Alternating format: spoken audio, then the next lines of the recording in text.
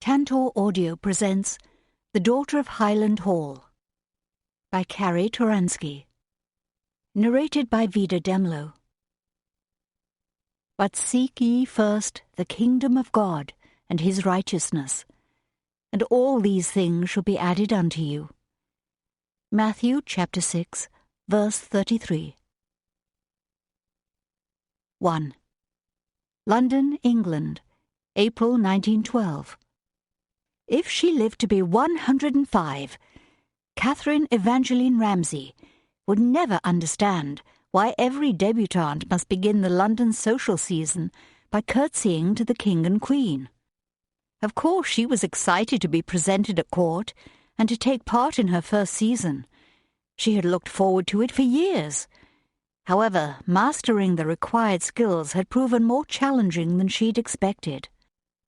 But her aunt, Lady Louisa Gatewood, insisted that was how every well-bred young lady made her debut into English society, and announced she was ready for marriage.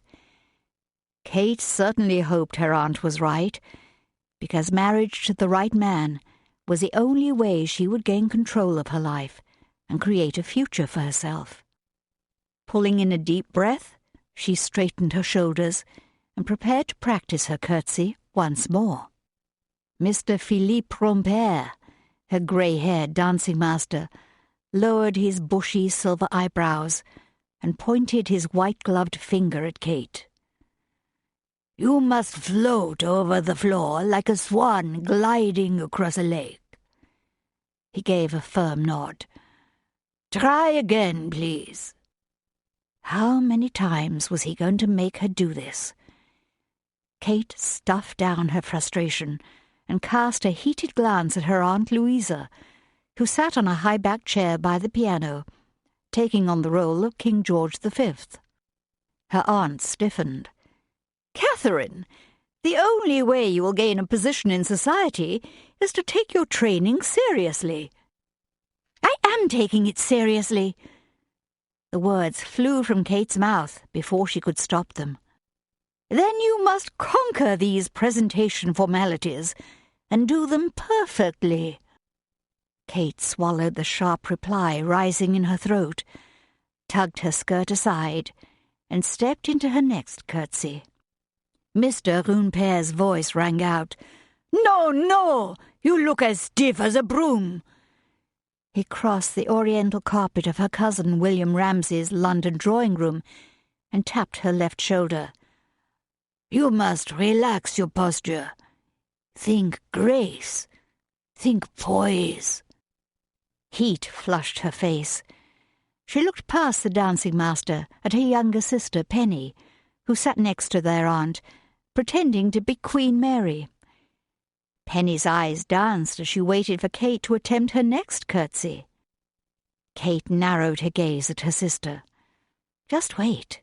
In 2 years you will be 18, and you'll have to prepare for your own presentation. You won't be laughing then." Mr. Rompert clapped his hands. "Miss Catherine, our hour is almost over. One more time, please." "All right." Catherine blew out a breath and tried to relax her shoulders. She would get this right or expire in the process. She had to. Her future depended on it. Lifting her chin, she stepped to the side, then crossed one leg behind the other and slowly sank down in front of her Aunt Louisa. "Better," Mr. Rompert nodded. "Not perfect, but better. Now lower your head, count to 3, then rise slowly." Catherine's legs burned as she waited and then rose. "Now take 2 steps to the right and curtsy to the Queen." Catherine glanced at Penny and took the first step, but when she took the second, her foot tangled in her skirt. She gasped and her hand shot out. Penny smirked and covered her mouth. Catherine swayed, struggling to recover her balance. Mr. Rompert scowled. "Is that how you will conduct yourself at the presentation?" "Of course not. Kate untangled her skirt and turned toward the windows, frustration bubbling up within. This man was impossible. She would like to see him curtsy 50 times and never lose his balance. "Face this way." Kate clenched her jaw and turned around. "You must never turn your back on the royal family." He motioned toward Penny and her aunt. "They are not the royal family, and neither are you." His eyes flashed, and he lifted his hand. "Very well, that will be all for today." "Mr. Runpère, please." Aunt Louisa rose from her chair. "There's no need to cut the lesson short." "It appears your niece is tired, and that has made her irritable." "But Catherine's presentation is Friday." "Yes, time is short." The dancing instructor lowered his eyebrows and studied Kate.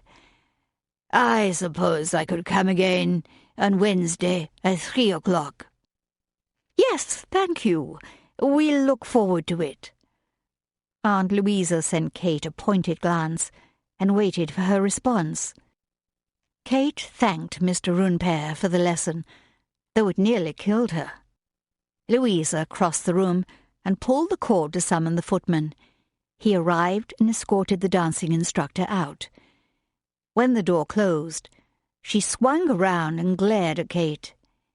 "There is no excuse for your rude behavior toward Mr. Runpère." Kate lifted her chin. "I don't see why he has to come back. I know how to curtsy." "There is more to court presentation than learning how to curtsy." "Of course, but he's so superior and demanding." Louisa's nostrils flared, sending a warning. "You will have one more lesson with Mr. Runpère, and I don't want to hear any more about it." Kate's face burned. She clenched her hands, barely able to keep herself under control. But her aunt was her presentation sponsor, and if Kate didn't hold her tongue, she might lose her opportunity to be presented. Louisa didn't seem to notice Kate's response, or perhaps she didn't care. She turned to Penny. "Have you tried on those 2 new dresses?" "Yes, but the hem of the green silk is terribly uneven. Should we send it back to the dressmaker, or should I ask Lydia to fix it?" "Goodness! You would think with the price I'm paying that dressmaker, she could at least hem a dress properly." Louisa motioned toward the open door. "I'm going to the Trembleys for tea at 4, and I need to change. But I suppose I have time to look at it?" "Splendid!" Penny turned and dashed out of the drawing-room. "Penelope, slow down!" Louisa raised her hand to her chest and hurried after her. "This is not a racetrack." Kate shook her head as she watched them go, then turned toward the window. Sunlight poured through the tall panes, drawing her gaze up to the blue sky. It would be a perfect afternoon for a ride. Of course, a tame promenade down Rotten Row in Hyde Park wouldn't be nearly as exciting as a high-speed race across the beautiful rolling hills at Highland Hall, her country estate in Berkshire. That thought stopped her cold, and pain pierced her heart. It wasn't her estate anymore.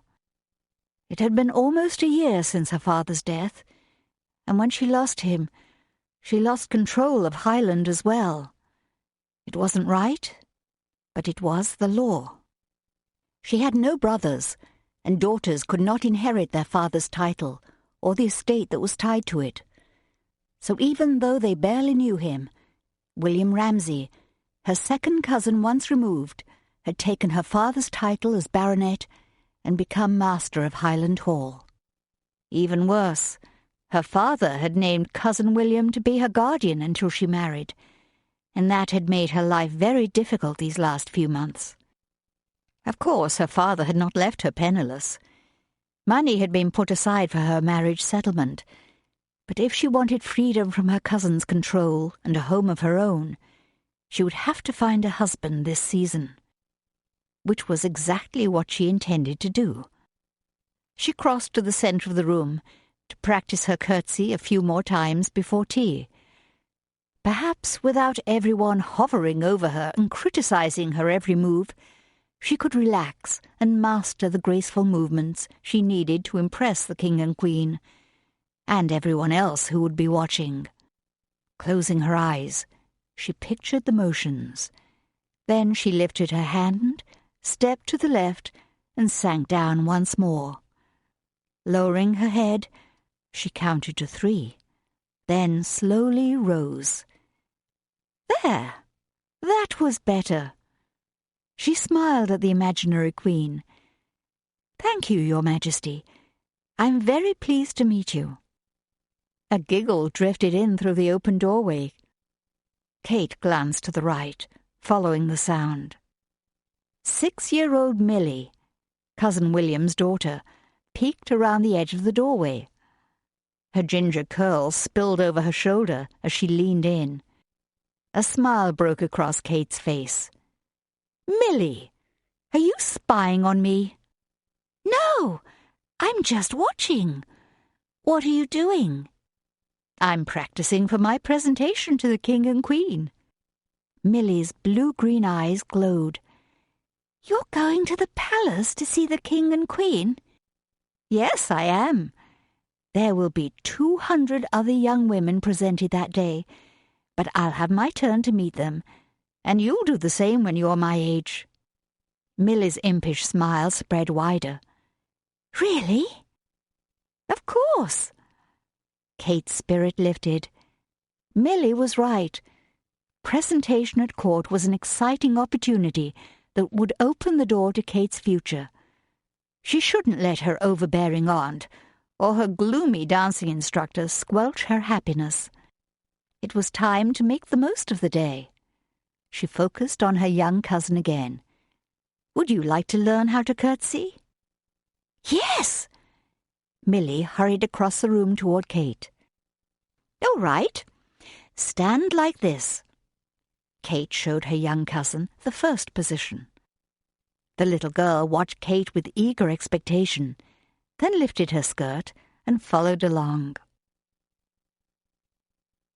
Jonathan Foster hopped down from the London omnibus and set off across Hathaway Court, a broad tree-lined street in the heart of Kensington. The late April sunshine warmed his shoulders, and the fresh spring breeze carried a faint floral scent. What a perfect day! The pleasant spring weather wasn't the only reason for his cheerful mood. In less than 2 weeks, he would finish his 5th term at medical school, and he could enjoy a bit more freedom and a lot more sleep for the next few months. John glanced at his watch. He didn't need to be back at St. George's Hospital until 7 this evening. That gave him plenty of time to call on his sister Julia and her future husband, Sir William Ramsay, and welcome them to London. Although their parents were in favour of his sister's upcoming marriage, John wanted to become better acquainted with William and be sure he was the right man for Julia. Ramsay might be a baronet and master of a large country estate, but it was Julia's recent inheritance from their grandfather that had saved Highland Hall from financial ruin just 2 months earlier. Did William truly love Julia, or had he pursued her for the inheritance? With their father still recovering from a prolonged illness and living miles away in Fulton, John wanted to make sure his sister was protected and her future secure. He rounded the corner, and Ramsay House came into view. He studied the impressive 3-story Queen Anne-style home built of red brick. It had white trim, an intricate Dutch gable with a scroll roofline on the left, and a large round turret at the corner on the right. Another arched gable sheltered the front entrance. He stopped at the wrought iron gate and surveyed the property. 2 well-kept flower gardens and neat boxwood hedges lined the walkway leading to the front door. They added a warm welcome and softened the formal appearance of the house. He was sure his sister appreciated that. William Ramsay's London home was certainly different from John and Julia's simple childhood home at the mission station in India. and the thatched cottage where their parents now stayed in Fulton. His sister would lead a very different life here. But he imagined she would accept those changes with the same grace and goodwill she had always shown. Still, was this marriage what was best for her? Would she be happy here? That's what he needed to discover. He pushed open the gate, mounted the steps, and rang the bell. A few moments later, a stout butler in a neatly pressed black suit answered the door and ushered him in. "Please wait here, sir." The butler motioned toward a chair in the entrance hall. "Thank you." John removed his hat and glanced around as the butler passed through a doorway at the end of the hall. The interior of the house was even more impressive than the facade, with beautiful hardwood floors, thick carpets, and an elaborately carved wooden staircase leading up to the next floor. A large mirror in a gilded frame hung on the wall to his right, between two large family portraits. He stepped closer and examined one of the paintings. Could that be William Ramsay when he was a boy? The young lad had the same features as the man he'd met at his sister's engagement dinner at Highland Hall in February. Two boys stood with him. John guessed they were his brothers. A younger sister and their parents sat in front of them in a garden setting. If that boy in the middle was William, he looked rather sombre, even as a child.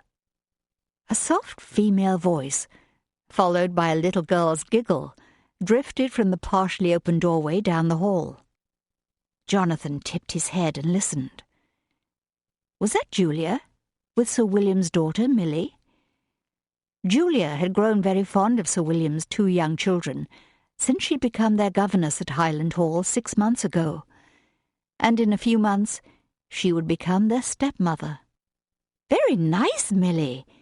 Let's try it again." No, that wasn't Julia's voice. Perhaps it was Catherine Ramsay, or her sister Penelope. John had met William's cousins at Julia's engagement dinner at Highland, and he had seen them again at William's sister's wedding earlier this month. "Show me again." Milly's young voice carried a smile. "All right, follow me." Jonathan moved closer and looked into the drawing room. The plush furniture had been pushed back. Catherine Ramsay stood in the centre of the room wearing a sky-blue dress, with Milly standing beside her. Catherine's back was to the entrance hall, so she didn't see him step into the doorway. Catherine lifted her skirt a few inches and exposed a bit of ruffle around her slim ankles. "Step to the left and place your right foot behind. Then slowly sink down until your knee almost touches the floor, but not quite." Milly copied each movement, though hers were not as smooth as Catherine's. "Now, lower your head." Catherine demonstrated, and Milly followed. "Hold perfectly still while you slowly count to 3 before you rise." Milly wavered, then gasped, and tipped to the side. Catherine lunged to catch her, but Milly crashed onto the carpet, and Catherine landed in a heap beside her. Jonathan dashed into the room. "Miss Ramsay, are you all right?" She looked up at him, and her cheeks flushed bright pink. "Mr. Foster? Yes, of course, I'm fine." Milly giggled as she pushed herself to her hands and knees, and then stood. "I guess I need more practice." "I suppose I do as well." Catherine started to rise. John extended his hand to her. "Please, allow me." She glanced up at him, her eyebrows slightly arched. "I promise you, I've curtsied dozens of times today, and this is the only time I've fallen." "Of course. I'm sure it was only because you were trying to help Milly. Now please, let me be a gentleman and help you." He smiled and continued to hold out his hand. She hesitated a moment, then reached out and clasped his fingers. He helped her to her feet. Then she slipped her hand from his. "Thank you." As she looked down and brushed off her skirt, John had a moment to observe her more carefully. Her long golden-brown hair was tied back with a blue ribbon that matched the color of her eyes. One wavy strand of hair had come loose when she fell. She reached up and tucked it behind her ear, her hand grazing her flushed cheek. His gaze drifted from her cheek to her full pink lips. She looked up. "Mr. Foster?" He swallowed and looked into her eyes. "Yes." "Have you come to see your sister?" "Yes." She glanced over her shoulder and then back at him. "Does she know you've arrived?" He blinked, struggling to find an answer. "Yes." She searched his face with a slight frown. "Mr. Foster, are you quite all right?" "Yes." He shook his head and looked away. What was the matter with him? "The butler asked me to wait in the entrance hall, but I heard your voice and thought you were Julia, so I looked in. Of course, then I realized you weren't Julia. You were you." His neck warmed. He was rambling on like an idiot. A hint of amusement lit her eyes. "Well, we're very grateful you came to our aid, aren't we, Millie?" The little girl nodded, her curls bobbing on her shoulders. "Are you staying for tea?" Millie looked up at him with a friendly smile and wide, innocent eyes. He glanced at Catherine. "Yes, of course. You're welcome to join us for tea. I'm sure Cousin William and Julia will be down soon." She placed her hand on Millie's shoulder. "Why don't you go tell them Mr. Foster is here?" Millie nodded and turned to go, just as William and Julia walked into the drawing room with Andrew, William's 11-year-old son. "Jonathan! What a wonderful surprise!" Julia crossed the room and greeted him with a kiss on his cheek. "I'm so happy to see you." "Thank you. I'm very glad to see you as well. Welcome to London." He shook hands with William and turned to Andrew. "How are you, young sir?" "Very well, thank you." The sturdy little fellow's face was covered with freckles, and his red hair was an even brighter shade than his sister's. "We hope you're still coming to dinner on Thursday," Julia said. "Yes, I'm looking forward to it, but my classes were cancelled this afternoon, so I thought I'd stop in and say hello." "That's wonderful." Julia turned to Catherine. "Thank you for entertaining Jonathan while he waited for us." Catherine shot him a questioning glance, and he returned with a reassuring smile. Her secret was safe with him. He would not mention her fall. Yes, Catherine and Millie were very kind and quite entertaining. "We invited him to stay for tea," Millie added with a proud smile. William touched his daughter's shoulder. "That was very thoughtful, Millie." Millie looked up at her father, soaking up his praise. "Yes, please stay for tea and tell us all your news." Julia took his arm and led him out of the drawing room.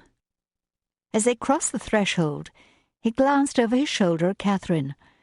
Her gaze connected with his for a split second. Then she looked away, a hint of a smile on her lips. Kate took a sip of steaming hot tea and glanced across at Jonathan, who sat opposite her in the library. He stirred sugar into his tea, his movements smooth and relaxed. The discomfort he'd shown earlier in the drawing room seemed to have disappeared, leaving Kate wondering, what was that about? Julia poured a cup of tea and passed it to William. The children were gathered around a small table near the library fireplace. William helped himself to a scone and glanced at Julia. "Won't Penny and Louisa be joining us?" "They've gone to call on the Tremblays, and then they plan to stop at the dressmaker's on the way home." William lifted his dark eyebrows. More dress fittings? An adjustment was needed on the hem of one of Penny's gowns. Kate nibbled on a lemon tart and glanced at Jonathan again. His blue eyes looked very similar to his sister's, but his hair was light brown with a touch of gold rather than dark brown like Julia's. He had pleasant features with a high forehead, straight nose, and a strong, square chin. With his broad shoulders and athletic build, he would be considered quite handsome by most women. That certainly didn't matter to Kate. She knew what she was looking for in a husband. She and her aunt had discussed it at length. If Kate hoped to gain a place in society, she must marry a wealthy man from an aristocratic family, preferably one in line to inherit a title and estate. Of course, he would also be handsome, with pleasant manners and fine character, but that went without saying. Jonathan looked up and smiled at her, with an invitation to friendship in his eyes. Was it right to judge a man so quickly, because of his lack of fortune and family connections? She looked away, dismissing the slight wave of guilt that pricked her conscience. William set his plate aside and settled back in his chair. The stories in the newspaper about the Titanic have certainly been tragic. Julia glanced at the children, concern in her expression. But Andrew and Millie were enjoying their fruit tarts and sandwiches and didn't appear to be listening. "Did you know anyone on board?" Jonathan asked. "I went to school with Kirby Brumfield. We belonged to the same club." William lowered his voice. "His wife and 2 children were rescued, but he was not." Sorrow flooded Julia's expression. "It's such a tragedy. We must pray for them all." Jonathan nodded and looked across at Kate. "Have you read the articles about the Titanic, Miss Ramsay?" The temptation to say she had rose in her mind, and her face warmed. A few months ago she would have easily lied to give a better impression, but since Julia's arrival, Kate had been learning the value of telling the truth, even when it reflected poorly on her. She lifted her eyes and met Jonathan's gaze. "No, I haven't." He studied her for a moment, with a hint of disappointment in his eyes, then glanced down at his teacup. Regret washed over her. Of course she'd heard about the Titanic sinking a week earlier, but with their move to London, the dress fittings, and her preparations for the season, she hadn't thought much about it. But now, hearing how William's friend had lost his life, the tragedy seemed more real, and her lack of concern more shameful. Julia shifted in her seat and glanced at Andrew and Millie again. "Perhaps we should talk about something else. I don't want to upset the children." "You're right, dear. That's a topic for another time." William turned to Jonathan. "How is your training coming along at the hospital?"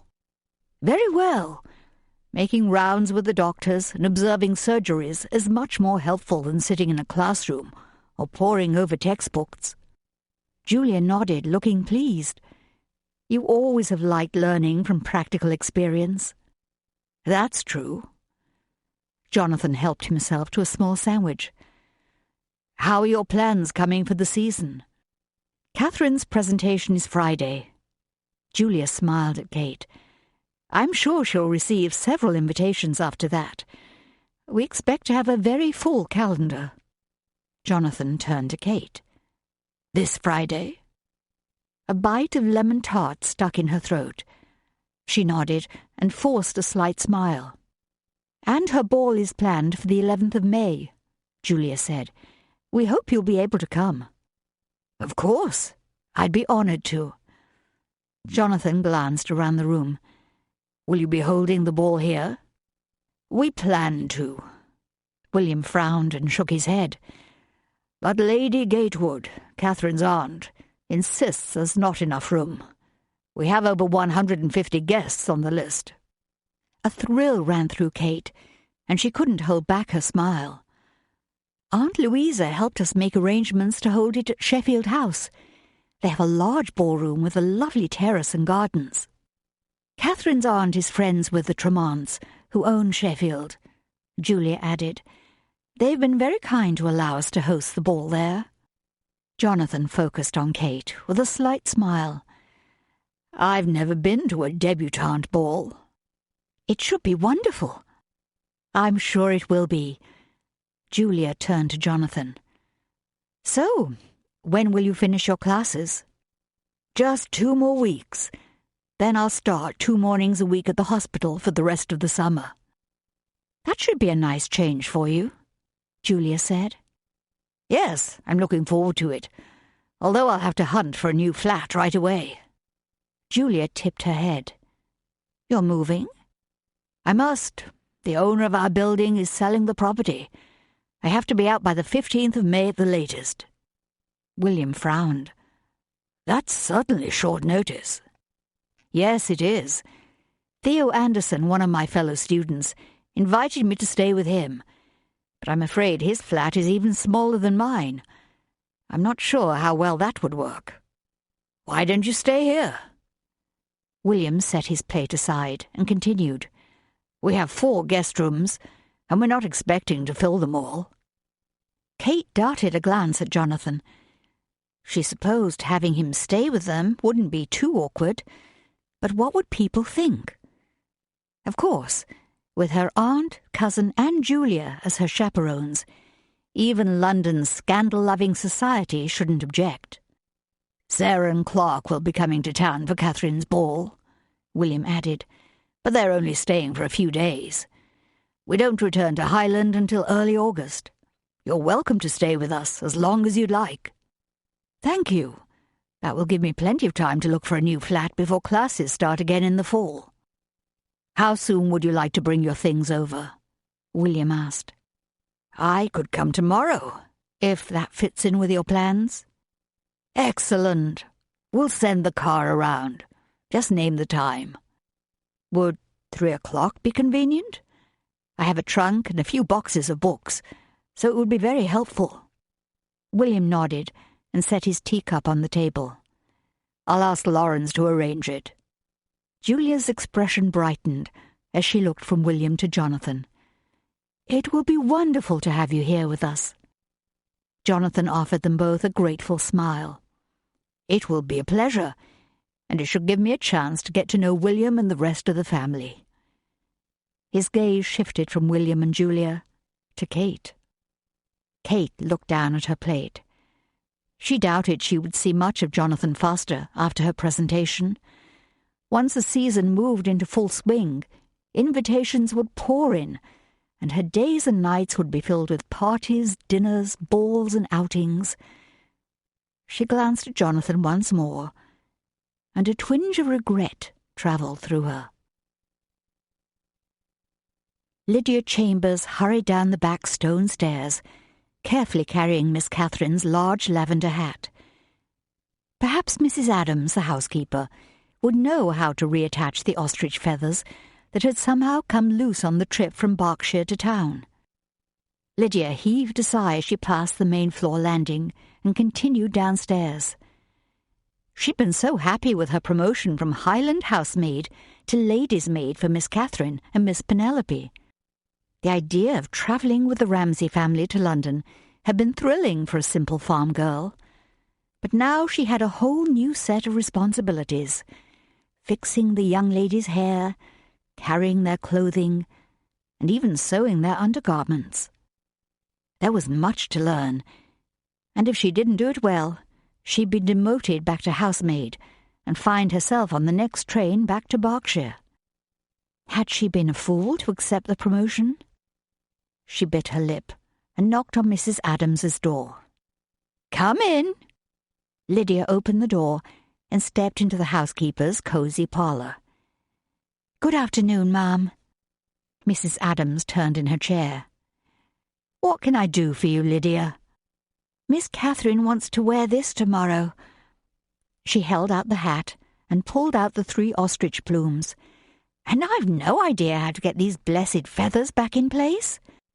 A hint of a smile touched Mrs. Adams' lips, and her eyes crinkled at the corners. Let me see it." Lydia handed her the hat, and Mrs. Adams turned it in her hands, inspecting the flowers, feathers, and netting. "My goodness! There's quite a garden here, isn't there?" A smile tugged at Lydia's lips. "Yes, ma'am." "Well, you've come to the right place." Mrs. Adams looked up, her soft grey eyes shining. "My mother was a milliner, and I grew up making hats. I'll show you how to fix it." Lydia clasped her hands. "Oh, thank you. I thought I was going to be sacked before I finished my first week in London." "Don't worry, my dear. By the time we're finished, Miss Catherine could wear this hat in the worst windstorm and never lose a feather." "I'm ever so grateful. I really do want to learn to be a proper lady's maid." "Of course you do, and I'm happy to help. Now let me find what we need, and then we'll take it to the servants' hall. It's almost time for tea." Mrs. Adams handed Lydia the hat, then took her sewing basket from the shelf in the corner. She motioned toward the door. "After you, my dear." Lydia's tense shoulders relaxed as she walked into the servants' hall and took a seat at the long wooden table. Most of the other servants had already gathered there and were enjoying their tea and a short break from their busy day. Anne Norton, the nursery maid, looked up and smiled as Lydia settled in next to her. "You'd better watch out for that hat. You don't want to get jam or tea on it." "You're right about that." Lydia carefully laid the hat in her lap. "I wouldn't have brought it in, but Mrs. Adams is going to show me how to fix the feathers." Lydia glanced across the room at the housekeeper. Mrs. Adams stood at the head of the long table, speaking in a low voice to Mr. Lawrence, the butler. Together they oversaw the staff. Mr. Lawrence took charge of the male servants, including the 2 footmen, the chauffeur, and a groom. Mrs. Adams watched over the female servants, 2 housemaids, Anne and herself. Mrs. Murdoch, the cook, bustled in and set a tray of sandwiches on the table. She frowned at Nelson, the footman, who was already eating. "You're certainly in a hurry. Couldn't you wait for the rest of us?" "Sorry." Nelson glanced at Mr. Lawrence. The butler turned to Mrs. Murdoch. "I told them to go ahead. We have quite a bit to do, and I saw no need to wait." Mrs. Murdoch rolled her eyes. "Oh, well, that explains it." Lydia and Anne exchanged a smile. Since their arrival in London, Mrs. Murdoch and Mr. Lawrence seemed to be testing each other, trying to determine who was truly in charge at the meals. Although Mrs. Murdoch oversaw 2 kitchen maids and all the meal preparations, she still answered to Mrs. Adams and Mr. Lawrence. Each one had their place and knew they needed to keep to it and show the proper respect to those above them. Anne glanced at the housekeeper. "That's nice of Mrs. Adams to help you with the hat." "Yes, she's kind." Lydia leaned closer. "Ever so much nicer than Mrs. Emmett." Anne's lips puckered as though she tasted something bitter. "I'm glad we won't be taking orders from her when we go back to Highland." "So am I." Mrs. Emmett, the previous housekeeper at Highland, had tried to sack Anne last winter, when she'd been caught alone with Peter Gates, a former groom. But Miss Foster had spoken up for Anne and convinced Sir William to overrule the housekeeper and keep Anne on. Anne brushed a breadcrumb from her apron. "It's good the truth about Mrs. Emmett finally came out. Imagine her trying to get rid of Miss Foster." Lydia shook her head. She ought not to have done that, especially since Miss Foster and Sir William had feelings for each other. It's quite romantic, isn't it? A fine gentleman like Sir William falling in love with a governess. Anne shrugged one shoulder. "I suppose. I'm just glad Mrs. Emmett was the one who was sacked, instead of Miss Foster or me." The staff had been told Mrs. Emmett had resigned and gone to live with her sister in Bristol, but the truth had been whispered from one servant to the next, and few were sorry to see the old housekeeper go. Lydia carefully poured herself a cup of tea, making sure not to splash any on Miss Catherine's hat. "Do you think Mrs. Adams will be coming back to Highland to replace Mrs. Emmett?" Anne shook her head. "I heard she has 2 daughters and a grandchild here in town. I doubt she'd want to take a job so far from her family." "Well, I'll have to find someone to run the house." Anne spread butter on a slice of bread. "I wish I could apply, but they probably want someone with more experience." Lydia nodded. "It's a big job to manage a house like Highland." Patrick, the second footman, walked into the servants' hall. His light brown hair was neatly combed, and he wore a smart livery. "The afternoon post, sir." He handed Mr. Lawrence a stack of envelopes. "Thank you." Mr. Lawrence quickly sorted through the pile and set most of the letters aside. He looked down the table. "Lydia, you have a letter." Lydia hopped up to accept the envelope from the butler. "Thank you, sir." He nodded and passed out 2 more pieces of mail. Lydia glanced at the envelope, and her spirit lifted. Letters from home were a rare treat, and she eagerly tore open the envelope. She unfolded the 1 sheet of paper and scanned the first few lines. Her breath caught in her throat as she quickly read the rest. "Your sister Helen has run off, and we are heartsick and so worried. We have no idea who she's with or where she's gone. Have you heard from her? Your father has spoken to some of the young people in the village and nearby farms. He even offered a reward. No one has come forward yet, but we hope someone will speak up soon. I feel certain one of them knows where she's gone. Please pray for her, and for us. Your father is beside himself, and my heart is breaking.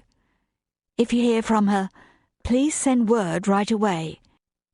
I hope you're well, and you're able to learn all that's needed in your new position. There are many temptations in London. I hope you will avoid them all and stay on the straight and narrow path. Your loving mother." Lydia's hand trembled as she stared at her mother's script. Why would Helen run away? Of course, life on the farm was not easy. But how could she just up and disappear without telling their parents? Where would she go? How would she live? If she longed to leave home that much, why didn't she take a respectable job in service with a good family, rather than running off and causing so much trouble for their family? But Helen had always been a romantic soul, and longed for the day when a young man would woo her and whisk her away to a charmed life. Foolish girl. Lydia folded the letter and slipped it back in the torn envelope. "Lydia, what's wrong?" Anne leaned toward her. "Is it bad news?" Lydia swallowed and looked around. She couldn't speak of her sister's troubles here in the servants' hall, not with everyone listening. Anne reached for her arm. "Goodness! Your face has gone as white as a sheet."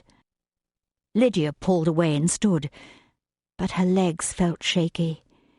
"I'm all right. I just need some fresh air." She turned and strode out of the servants' hall. "But what about Miss Catherine's hat?" "I'll come back for it." Lydia hurried down the hall, then pushed open the back door. Stepping out to the rear courtyard, she squinted against the late afternoon sunlight. The smell of horses and hay drifted from the open stable door past the carriage house. She leaned against a stack of wooden crates and tried to still her racing thoughts. Oh, Helen, what have you done? 2. Jonathan walked down the hospital corridor with Theodore Anderson, his friend and fellow medical student. The scent of antiseptic hung in the air, and a few small puddles from a recent mopping left a sheen on the edges of the smooth tile floor. John lifted a hand to his mouth and stifled a yawn. Theo chuckled. "Don't start that. It's only 9 o'clock. Sorry, I didn't get to bed until after 1 last night. Studying for exams? That's what I should have been doing, but I was packing up my flat." Theo glanced at John. "You're going to take me up on my offer?" "I appreciate the invitation, but I've decided to stay with Sir William Ramsay, my sister's fiancé, in Kensington, at least through July." Theo grinned. "Well, you're certainly moving up in the world." John returned a slight smile. "Yes, I suppose I am. That should be nice, having your own staff of maids and footmen." John's smile faded. "I'll take care of myself." "Maybe at first, but I think you'll get used to having someone clean your shoes and press your suits." Discomfort tightened John's chest. "I'm not staying with them because they have servants. William has a large house with plenty of room, and it's only a 10-minute ride to the hospital." "That's an advantage." "It will give me more time with my sister and William, or to do any number of things." A fleeting vision of Catherine Ramsay passed through his mind, but he quickly banished the thought. She might be beautiful, but she seemed to be self-absorbed and wrapped up in her preparations for the season. She'd rebuffed his smiles and avoided looking him in the eye yesterday, and he knew why. Julia had told him Catherine's goal was to receive a marriage proposal this season from a titled peer with a family estate. He could never compete with someone like that. He shook his head at himself. He had no desire to compete, whether he could or not. When he married, if he married, it would be to someone who shared his values and goals. "Moving to Kensington makes sense," Theo said, "especially since you've received that inheritance from your grandfather." "I won't see any of it until I turn 25 in August. But what does that have to do with it?" John glanced around, hoping none of the other hospital staff or students had heard. He was still getting used to the idea of the unexpected inheritance from his late grandfather, and he didn't want others to know about it and treat him differently. "It could open the door for you to be accepted in the better circles of society." "I suppose, especially if my Aunt Beatrice and Grandmother Shelburne have anything to say about it." Theo's grin returned. "They're still trying to introduce you to all their friends." John stopped at the end of the hallway, and a smile tugged at his lips. "Yes, it's part of their not-so-subtle campaign to try and convince me to stay in England." "Really?" Theo lifted his eyebrows. Humour reflected in his eyes. "They're hoping I'll find a wife, sign on for a position at the hospital, and settle down in London." Theo cocked his head. "Would you consider that?" John shifted his gaze to the windows, 100 conflicting thoughts running through his mind. "I don't know. I thought you were going back to India." "That was the plan, but I always imagined my father and I would work together." Theo sobered. "He's not going back." John shook his head. "It doesn't look like it. His health has improved, but not enough for him to make such a long sea voyage or work in India's climate. His doctor says it would be too hard on him, and I have to agree." Theo placed his hand on John's shoulder. "Why not strike out on your own? With your experience and training, you'd do well wherever you go." "Thanks. I appreciate your vote of confidence." John rubbed the bridge of his nose as another wave of tiredness washed over him. If he was going back to India next year, he should have already started the application process with the London Missionary Society. But each time he pulled out the paperwork, heaviness came over him. Did he want to spend the rest of his life serving as a medical missionary? Was that the best use of his gifts, talents, and training? Had the Lord provided the inheritance so he could return to India independently, without the support of the Missionary Society? Or did he have some other plan in mind for John?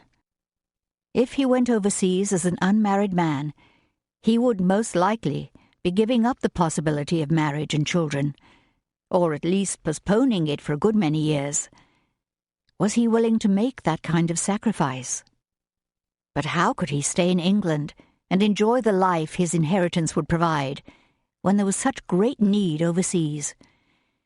How could he walk away from all his parents had taught him about living a life focused on serving others and sharing the love of Christ with those who had never heard of him? What was his responsibility? What did God want him to do?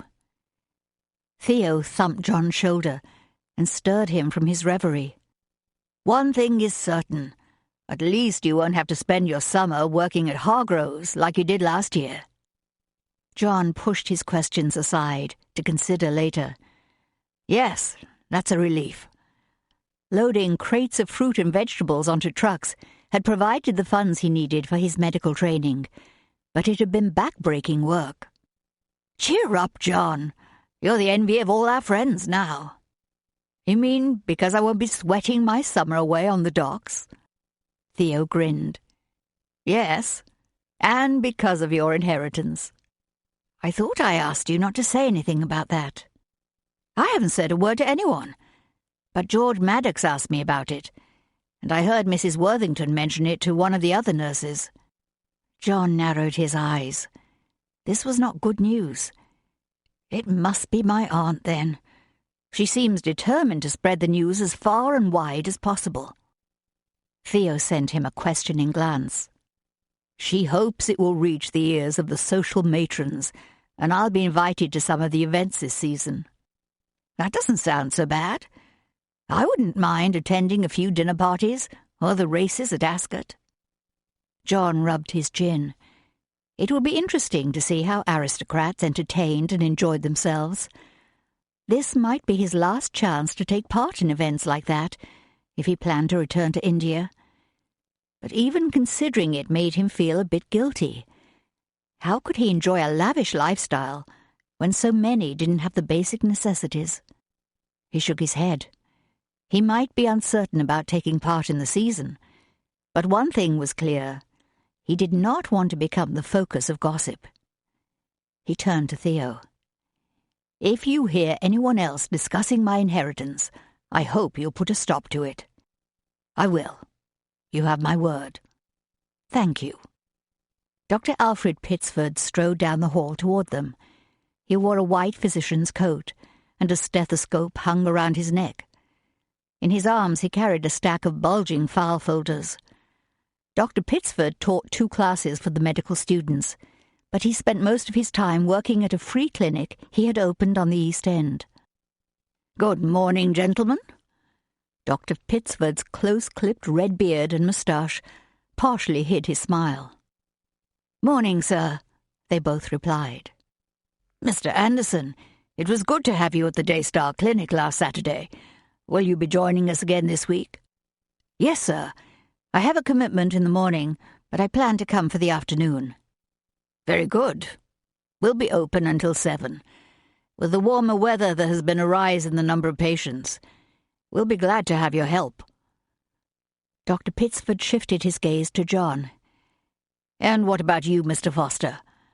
Have you made a decision about volunteering at Daystar?" John looked up and met the doctor's gaze. "I'm still considering it, sir." "Why not come along with Mr. Anderson on Saturday and see the work for yourself? It would be a great opportunity to gain more practical experience, and I think you'll find it very gratifying to help those in the East End who have no other access to medical care." "I'd like to, but I have an engagement on Saturday." A shadow of disappointment crossed the doctor's features, then disappeared. He gave a slight smile. "Well then, maybe next week." Dr. Pittsford bid them good day and continued down the hallway. Theo watched him go, then turned to John. "Are you sure you can't come on Saturday?" "Positive." John started down the hall toward their next class. "I thought you'd be one of the first to sign up to help at Daystar. The work sounds very similar to what you did in India. Our focus there was rescuing young girls from a terrible life in the temples and caring for children who were abandoned. But you provided medical care for the poor, didn't you?" "Yes, My father and I worked side by side at our clinic in Kanakapura. That's what we're doing in the East End, and every patient who comes through is offered prayer and spiritual counsel, as well as a physician's care. I have no doubt it's worthy work, but I can't come this week. Dr. Gleason and his wife invited me to a garden party at their home, and you can't very well say no to the president of the hospital. A smile formed on Theo's lips. Ah, now I see what's happening. What? Dr. Gleason has 3 unmarried daughters, and he'd like nothing better than to marry one of them off to a promising young medical student like you. John shook his head. I'm sure that's not why he invited me. Sorry, John, but that's the most likely reason. That, and he's probably a good friend of your aunt's. Now I wish I'd sent my regrets. Don't worry. I hear the older 2 daughters are a bit long in the face, but the youngest is quite pretty. She's just coming out this season. John stifled a groan as he pulled open the door to the lecture hall. Wonderful. I expect a full report on Monday. Theo chuckled and followed John through the doorway. Kate stared at her reflection in the bedroom mirror and pulled in a slow, deep breath. She hardly recognized the woman looking back at her. Dressed in her white satin presentation gown, with an abundance of petticoats, lace and beading, she looked like a princess. In 3 hours, she would face the king and queen and step into her future as a debutante. Her hand trembled as she reached up and adjusted one of the pearl earrings. Oh, Kate, you look so beautiful. I can't imagine a lovelier dress. Penny gazed at her with a dreamy smile. I'm going to wear one exactly like it for my debut. Julia stood behind Kate, affection shining in her eyes. You do look lovely, Kate. Thank you, Kate murmured. She glanced over her shoulder at the yards of white fabric, edged with lace, swirled on the floor behind her. I hope I can manage this long train.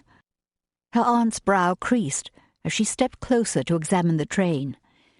Mr. Runpour should have had you wear it for your final practice session. Kate wished he had, but there was nothing to be done about it now. She glanced at her aunt's stern expression and decided it was best not to reply. Louisa would accompany Kate to the palace as her sponsor, and she was dressed for the occasion in an elegant dark green brocade gown. A diamond tiara had been tucked into her upswept hairstyle, and around her neck she wore an elaborate emerald and diamond necklace. I'm sure Kate will do well. Julia reached out and gently ran her hand over the satin-covered buttons that attached Kate's train to the back of her dress at her shoulders.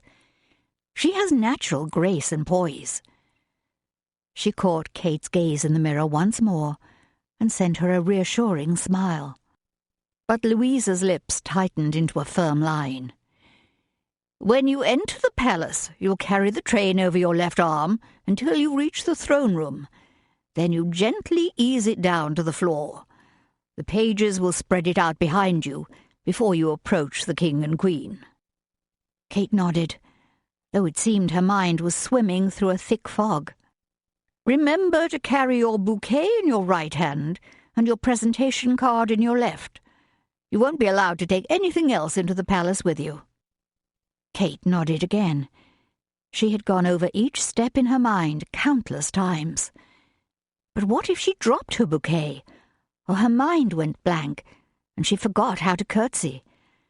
There was so much to remember, and she had only one opportunity to do it well. Louisa narrowed her eyes as she looked into the mirror.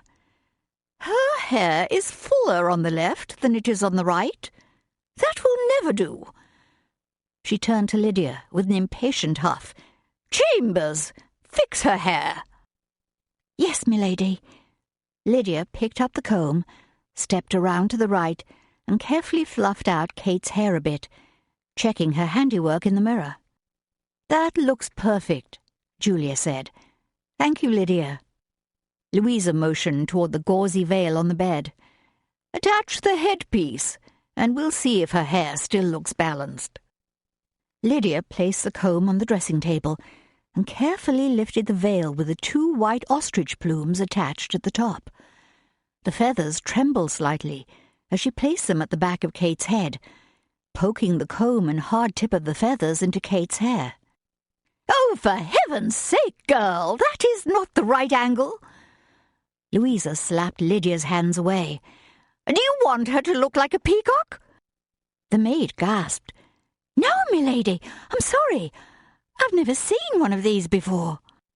"Don't make excuses. You're a lady's maid. You should know how to arrange hair and attach a headpiece." "Yes, milady." Lydia blinked several times as she stepped back. "It's all right, Lydia." Julia laid her hands on the maid's arm. "This is new to all of us." "Except Aunt Louisa," Penny added. "She was presented to Queen Victoria." "That's right." Louisa's frown faded, and a faint smile lifted her lips. "I was only 17, and I kissed her hand." Kate shuddered at the thought. "I'm glad they've dropped that part of the presentation." Louisa turned her attention back to attaching Kate's headpiece. "It must be lower so the plumes rise just a few inches above her head." Her aunt jammed the feathers in deeper. "Ouch!" Kate winced and pulled away. "That's my scalp!" Her aunt ignored her cry and wiggled the feathers into place. "We don't want them to come loose or flop about." Penny laughed and shook her head. "No, we wouldn't want that." Louisa glared at Penny. "This is not a laughing matter, Penelope. Catherine's every move will be judged and reported in the newspaper tomorrow, and all the society matrons who have eligible sons will be reading the article and taking notes." Julia glanced at Louisa. "Surely with so many young women being presented, they won't all be mentioned in the paper, will they?" "No, they won't. But Catherine will. I've made sure of it." Kate swung around and faced her aunt. "What do you mean?" "My brother-in-law is acquainted with the owner of the Daily Sketch, and your Uncle Albert paid a generous sum to assure that you will be one of the debutantes who is mentioned." A bolt of panic shot through Kate. "Oh, Aunt Louisa! Now I'm going to be even more nervous." Her aunt's cheeks flushed, but she waved away Kate's words. "You should be grateful. Only 6 girls will be featured in the article." Kate stood and tried to take a deep breath, but it was impossible. "Can we please loosen this corset? I can hardly breathe." "We don't have time for that now." Louisa fussed with Kate's train. "I have to catch my breath, or I'm sure I'll faint dead away before I even reach the throne room." Louisa gripped Kate's shoulder. "Look at me, Catherine." Kate stilled and focused on her aunt. "Your uncle and I have invested a great deal of money in your gowns and lessons, and you spent months preparing for today. Now you must pull yourself together and act like the gracious and confident young woman you've been trained to be. Do you understand?" Making a good impression at her presentation would help her be accepted in London society, and that was her key to freedom, the only way she could have a life of her own. She swallowed and nodded. Louisa stepped closer, and her heavy perfume enveloped Kate like a noxious cloud. "Promise me you'll do your best." Kate straightened, holding her breath. "I will." "All right." Her aunt's stern expression eased. "I need to collect a few things from my room before we go. I'll meet you downstairs in 5 minutes." She turned to Lydia. "Help Catherine manage the train." "Yes, milady." Lydia bobbed a quick curtsy. Louisa turned and sailed out the door with a swish of her emerald gown. "I wish I was going." Penny released a wistful sigh. Julia placed her hand on Penny's back as she guided her toward the door. I'm sure you'll do just as well as Kate when it's your turn. Let's go find Millie. She wants to help see Kate off." Julia turned to Kate with a smile. "We'll see you downstairs." "All right." Kate turned and stared toward the mirror once more. She might not appreciate her aunt's tone, but what she said was true. Kate had dreamed about her presentation for months, and she must make the most of this opportunity, especially now that a reporter would be watching. Being featured in the newspaper would practically guarantee that she would receive invitations right away, if everything went well. She turned to Lydia. The maid stood by the bed, slump-shouldered, staring at the carpet. "I'm sorry my aunt was so harsh. I'm afraid she's not known for her patience, especially with the staff." Lydia looked up. "It's all right, miss. I'm used to it." Her expression remained pained and sombre. "Is there something else?" Lydia bit her lip, and her eyes filled. "I was thinking of my sister Helen." "Your sister? What's wrong? Is she ill?" "No, miss. She's run away from home, and we don't know where she is." Kate pulled in a sharp breath. "I'm sorry." "Thank you, miss."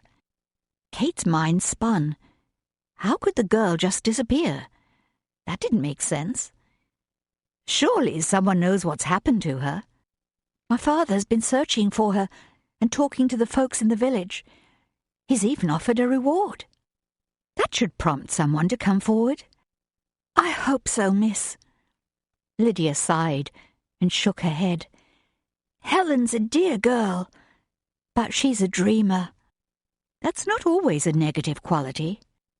"No, but it can leave a woman open to temptation, and I'm afraid that's what's happened to Helen." Tears glistened in Lydia's eyes. She sniffed and looked away. "I'm sorry, miss. I've no call to get all teary-eyed and put a damper on your happy day." "It's all right. If anything happened to my sister, I know I'd be upset and want to do whatever I could to help her." "That's just it, miss. There doesn't seem to be anything I can do." If only she could give a practical suggestion to ease Lydia's distress. Julia would probably offer to pray for Lydia right then and there if she were with them. Kate wished she could do the same, but she wasn't comfortable praying aloud. She'd only been learning to say private prayers these last few months, since Julia had come to stay at Highland as her governess. She reached for Lydia's hand. "I'll pray for Helen, and for you." Lydia's expression eased. "Thank you, miss. That's very kind." Kate shook her head, wishing it were more. "It's the least I can do." Lydia bent down to pick up the end of Kate's train. "We'd better go downstairs." "Yes, I suppose you're right. We don't want to keep my aunt waiting too long."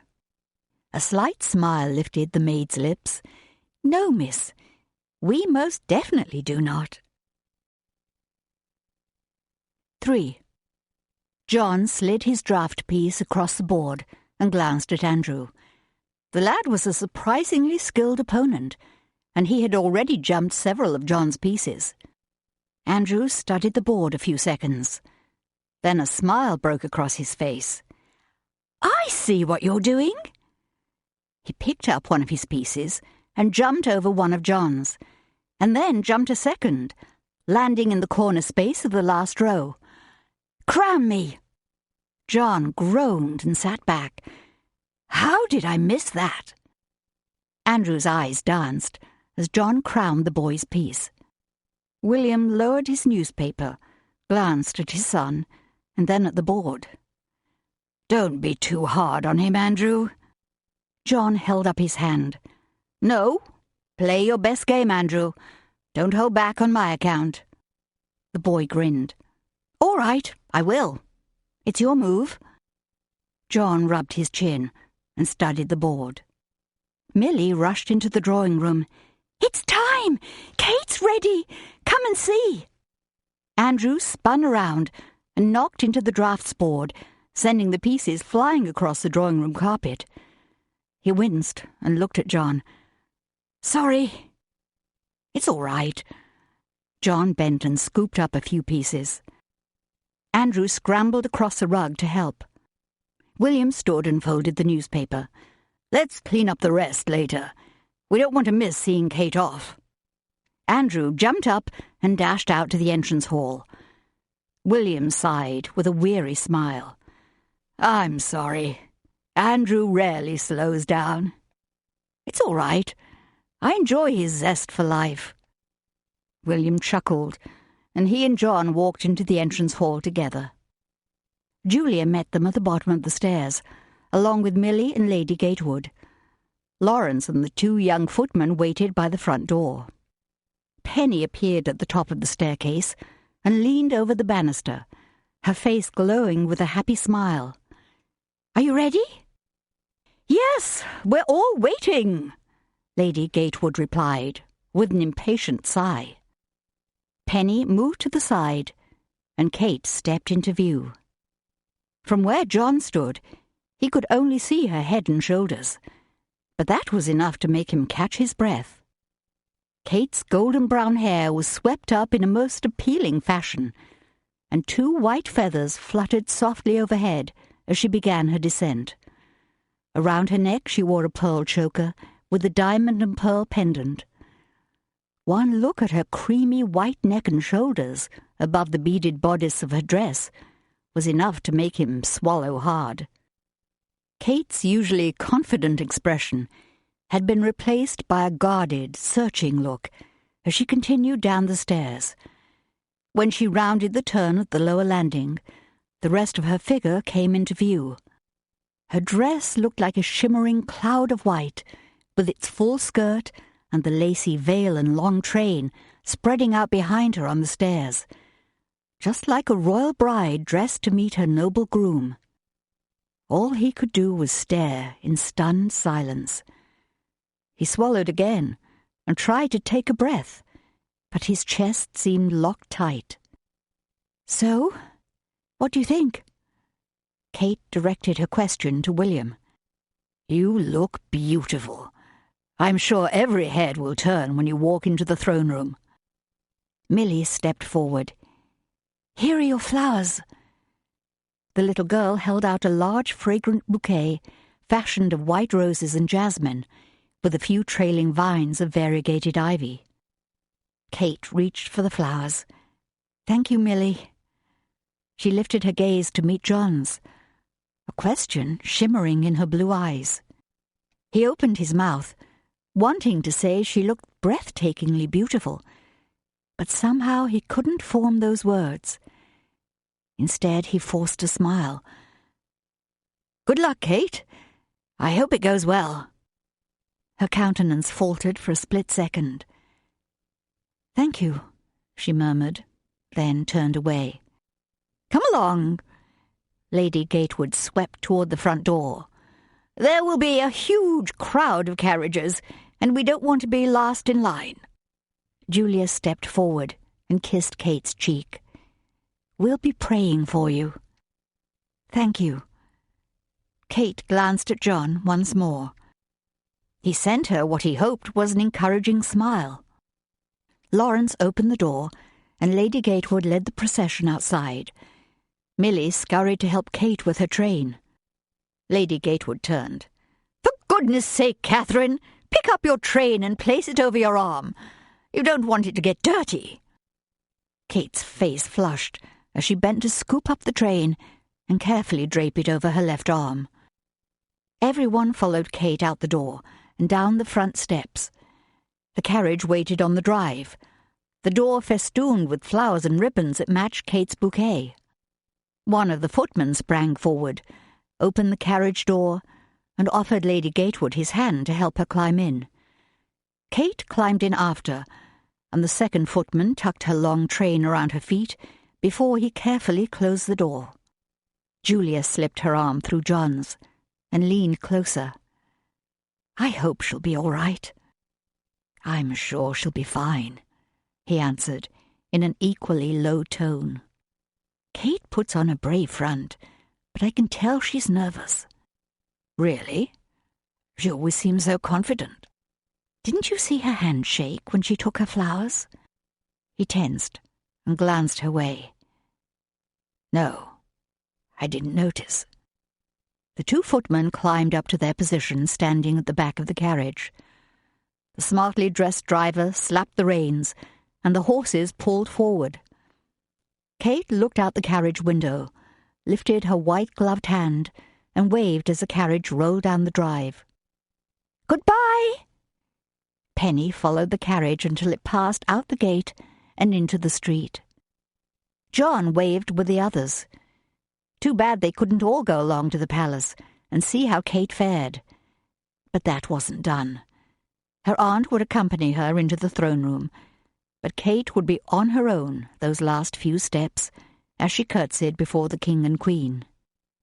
Be with her, Father. Give her courage and grace. Guide her through today and into the right path for her future. Andrew tugged on his sleeve. "Can we finish our game?" John watched the carriage disappear around the corner. He lowered his gaze to the lad. "I'm afraid we'll have to start over." "That's all right. Maybe it will give you a chance to win." John's teasing growl filled the air as he chased Andrew up the steps and back into the house. Kate gripped the ribbon-wrapped stem of her bouquet and followed the long procession moving slowly down the high-ceilinged hallway of Buckingham Palace. The scent of roses and jasmine floated in the air. She glanced at the women walking ahead of her. Each one who would be presented wore a white satin gown with a veil and carried her long train draped over her arm, just like Kate. Their dresses were unique, though the rules of court dress made them share some common features. The soft red carpet hushed their footsteps, and the only sounds were the rustle of satin and petticoats swishing around the women's ankles, and an occasional hushed exchange between a debutante and her sponsor. Aunt Louisa walked beside Kate, scanning the line and sizing up the other women. She leaned toward Kate. "There is Gertrude Hoffmann," she whispered, "and I believe that is her new daughter-in-law, Priscilla." Kate nodded, though she had no idea which women her aunt was talking about. The procession slowed to a stop as the next group entered the throne room, and a decorative barricade was placed in front of the open doorway.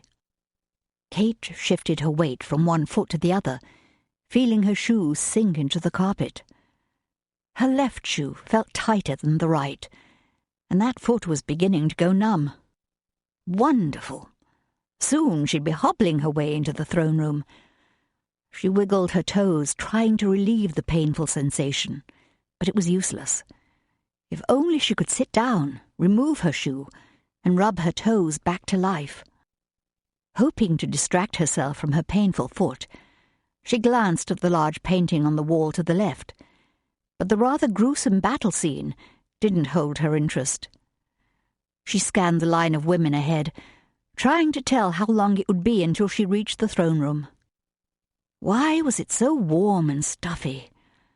The heavy train draped over her arm felt like a hot, sticky blanket. Moisture gathered between her shoulder blades and trickled down her back. She sighed and glanced toward the tall window to her right, wishing someone would push it open and let in a cool breeze. She smoothed her gloved hand over her skirt. "For heaven's sake, hold still and stop fussing," Aunt Louisa hissed. "I'm not fussing. I'm simply trying to get comfortable." Kate straightened her posture and tried to look serene, but doubt stormed her heart. She tried to recall the compliments William had given her before she left the house, and Julia's encouraging words, but they faded as her aunt's critical comments flooded back. The entire ride to the palace, Kate had listened to a litany of her shortcomings and warnings of what would happen if she failed to remember her training. Why, just once, couldn't her aunt say something encouraging or reassuring? The memory of John watching her come down the stairs rose in her mind. He seemed impressed at first, but his bland comment left her feeling deflated and full of doubt. Good luck? What kind of send-off was that? It sounded like something you said to a pal heading off to school to take an exam. If only he had said she looked beautiful. Then she might have believed it. Up ahead, 2 pages dressed in black and gold uniforms removed the barricade and signaled the next group to enter the throne room. Kate's stomach tensed. It was almost time. Her aunt gripped her forearm. This is important, Catherine. Remember your training. Kate clenched her jaw. How could she forget? The page motioned them ahead. This way, please. Have your card ready. He lowered his voice. You will curtsy 3 times. To the King, the Queen, and to Princess Mary. Kate swallowed and nodded. Her aunt would accompany her through the doorway, but then she would step back and let Kate go ahead. The page pointed at her arm. Your train, miss. Oh, yes. She lowered her arm, and the fabric slid to the carpet. The page used his long wand to straighten out the material behind her. Thank you, she murmured, and started to step forward. But he held out his hand. 1 moment, please. He watched the young woman in line ahead of her approach the Queen and begin her curtsy. Then he turned and nodded to Kate. She pulled in a deep breath and stepped forward. Think grace, think poise. Mr. Rumpere's words floated through her mind as she followed the red carpet to the centre of the room, where the King, Queen, and Princess sat in elaborate chairs on a dais. The Lord Chamberlain, a distinguished man with silver hair, who was dressed in white tights, black knee-length pants, and a black and gold jacket, stood at the right of the King. Kate's hand trembled as she handed him her card. The young woman in line in front of her made her final curtsy to Princess Mary. The Lord Chamberlain nodded to her, and she crossed in front of King George. Miss Catherine Evangeline Ramsay, daughter of the late Sir Randolph Ramsay, Baronet of Highland Hall, and the late Lady Eden Ramsay, presented by her aunt, Lady Louisa Gatewood of Wellsbury. A dizzy wave swept through Kate, and all the air seemed to rush out of her lungs, but she had to keep moving. She focused on the King's shoulder as she stepped to the right and sank down for her first curtsy. Lowering her head, she counted to 3. As she rose, the King offered a slight smile, which she returned. He was a small man, almost frail-looking, with large blue eyes and a neatly trimmed dark brown beard and moustache. He was not nearly as impressive as a painting she had seen of him. Her train swept along beside her as she crossed in front of Queen Mary and began her second curtsy. Her legs shook, but she managed to sink down and then rise without swaying. The Queen wore a beautiful royal blue gown, a pearl necklace with several strands, and a sparkling diamond and pearl tiara. Her blonde, wavy hair was beautifully styled, and she acknowledged Kate with a brief nod, her delicate pearl earrings swaying as she did so. Relief flowed through Kate. Just one more curtsy, and she would be finished. She stepped to the right 2 paces and faced Princess Mary. The young woman's bored gaze drifted around the room. Kate tensed and waited, but the princess did not look her way. How rude! Princess or not, she ought to at least acknowledge those who bowed before her. Perhaps she should just stand there until the princess met her gaze. Or what if she tossed her bouquet into the princess's lap? That might get her attention. Kate dismissed those thoughts. It might give her a moment's pleasure to startle the princess, but it would probably give her aunt a heart attack and make Kate a social pariah. She sank down before the princess and lowered her head, but she didn't bother to count to 3.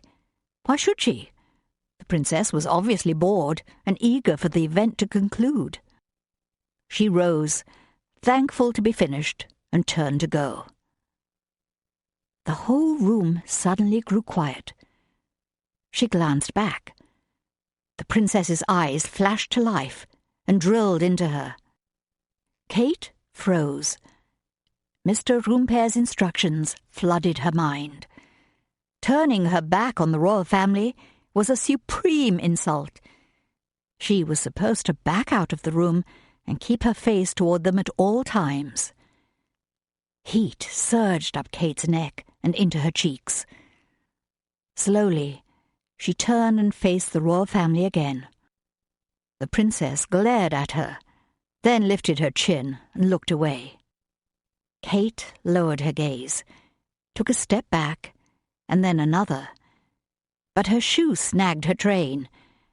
She tried to kick it gently to the side, but the heavy fabric tangled around her foot. Everyone watched her now. She had to keep backing up and make her way out of the throne room. But how could she get her feet free from the volumes of material now swirled around her? She glanced about, desperately wishing her aunt or a page would come to her aid. But no one moved toward her. The next woman in line approached the Lord Chamberlain, but then hesitated as she watched Kate. Kate pulled in a deep breath. It seemed she would have to solve the problem herself, and that was precisely what she would do. "Excuse me, Your Highness." She gave a firm nod, lowered herself as gracefully as possible, and untangled the train from around her feet. The crowd gasped. Kate's face flamed as she spread the train out to the side. Then she rose and backed across the carpet, and this time her train flowed along beside her. As she passed through the doorway, her legs turned to jelly, and she reached out toward the page. He grabbed her arm. "Are you all right, miss?" Yes, I'm fine." But that was one of the biggest lies she had ever told. He scooped up her train and waited. "Your arm, miss?" "Oh, yes, thank you." She barely managed to choke out the words and accept the train before she fled down the hallway, her face on fire and her heart racing like a thoroughbred at Ascot. John glanced at the clock on the library mantel, then lowered his gaze to his textbook. He thought Kate would be back by now, but there was a reception following the presentation, and he supposed that was what had kept her out so late. The evening had turned cool, and a faint breeze from the partially open window drifted in, carrying the fresh, rain-washed scent from the front garden. John sighed and settled back in his chair. Everyone else had gone to bed, content to wait until morning to hear Kate's report about the evening. But he had decided to stay up and use the time to review several chapters for his exams next week. He wasn't really waiting up for Kate. He needed to study. He turned the page, stifled a yawn, and focused on the description of the techniques for throat surgery. But the words faded, and the image of Kate descending the stairs rose in his mind. He didn't think he had ever seen anyone quite so beautiful. He shook his head. He ought not to think of her that way. It would only make things uncomfortable between them. The sound of a coach approaching broke through his thoughts. He rose from his chair and crossed to the window. Pushing aside the curtain, he glanced outside. The Ramsay family carriage rolled to a stop on the front drive. The footman sprang down from his perch on the back and opened the carriage door. Lady Gatewood reached out, took the footman's hand, and stepped down. "I don't understand how you could forget something so important." Her harsh tone cut through the quiet evening air. Catherine followed her aunt out of the coach. "How many times do I have to say I'm sorry?" "Until I believe you truly mean it." "I made a mistake. It was a difficult situation. I did the best I could." "The best you could? The best you could? Lady Gatewood huffed, lifted her skirt, and marched up the front steps. After all the money your uncle and I have invested in your preparation, you could have at least made an effort to remember the most basic rules of etiquette. John stepped back from the window and shook his head. After only a few days staying with the Ramsays, he had developed a strong dislike for Kate's overbearing aunt. The woman never had a kind word for anyone, especially Kate, though she usually managed to cover her disapproval with false smiles and thinly veiled sarcasm. Nothing was veiled tonight. He crossed to the library doorway and glanced across the entrance hall. Lawrence opened the front door. Lady Gatewood strode past the butler without a word and marched up the stairs, her face a fuming mask. Kate walked in, her shoulders sagging as her gaze followed her aunt up the stairs. Lawrence closed the front door. "Good evening, Miss Catherine." "Good evening, Lawrence." She sighed and handed the butler her wilted bouquet. "Could you take care of this?"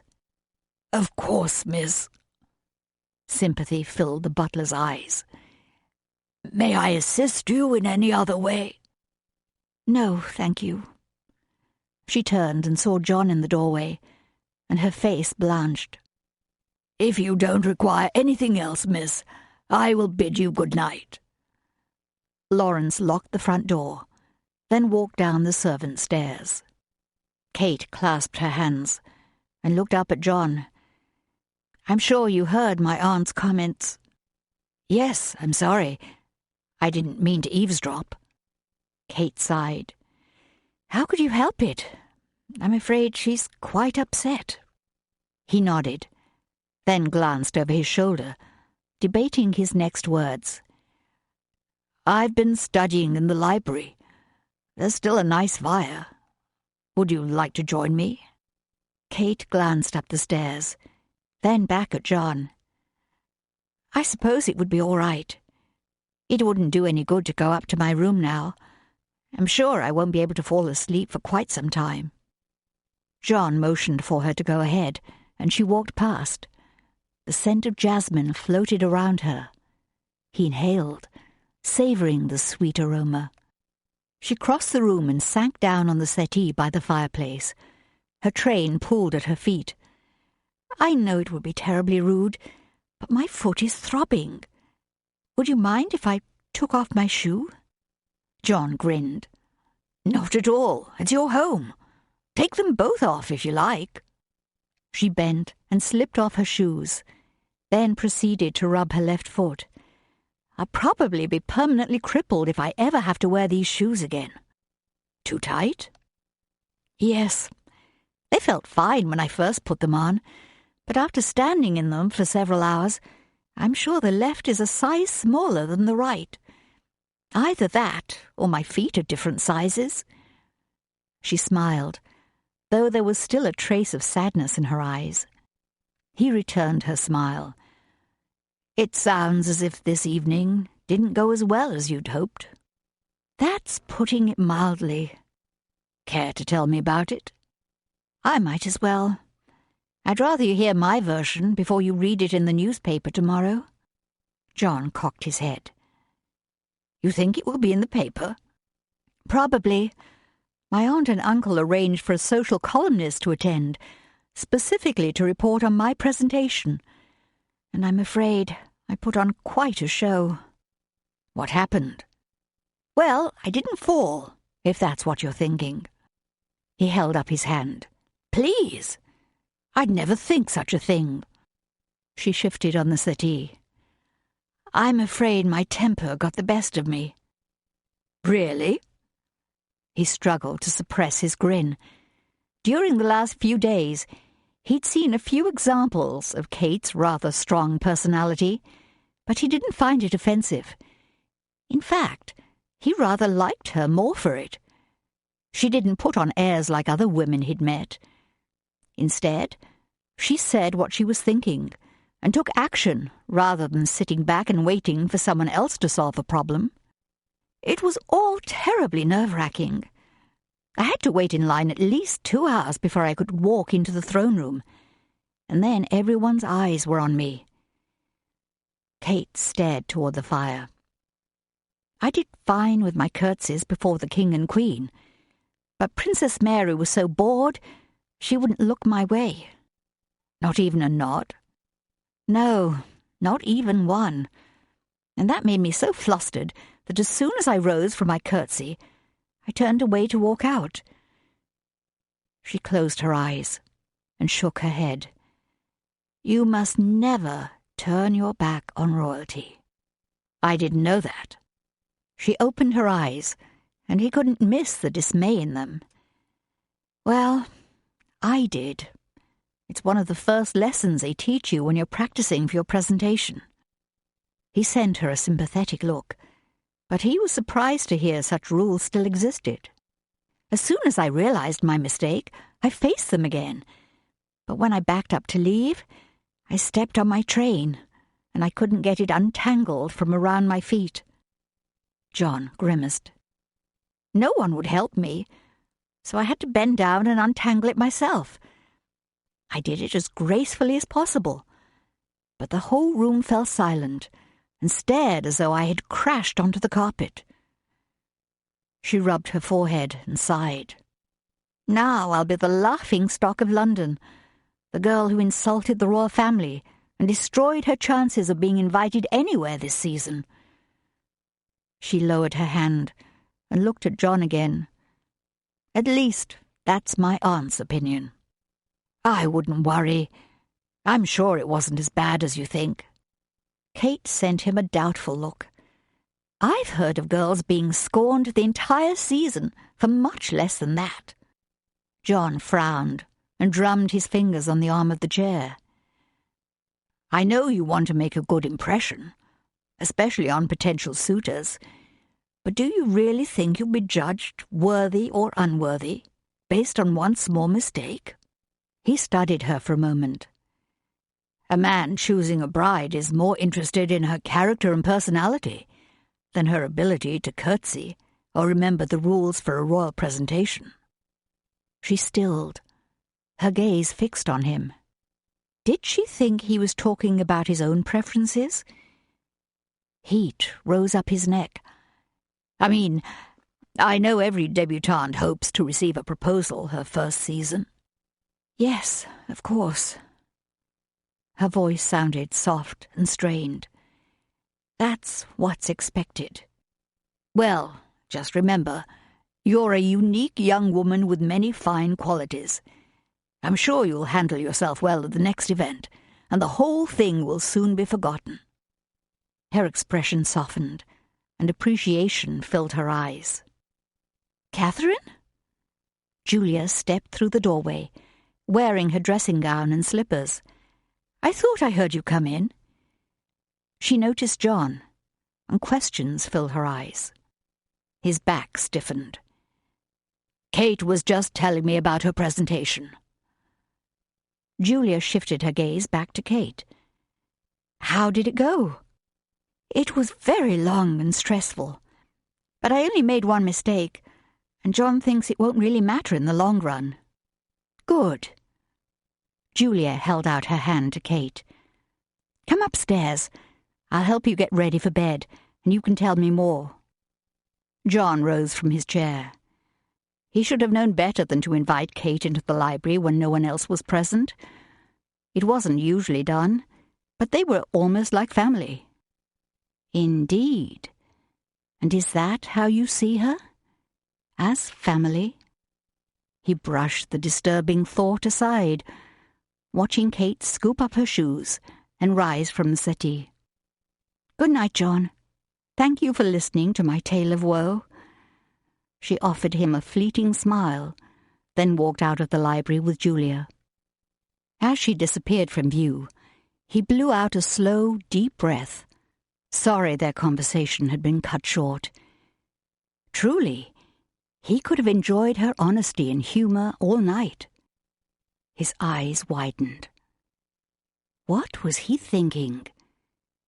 Kate was young, self-focused, and caught up in the season. And yet, he studied the empty doorway.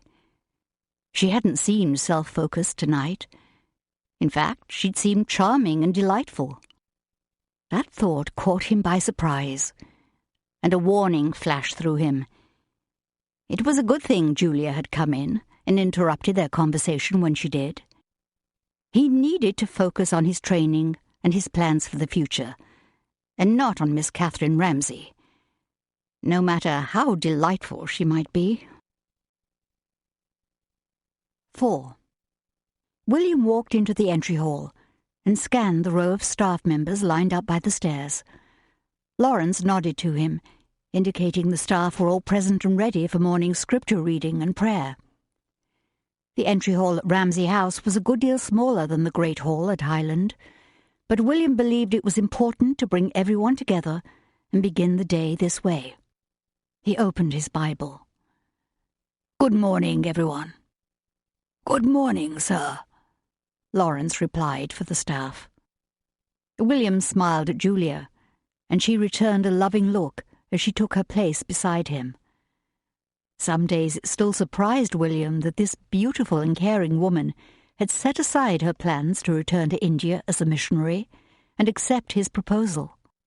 His affection and appreciation for her grew deeper every day, and he only wished the wedding would come more quickly, so they would never have to be parted again.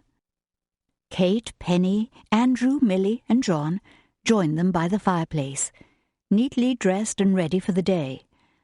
Lady Gatewood never graced them with her presence this early in the morning.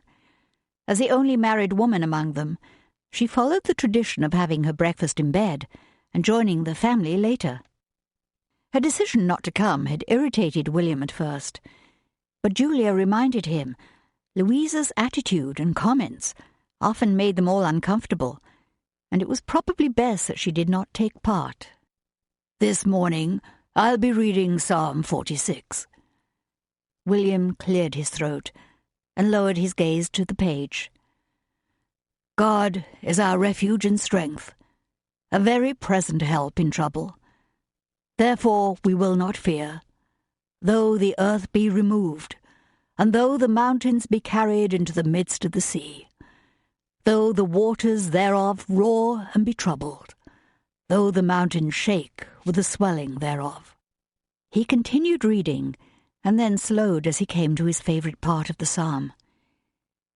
"Be still, and know that I am God. I will be exalted among the heathen. I will be exalted in the earth. The Lord of hosts is with us.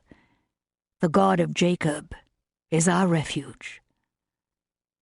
He let those words sink in and bring him comfort. "Let us pray." He bowed his head. "Father, you are a great and holy God, but you are also our personal place of safety and strength. We thank you for your faithfulness and generous provision for our staff and family. We ask for your guidance and protection over our household today. May all we do and say bring honor and glory to your name. In Christ's name we pray. Amen." Lawrence lifted his head, a look of appreciation in his eyes. William exchanged a nod with his butler. It had been only 8 months since he inherited Highland Hall and took charge of the staff and estate that had belonged to his second cousin, Randolph Ramsay. There had been a bit of a struggle, as everyone adjusted to the changes, but it seemed he had finally won the loyalty of his butler. No doubt bringing Lawrence and some of the other staff to London with him had helped that process. Lawrence turned and dismissed the servants to continue with their duties. Kate crossed the entrance hall toward the butler. "Lawrence, have the newspapers arrived?" "Yes, miss. They're in the dining room." "Thank you." Kate and Penny exchanged excited glances, then hurried into the dining room ahead of the rest of the family. Julia leaned closer to William. "I hope the article is not too unkind toward Kate." Earlier that morning, she had told him about Kate's struggle at her presentation. William could only hope it wouldn't make it more difficult for his young cousin to receive invitations for the season's events. They were already under a bit of social scrutiny, since William's sister, Sarah, had married Clark Dalton, the head gardener at Highland, and William himself was now engaged to his children's governess. He touched Julia's hand. "I think it's more likely they'll leave Catherine out of the article altogether, but we shall see." They entered the dining room, and Julia led Andrew and Milly to the buffet, where she helped them prepare their breakfast plates. William stood to the side and waited his turn with John. "I understand you're attending the garden party at Dr. Gleason's home this afternoon." When John didn't answer, William turned toward him. John's gaze was fixed on Kate and Penny as they spread the newspaper out on the dining room table. "John?" Julia's brother blinked and turned toward him. "I'm sorry. What did you say?" "I asked if you were going to Dr. and Mrs. Gleason's this afternoon." John's eyebrows lifted. "Why, yes, I am." William smiled. "I'm not a mind reader. Your aunt stopped by yesterday with an invitation for us, and she mentioned you might be attending. Dr. Gleason invited me last week, no doubt at my Aunt Beatrice's prompting. But he's the head of St. George's Hospital, so I thought I should accept." William nodded. "Your aunt thought it might be a nice opportunity for Kate to meet a few people before the rush of the season begins." "Look, there you are!" Penny pointed to a photo at the top of the page. Kate gasped and lifted her hand to her mouth. John's gaze swung toward her. "What does it say, Kate?" "Just a moment." Kate bent closer and scanned the article, her expression growing brighter as she read. "It seems all right." "All right?" Penny sent Kate a questioning smile. "It's wonderful." Julia turned from the buffet table. "Why don't you read it aloud?" Kate hesitated, her cheeks flushing. "I'll read it." Penny leaned over the newspaper. "A very pretty girl among those who were presented at court last evening was Miss Catherine Ramsay, the elder daughter of the late Randolph Ramsay, Baronet of Highland Hall, and the late Lady Eden Ramsay. Miss Ramsay made her appearance in society under the wing of her aunt, Lady Louisa Gatewood of Wellsbury, who was well known in London society. Miss Ramsay's pleasing appearance, as well as her grace and poise during her presentation, won her the praise and admiration of all in attendance." Penny grinned and gave her sister a one-armed hug. "See? I told you they wouldn't mention you turning your back on the royal family." "Thank goodness." Penny continued reading. "Miss Ramsay much resembles Lady Gatewood, with the same golden-brown hair and blue eyes, although she is taller than her aunt. She is a fine horsewoman who enjoys country life, but she is also gifted with an exceptional voice and sings charmingly when she gathers with friends and family." William scooped some eggs onto his plate. "That's an interesting bit to include, since it has nothing to do with your presentation." "I'm sure Aunt Louisa supplied that information," Kate added. Penny bent over the newspaper again. "Up to the moment of her appearance on the social scene, Miss Ramsay has been deeply engaged with her studies and has received an excellent education." Julia placed Milly's plate on the table and smiled, looking pleased by that comment. "And listen to this part." Penny beamed as she continued reading. "Miss Ramsay has a younger sister, Miss Penelope Ramsay, who is 16 and may be one of next year's most celebrated debutantes." William shot Julia a questioning glance. He thought they had 2 more years before Penny would be presented. Was this Louisa's way of placing the idea of an early debut in Penny's mind? He certainly hoped not. He would have to speak to Louisa and make sure she understood his position. Kate was eager to receive a proposal, but 18 was awfully young to be thinking about getting married. Hopefully, If she did catch the eye of the right young man this season, they could put off the wedding for at least 6 months, and hopefully a year. "That all sounds very complimentary," John said. Kate glanced down at the newspaper again. "I'm so relieved they didn't say anything about my feet getting tangled in my train." "That's because the article was written and approved by your uncle and me well before the events of last night." Louisa crossed the dining room toward the table. Kate's smile faded.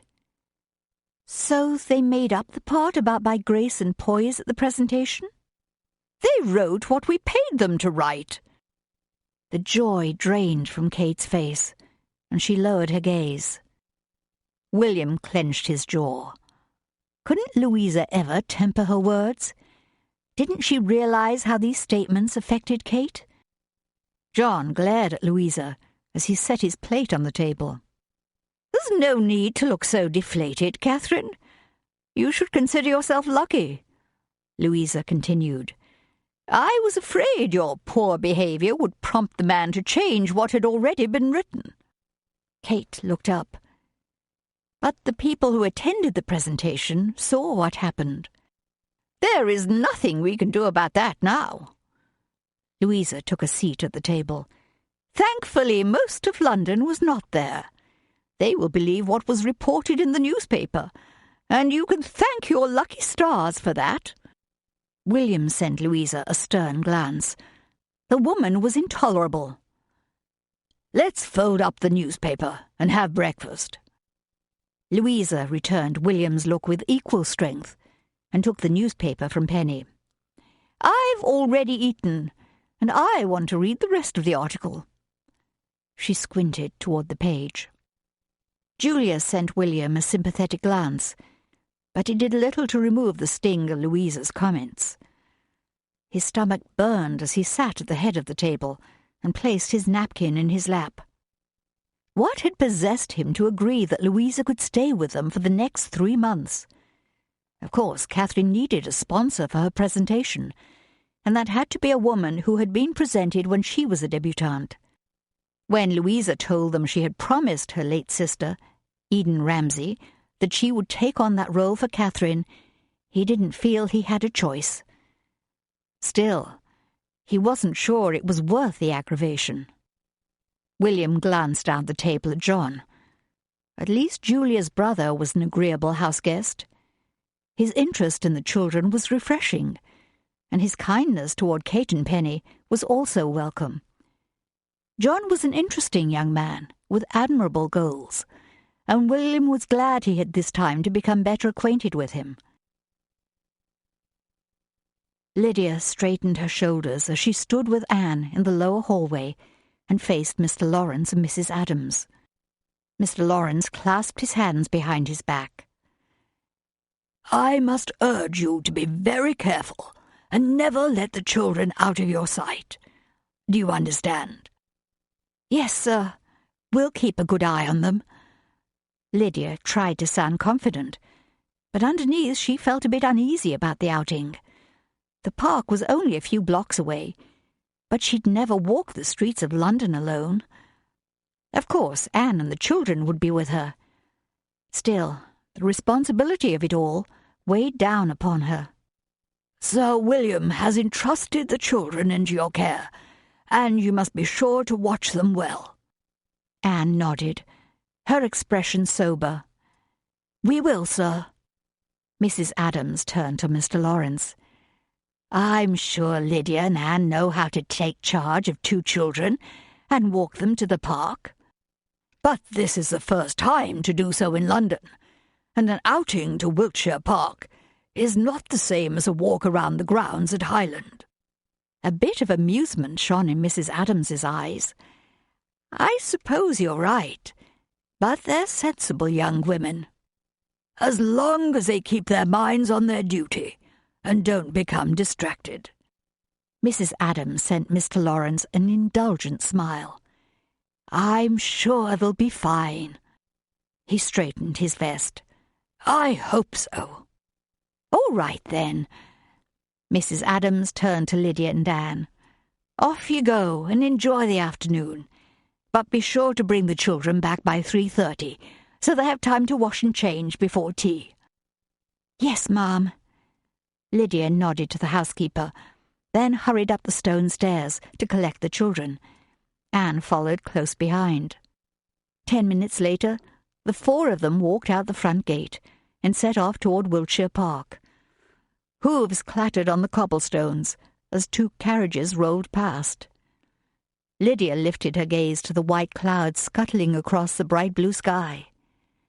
"My, it's a lovely day. The nicest we've had since we arrived in London." A motor car buzzed by at a frightening speed, spewing exhaust and honking at the carriages it passed. Lydia clasped Millie's hand more tightly. Millie smiled up at Lydia. "I like London, but it's rather noisy." "Yes, that's true. I hope the park will be a bit quieter." As they rounded the corner, Andrew hurried on ahead. "Please wait for us, Andrew." Anne quickened her steps. The boy slowed and looked over his shoulder. "I hope you won't make me walk this slowly when we reach the park." "Never mind about that. You'll have a good romp when we get there." Andrew sighed, but he stayed with them as they passed through the open wrought-iron gateway. A broad green lawn opened up before them, dotted with several tall shade trees. Birds twittered overhead, and a fresh breeze whisked away the pungent scent of the street. A curving pathway led through the park toward a small lake in the centre. Gardens filled with red and yellow tulips lined one side of the walkway. For just a moment, it reminded Lydia of the fields and pond at her family's farm. Several women and a few men strolled along the pathway around the lake in groups of 2 or 3. Most of the women wore large hats or carried parasols to shade their faces from the sun. Boys and girls ran across the grass, some pushing hoops with a stick, and others playing a game of tag. A group of young boys knelt on the lakeside path, engaged in a game of marbles. Andrew pointed to the boys.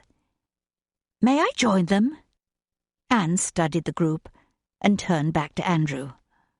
"All right, but remember, if you want to have friends, you must be friendly." "I will." With that, Andrew dashed off. "Be sure to play fair," Anne called, but Andrew didn't look back. Anne and Lydia took a seat on a wooden bench nearby, with a clear view of Andrew. Millie followed them, but she didn't sit down. 3 young girls played hopscotch on the path a few feet away, and Millie watched them. Lydia touched her arm. "Would you like to play with those girls?" Millie bit her lip. "I don't know them." "It's all right. Just go up and say hello. That's how you make friends."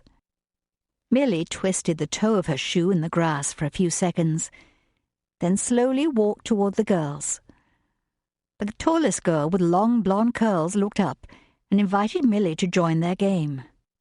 Anne sighed and sat back. At last, a moment of peace. Yes, it would be nice to have a bit of a rest. Lydia gazed across the park, taking in the lovely view and enjoying the warmth of the sun on her shoulders. "I don't know why, but I thought things would be easier here." Lydia turned to Anne. "You're finding it harder here than at Highland? Keeping Andrew out of mischief is never easy, but being cooped up inside every day—" Sympathy rose in Lydia's heart. Her position as lady's maid to Catherine and Penelope might be difficult at times, but she didn't envy Anne, overseeing the children all day, every day. "I'm surprised they brought Andrew and Millie to London. Most families coming in for the season leave their younger children in the country with the governess. That couldn't very well do that, since Miss Foster has come along as well." "Yes, that's true." Anne shifted on the bench. "It's a bit strange, isn't it? She's the governess, but she's Sir William's intended, and in September they'll marry, and she'll become mistress of Highland. I'm glad it's worked out that way. She's always been kind to me." Yes, to me as well. She knows what it's like to work for a living and take orders from those above her. I'm sure she'll be an understanding mistress." Anne nodded, and her gaze drifted to the boys kneeling together on the path. "Even though Andrew gives me the fits, I'm still glad I came.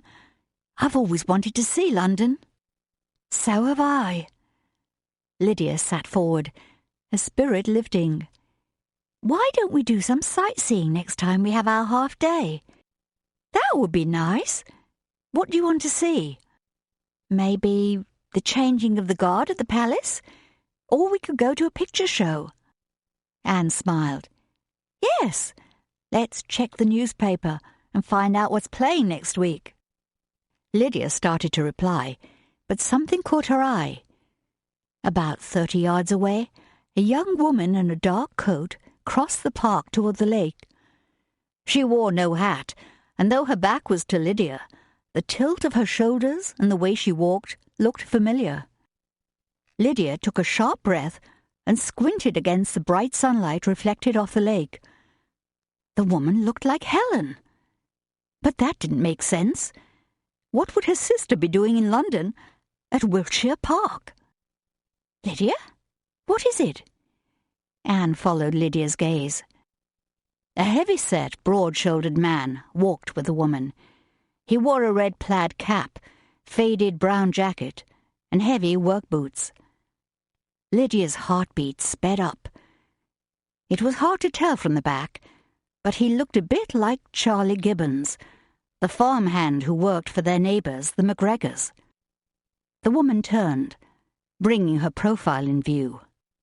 Lydia gasped and jumped to her feet. "Helen!"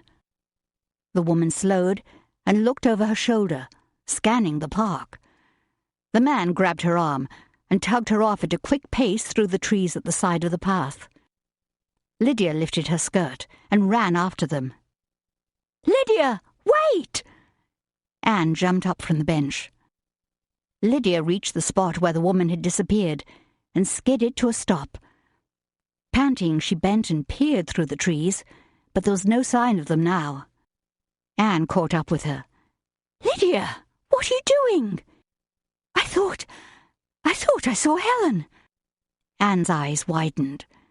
"Your sister? The one who ran away?" "Yes." Lydia lifted her hand to her chest, trying to catch her breath. "Are you sure?" "I don't know. It looked like her." Lydia rubbed her eyes and glanced around, trying to make sense of it. A shout rang out behind them. Lydia and Anne spun to find that the marble game had turned into a wrestling match. Andrew grabbed hold of a pudgy blonde lad's jacket. The other boys circled around, clapping and shouting, urging them on.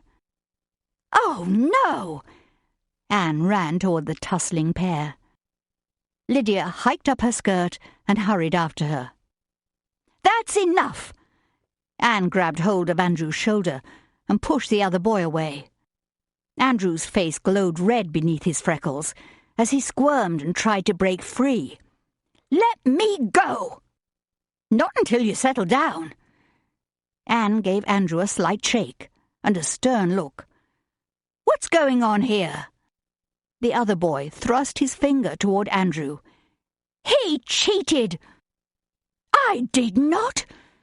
Andrew's eyes blazed. "I saw you move the marble with your foot." "That's not true!" Andrew glared at the other boy. "You call me a liar!" The blond boy's mouth twisted into an angry grimace. "All right." Anne looked back and forth between them. "Misunderstandings happen in games and in life, but it's better to talk them out or walk away, rather than trying to settle them with your fists." She turned to Andrew. "Why don't you say you're sorry and offer to shake hands?" Andrew crossed his arms and turned away, his jaw set. Anne stepped closer to Andrew and lowered her voice. "You better do as I say, or I'll tell your father what happened, and if he finds out you've been fighting, I will be bringing you back to the park any time soon." The battle raged across Andrew's face for a few seconds, but he finally turned around and extended his hand. "Sorry." The blond boy continued to scowl. "Go on, then." Anne tapped the blond boy's shoulder. "Shake hands like a gentleman." "Oh, all right," he muttered, and gave Andrew's hand a brief shake. Millie ran up and joined them. "Andrew, why were you fighting with that boy?" "Never mind." Andrew strode off toward the gate leading out of the park. "Andrew, wait!" Anne took Millie's hand and turned back to Lydia. "We'd better go." Lydia looked over her shoulder to where the man and woman had disappeared. Was it truly Helen, or had her longing to see her sister made her imagine the woman looked like her? But if it wasn't Helen, why had the man hustled the woman off when Lydia called to her? "Maybe you can come back and look for your sister tomorrow." Anne slipped her free arm through Lydia's. Lydia nodded. Her throat tightened, and she blinked away her tears. "Come on." Anne patted Lydia's arm. "We'd better catch up with Andrew before he gets out of sight." Lydia stuffed her hands in her pockets and trudged down the path toward the park gate. 5. Kate collapsed her parasol and stepped into the shade beneath the large white tent set up in the side garden of the Gleasons' stately home in Chelsea. About 40 guests had been invited to the garden party. Some stood in small groups around the edge of the tent, engaged in conversations. Others were seated in white wicker chairs at round tables.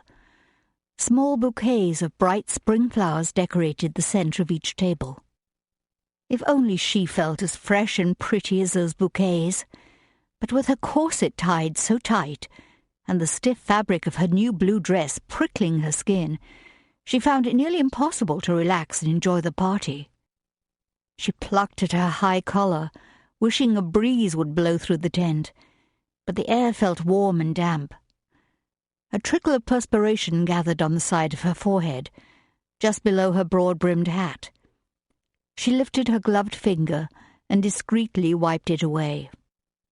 Her aunt scanned the tent, perusing the guests. "Come along, Catherine. There are people we need to meet." She took Kate's arm and led her away from William, Julia, and John.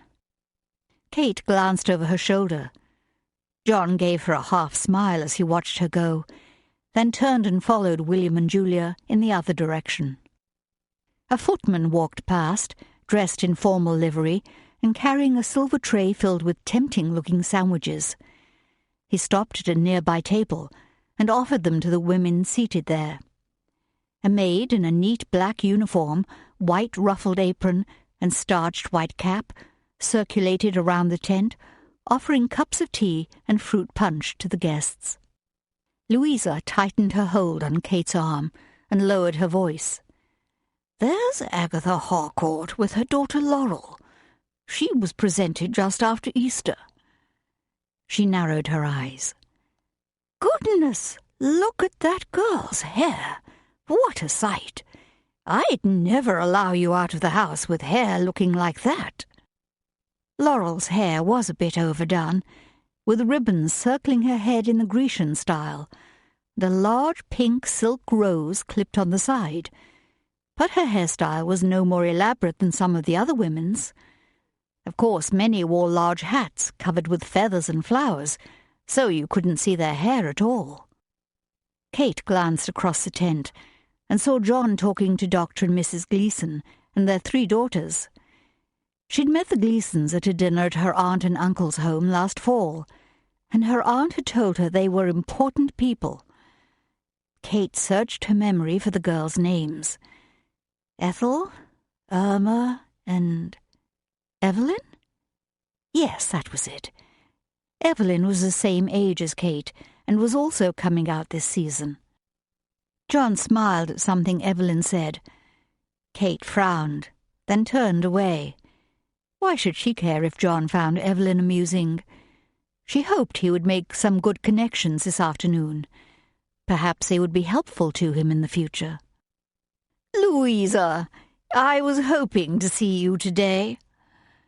A tall, regal woman in a cream-coloured suit approached and extended her hand to Kate's aunt. She wore a beautiful cream hat with a wide brim decorated with several black ostrich feathers. Walking by her side was a handsome young man with wavy blonde hair and deep-set grey eyes. "Lady Wellington, Eleanor, how lovely to see you again." Louisa took the woman's hand. Her smile spread wider as her gaze travelled to the young man. "You remember my eldest son, Edward?" "Yes, of course." Louisa beamed at Edward and then smiled Kate's way. Her aunt had told her to expect an introduction to Lord and Lady Wellington's oldest son. His father was the Earl of Dunaway, and they owned a large country estate in Somerset. Eleanor motioned toward Louisa. "Edward, this is Lady Louisa Gatewood of Wellsbury, and her charming niece, Miss Catherine Ramsay of Highland Hall." Edward waited and watched Kate with a slight smile. Kate's training flashed into her mind. She must be the first to speak to him. With a practised smile, she offered him her hand. "Mr. Wellington, it's so nice to meet you." His expression warmed. "Miss Ramsay, the pleasure is all mine." He bowed over their clasped hands. "Since my mother and your aunt are such good friends, I hope you'll call me Edward." Kate's heart fluttered. That was a positive sign. He turned to Louisa, still holding Kate's hand. "That would be all right, wouldn't it?" Her aunt could barely contain her pleasure. "Why, of course, Edward. That would be fine. The bond of friendship between our families goes back many years." Kate slipped her hand from his, but she sent him her brightest smile. For the next few minutes they discussed the warm weather, the number of guests attending the party, and the fine menu being served. Edward asked her several questions about her interests and life at Highland Hall, then listened attentively to her answers. "My, you two certainly seem to have a lot in common." Good heavens, Louisa was practically gushing. Kate's cheeks warmed, and she looked away. Edward Wellington was charming, but with her aunt and his mother hanging on every word they spoke, the conversation felt a bit strained. Louisa turned to Eleanor. "Elizabeth Gleeson and I are on the committee planning the St. George's Hospital Bazaar, and I know she wanted to speak to you about joining us." She smiled at Edward. "I hope you'll excuse us for a few minutes." "Of course." He smiled. "I'm sure Catherine and I can keep each other company." Relief coursed through Kate. Thank heaven they were willing to leave her and Edward alone. "We'll be back in a few minutes." Louisa's eyes flashed from Kate to Edward. Then she whisked Eleanor Wellington away. Edward turned to Kate. "Would you like some punch?" "Yes, thank you." She actually was very thirsty, and a glass of punch sounded wonderful. He signalled a maid, and she approached with a tray. He took 2 glasses and offered one to Kate. "I understand you were presented at court last evening." Kate's hand stilled, her punch glass halfway to her mouth. Had he read it in the paper, or talked to someone who had been present? Kate swallowed and forced a smile. "Yes, I was. My sister Mary Ann is making her debut this season as well, so presentations are one of the main topics of conversation at our house," he said, grey eyes twinkling. "I read about your debut in the sketch this morning. That was quite a feat, being one of the Debs mentioned in that article." Kate's sip of punch turned into a gulp, which sent her into a fit of coughing. Edward reached for her arm. "Are you all right?" She nodded, though she couldn't push out a word past her burning throat. Shall I get you a glass of water?" "No, I'll be fine," she managed to croak, and then coughed again, covering her mouth with her gloved hand. Lines crinkled around his eyes as he tried to suppress his smile. "I'm sorry. This punch is chokingly sweet." Kate shook her head. "It's not that." She glanced around the tent at the refined, well-dressed guests, feeling out of place. Was it because this was her first social event of the season, or because she was more used to country life than London society? Either way, the urge to throw off the rules was too hard to resist. She looked back at Edward.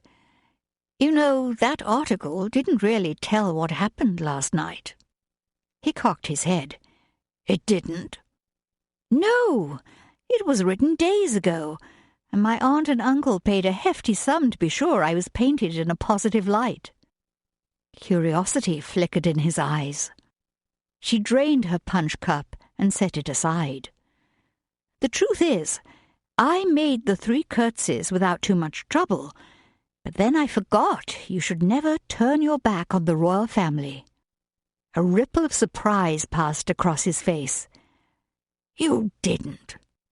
"I did." She sent him a firm nod. "I didn't realize my mistake until the room hushed and Princess Mary shot me the most terrible glare. Then my feet tangled in my train, and I had to bend down and try to sort it out before I could back out of the room." Edward's grin spread wider. "My goodness! I would have loved to see that." Kate smiled, and then laughed. He joined her, and relief poured through her. She fanned her face, trying to regain her composure. "It was quite a spectacle, I can assure you." He lifted his punch cup toward her, as if in a toast. "Catherine Ramsay, I find your honesty quite refreshing." "Thank you, but please, my friends call me Kate." "All right. If that's an invitation to be considered your friend, then I would be delighted to call you Kate." Her heart lifted. Edward's warmth and humour made her glad to welcome him as a friend. And perhaps in time, something more. They continued their conversation for a few minutes. Then he set his empty punch cup on a nearby table and turned back toward her. "The Ballet Russe is performing at Covent Garden this week. Our family has box seats for the season. Would you like to join us on Tuesday night? Of course, your aunt or whomever you like would be welcome to come along as your chaperone." Kate's eyes widened. "The Ballet Russe?" She'd read about their performances in the newspaper and had hoped to see them while they were in town. He took a step closer and placed his hand on her arm. "They're quite modern. I hear they astounded Parisian society with their primitive costumes and exotic music." A thrill raced along Kate's arm. "Thank you, Edward. I'd love to attend the ballet with you, and I'm sure my aunt or Julia would be happy to go with us." "Is Julia your sister?" "No, she's—" Kate hesitated. How should she explain her relationship to Julia? She didn't want to add to the gossip that was surely circulating about her governess and her cousin. "Julia is engaged to marry my cousin William. He's my guardian. She sometimes accompanies me as my chaperone." "Of course." Edward's expression gave no hint that he had heard anything about William and Julia. "I'd be delighted to meet her and your cousin." "They're here today." Kate glanced around, but she didn't see them. "It's all right. I'll call on you tomorrow afternoon to meet them properly, and then we can make arrangements for Tuesday evening." How thoughtful he was.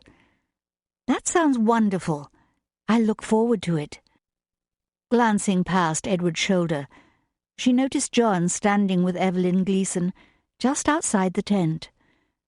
The bright sunlight reflected off his hair, shooting it with threads of gold and highlighting the strong contours of his face. He looked her way. Then he glanced at Edward, and his forehead creased. What was that about? Did he know Edward? That didn't seem likely. Evelyn said something to him, and he focused on her again. She was quite a beauty, with a petite figure and creamy complexion. Her father was not titled, but he was president of St. George's Hospital, and the family had good standing in society. She would be a fine match for John. Kate quickly dismissed the idea. Evelyn Gleeson didn't seem like the type of girl who would be eager to give up her life in London and become the wife of a missionary headed for India. Why was she even thinking about who John would marry? His future plans were none of her concern. Kate focused on Edward again, listening as he spoke about his love for riding and hunting. Edward Wellington was exactly the type of young man she had hoped to meet. Her aunt would be thrilled when she heard he had invited her to the ballet. How exciting it would be to walk into Covent Garden on the arm of such a handsome man from a well-respected family. What a stroke of luck to be introduced to him at her very first event of the season. You lived in India? My goodness, that sounds terribly exciting. How long were you there? Evelyn Gleeson's large dark brown eyes sparkled as she looked up at John. Her fair complexion and upturned nose made her look younger than 18, though he knew that was her age. Her mother had announced it when they had been introduced, along with the fact that Evelyn had been presented at court just 2 weeks earlier. Evelyn's rose-coloured hat matched her silky dress and seemed to give her cheeks a pink tint. Was she truly interested in John's missionary work in India, or was she simply hoping to capture a potential beau? He chose to believe the best about her, though he couldn't help remembering Theo's comment about Dr. Gleeson wanting his daughters to meet and marry medical students. I lived in India from the time I was 12, until I returned to London 2 years ago to continue my medical training. How interesting! I've never travelled more than a day's journey from London, but I hope to see more of the world someday. Travelling and living overseas can be a wonderful experience. It opened my eyes to what God is doing around the world. She nodded, her expression eager.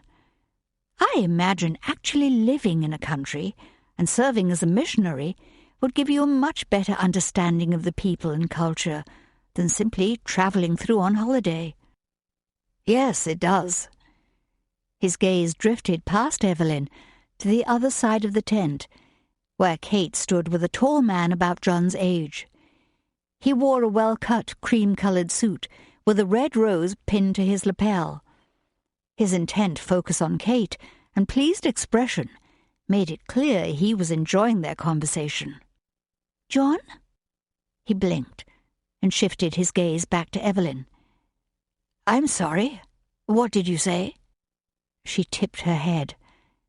Who were you watching? His neck warmed. Forgive me. I was distracted for a moment. It's all right.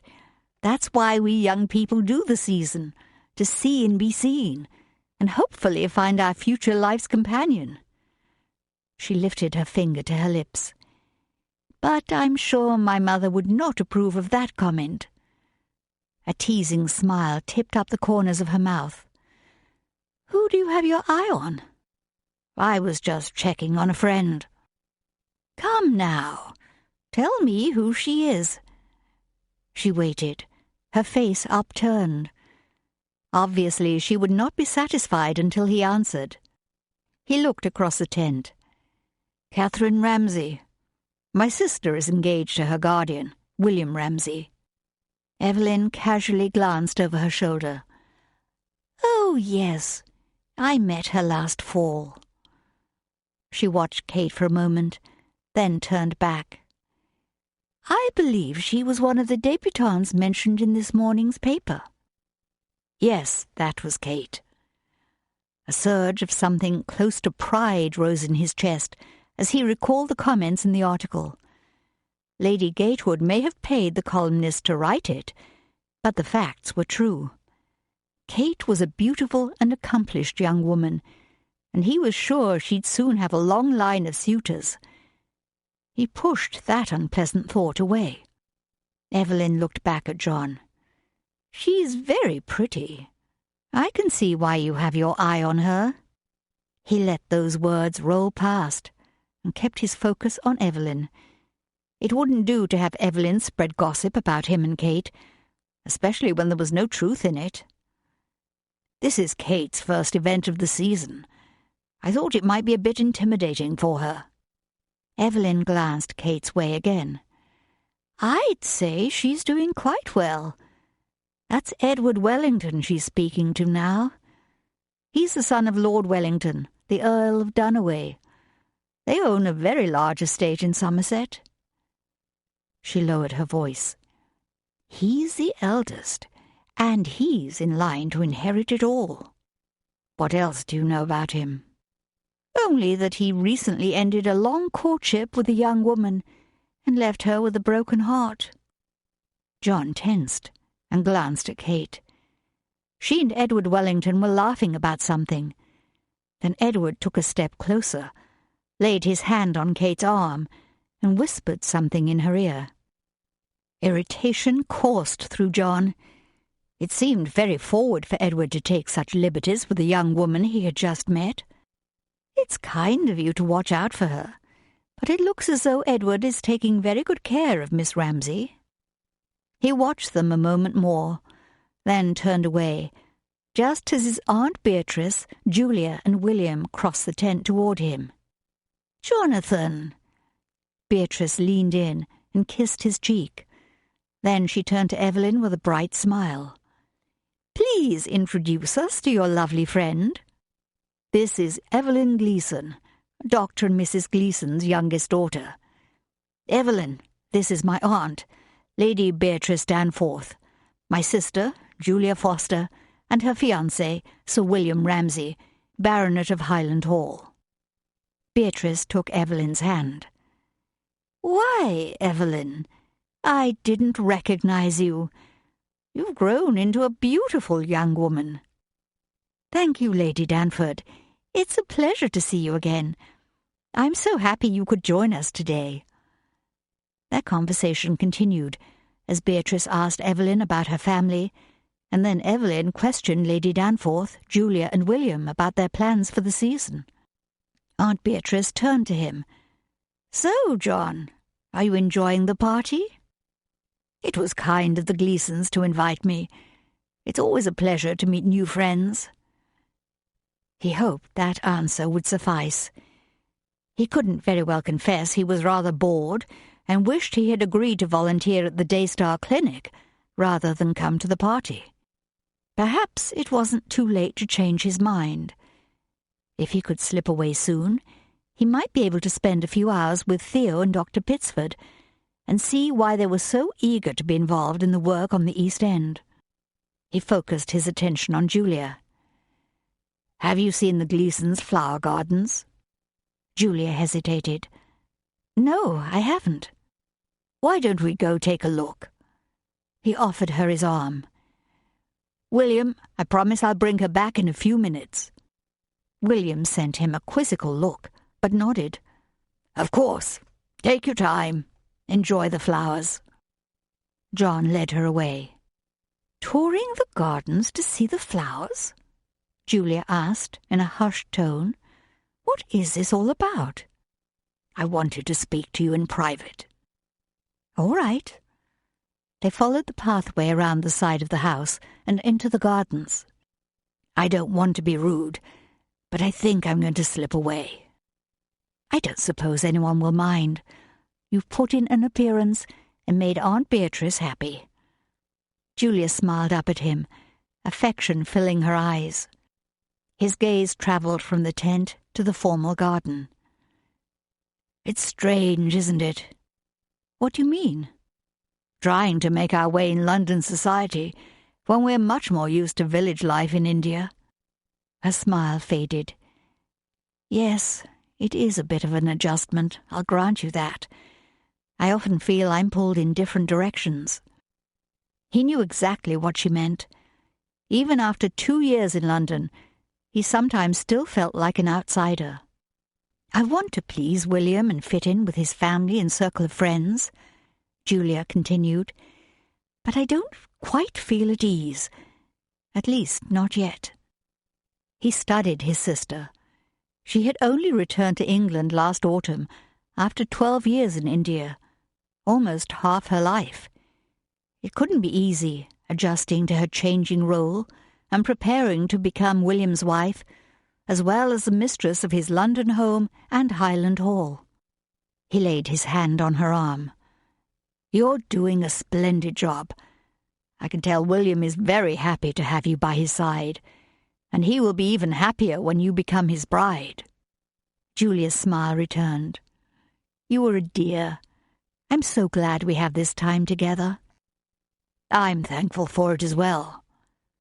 John glanced toward the tent. Julia followed his gaze. "I wonder who that is talking to Kate." "I believe his name is Edward Wellington." "Have you met him?" "No. Evelyn Gleeson mentioned him to me. He is the eldest son of the Earl of something, and he's in line to inherit his father's title and property." He thought about mentioning the rest of what Evelyn had said, but he wasn't sure if it was true, so he held his peace. "I suppose Louisa must have introduced them." Julia released a soft sigh. "He sounds like the type of man she hopes to find for Kate." "Surely you and William will be the ones to make that decision. With Kate, of course." She sent him a doubtful glance. "Louisa is very determined to lead the way and see that Kate is engaged by the end of summer. I don't mean to be rude, but I don't understand why William allows her to have any say in it." Apparently Louisa promised Kate's mother that she would bring Kate and Penny into society and make sure they married well, and deathbed promises are not easily forgotten. That may be true. Still, I don't know how any of you put up with her. She can be difficult. Surely there must be some other reason for all the pressure she's putting on Kate. Louisa has no children of her own, and I suppose there's a sense of power and influence that comes with being a debutante sponsor." John huffed and shook his head. "She certainly seems to relish that, and the season's only begun." Julia sighed. "Don't remind me." John shifted his gaze back toward the tent and studied Edward Wellington once more. Even from a distance, he looked self-assured, like a man who knew what he wanted. But what about his character? He turned to Julia. "Is Edward Wellington the kind of man you want Kate to marry?" "I don't know anything about him, except what you've told me. But I'm not worried. If he's interested in Kate, he'll have to meet William and get his permission to call on her.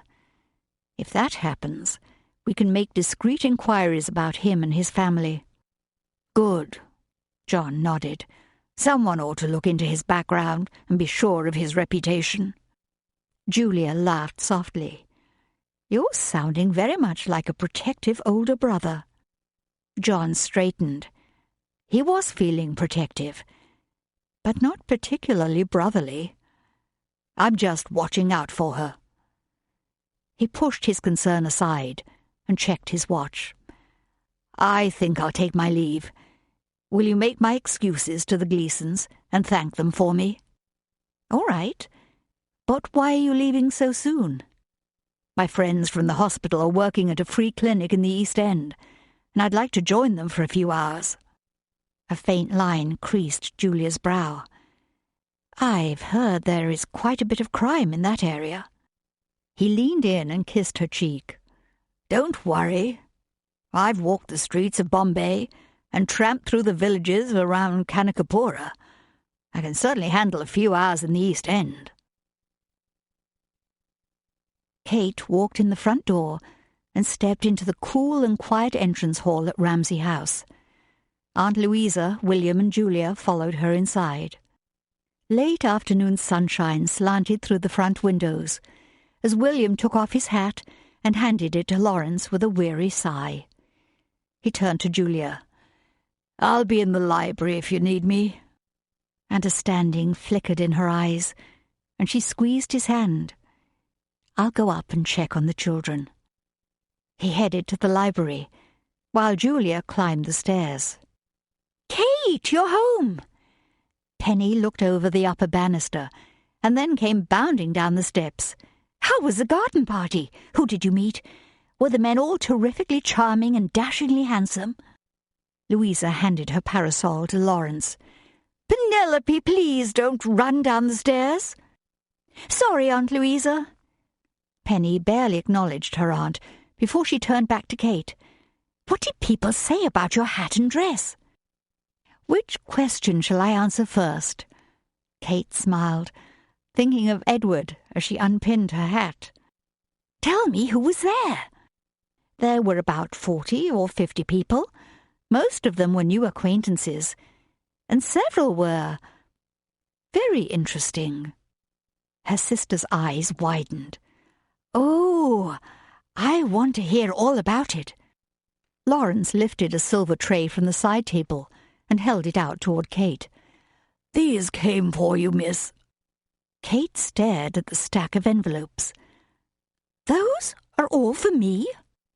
His mouth pulled up at one corner, hinting at a smile.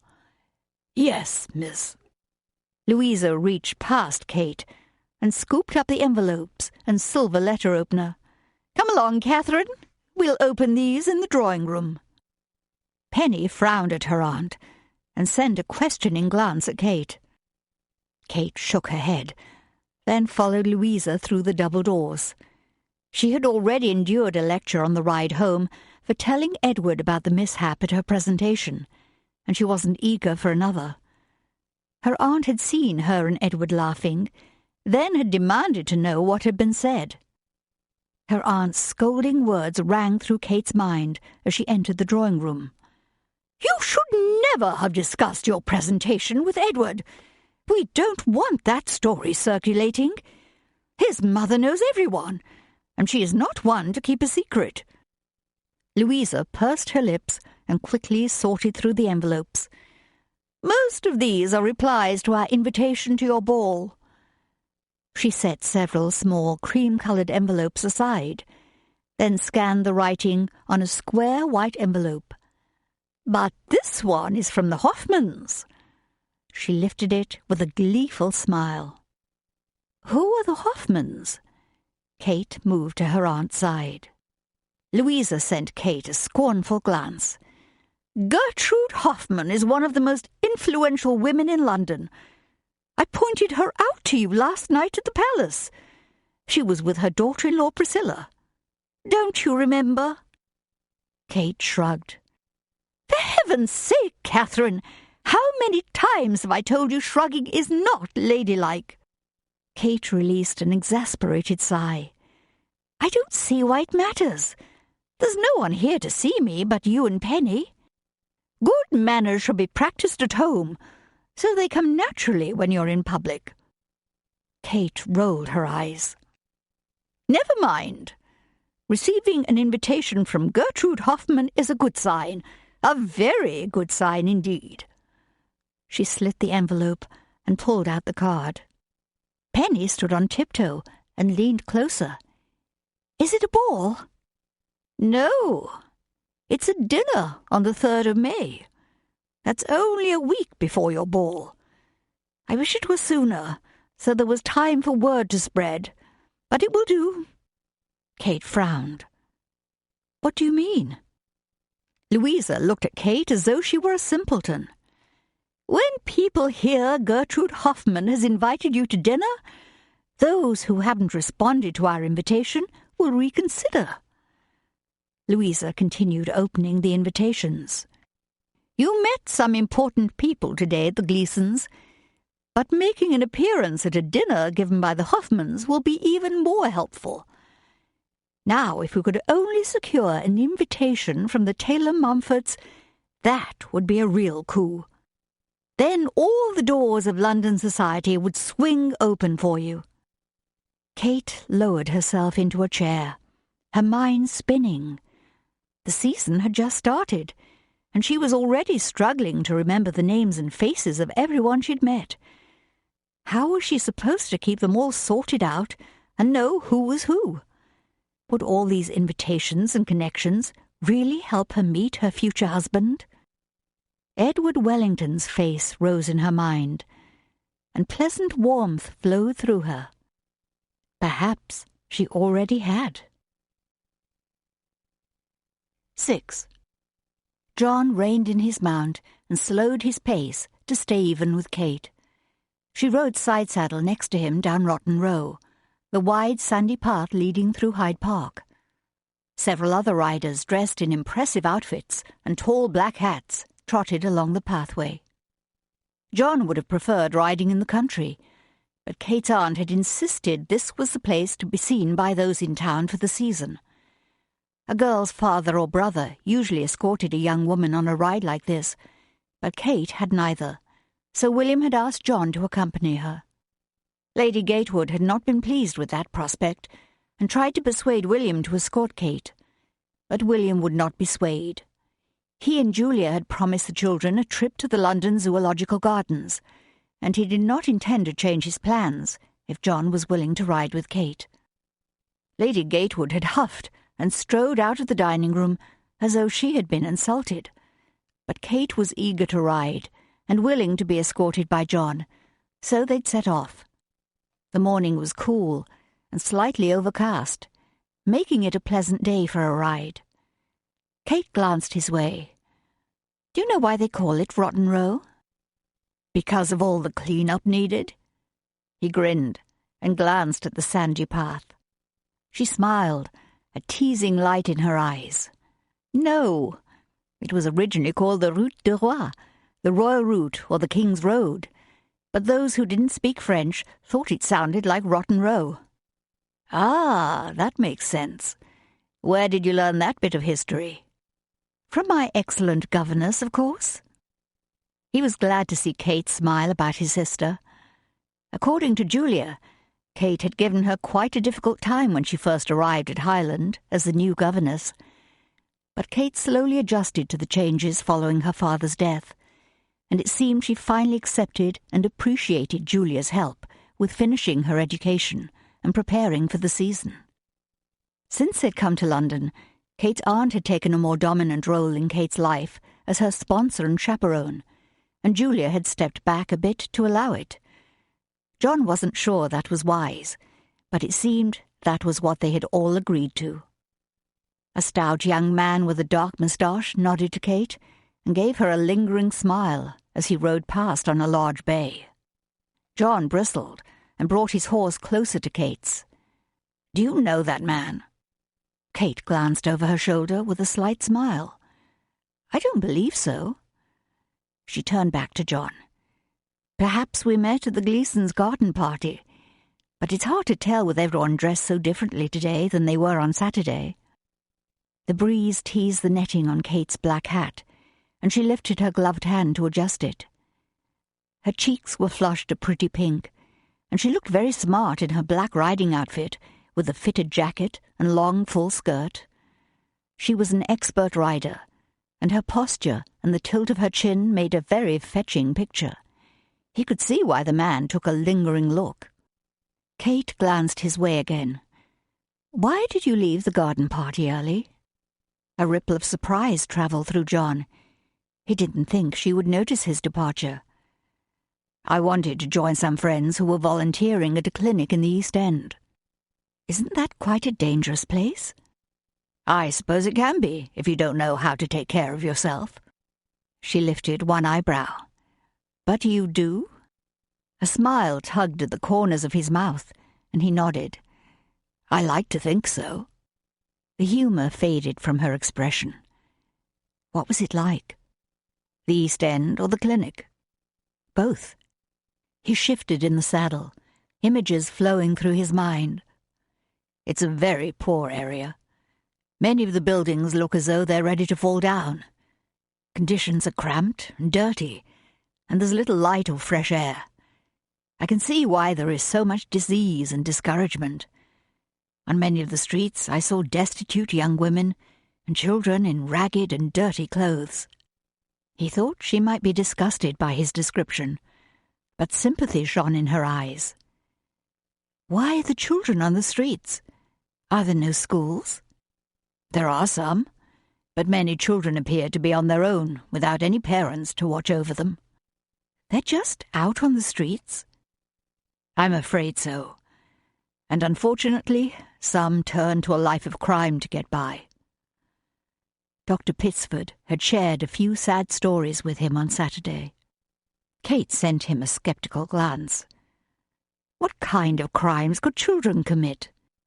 Some become pickpockets or steal from vendors, and the young women turn to... He shook his head, unwilling to finish that sentence, but he could tell she understood his meaning.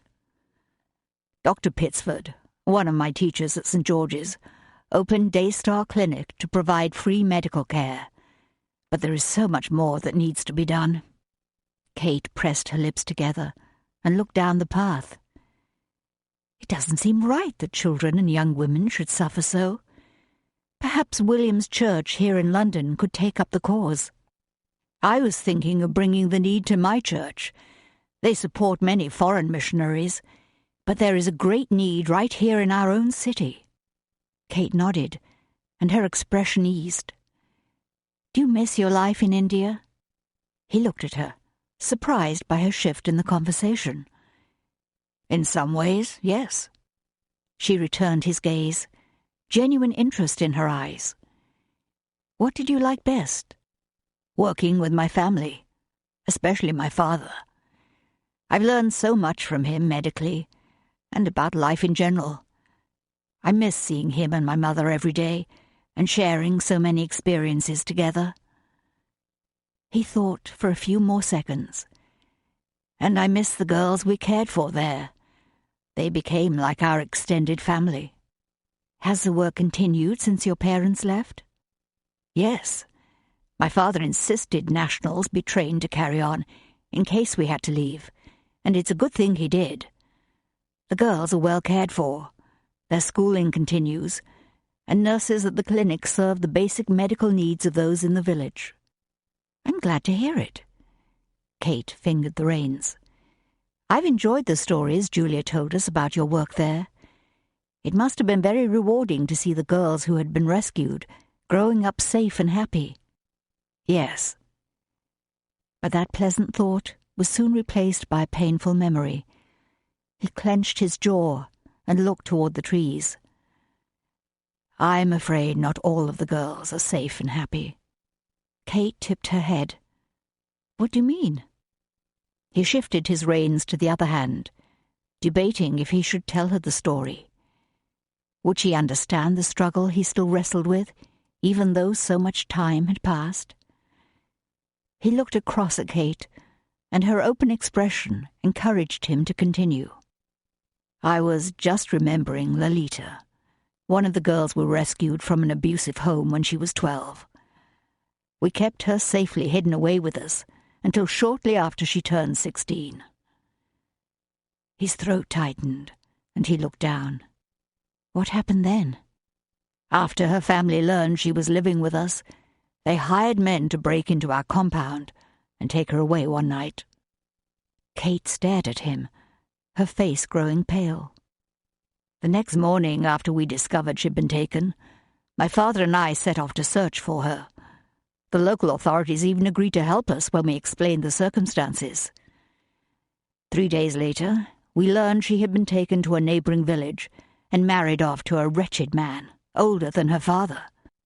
Her new husband had a terrible reputation as a thief and drunkard. Her parents told the authorities they did it to protect her from us and our heathen God. But I believe they did it for the money. The money? Yes. A beautiful young girl like Lolita would bring a very high price.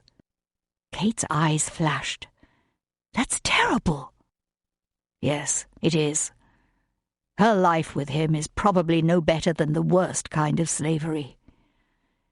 He gripped the reins, his throat burning with the injustice of the situation and his powerlessness to do anything about it. "It's not right, John. Things like that shouldn't happen." Conviction filled Kate's voice. "No, it shouldn't. But our hands were tied.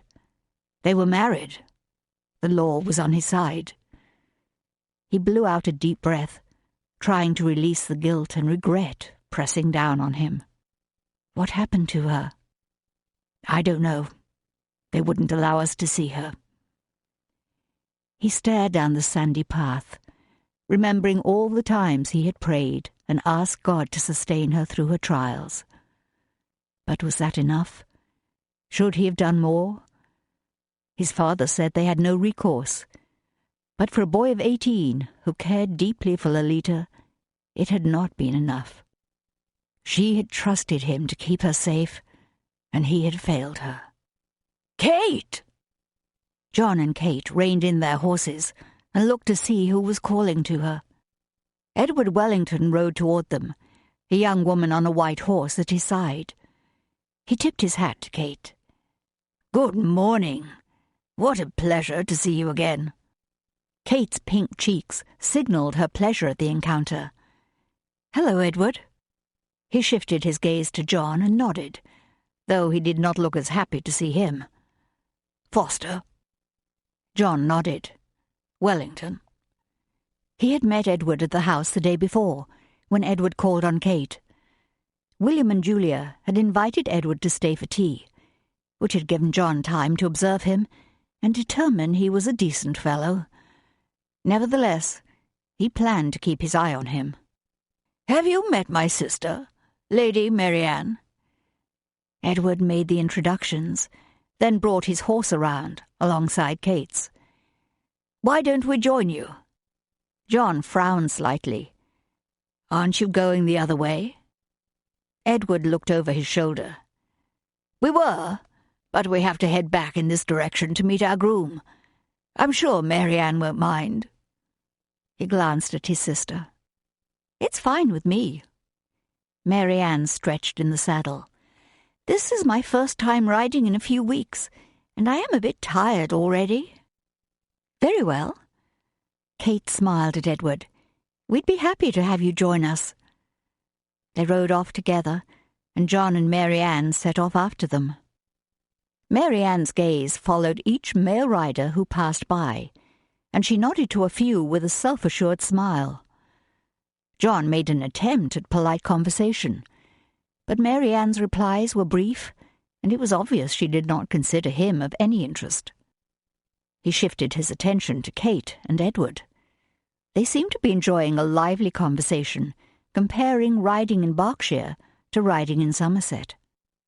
John gave his head a slight shake. He certainly had nothing to contribute to the conversation. He might as well keep his mind on his own affairs and the decisions he needed to make about his future. He had enjoyed his first visit to Daystar Clinic. Theo had volunteered to go again on Thursday. Perhaps John would join him and make it a regular commitment. The needs there were certainly great. Kate's idea of mentioning the clinic to William and Julia was a good one. His sister would definitely be interested in the work being done there, and he hoped William would as well. Perhaps he could arrange for Julia and William to visit the clinic with him and see the conditions on the East End. If they did, he had no doubt they would find a way to help. Lydia draped Miss Foster's freshly ironed lavender dress over her arm and left the laundry room. She'd better keep moving. Both Miss Catherine and Miss Foster would need her help dressing for the evening. Anne walked down the steps, carrying a tray with the remains of the children's tea. She glanced at the dress in Lydia's arms. "My, that's a pretty colour." "Yes, Miss Foster is wearing it tonight when she goes to the ballet with Miss Catherine and Mr. Wellington." Anne's eyebrows took on a sarcastic slant. "Wouldn't that be nice?" Lydia glanced at the dress again, with a sense of longing. Little silver beads trimmed the neckline, and the royal blue sash. She'd never worn anything this pretty, and she probably never would. Sometimes mistresses passed on dresses they no longer wanted to wear to their maids, but she couldn't imagine Miss Foster doing that any time soon.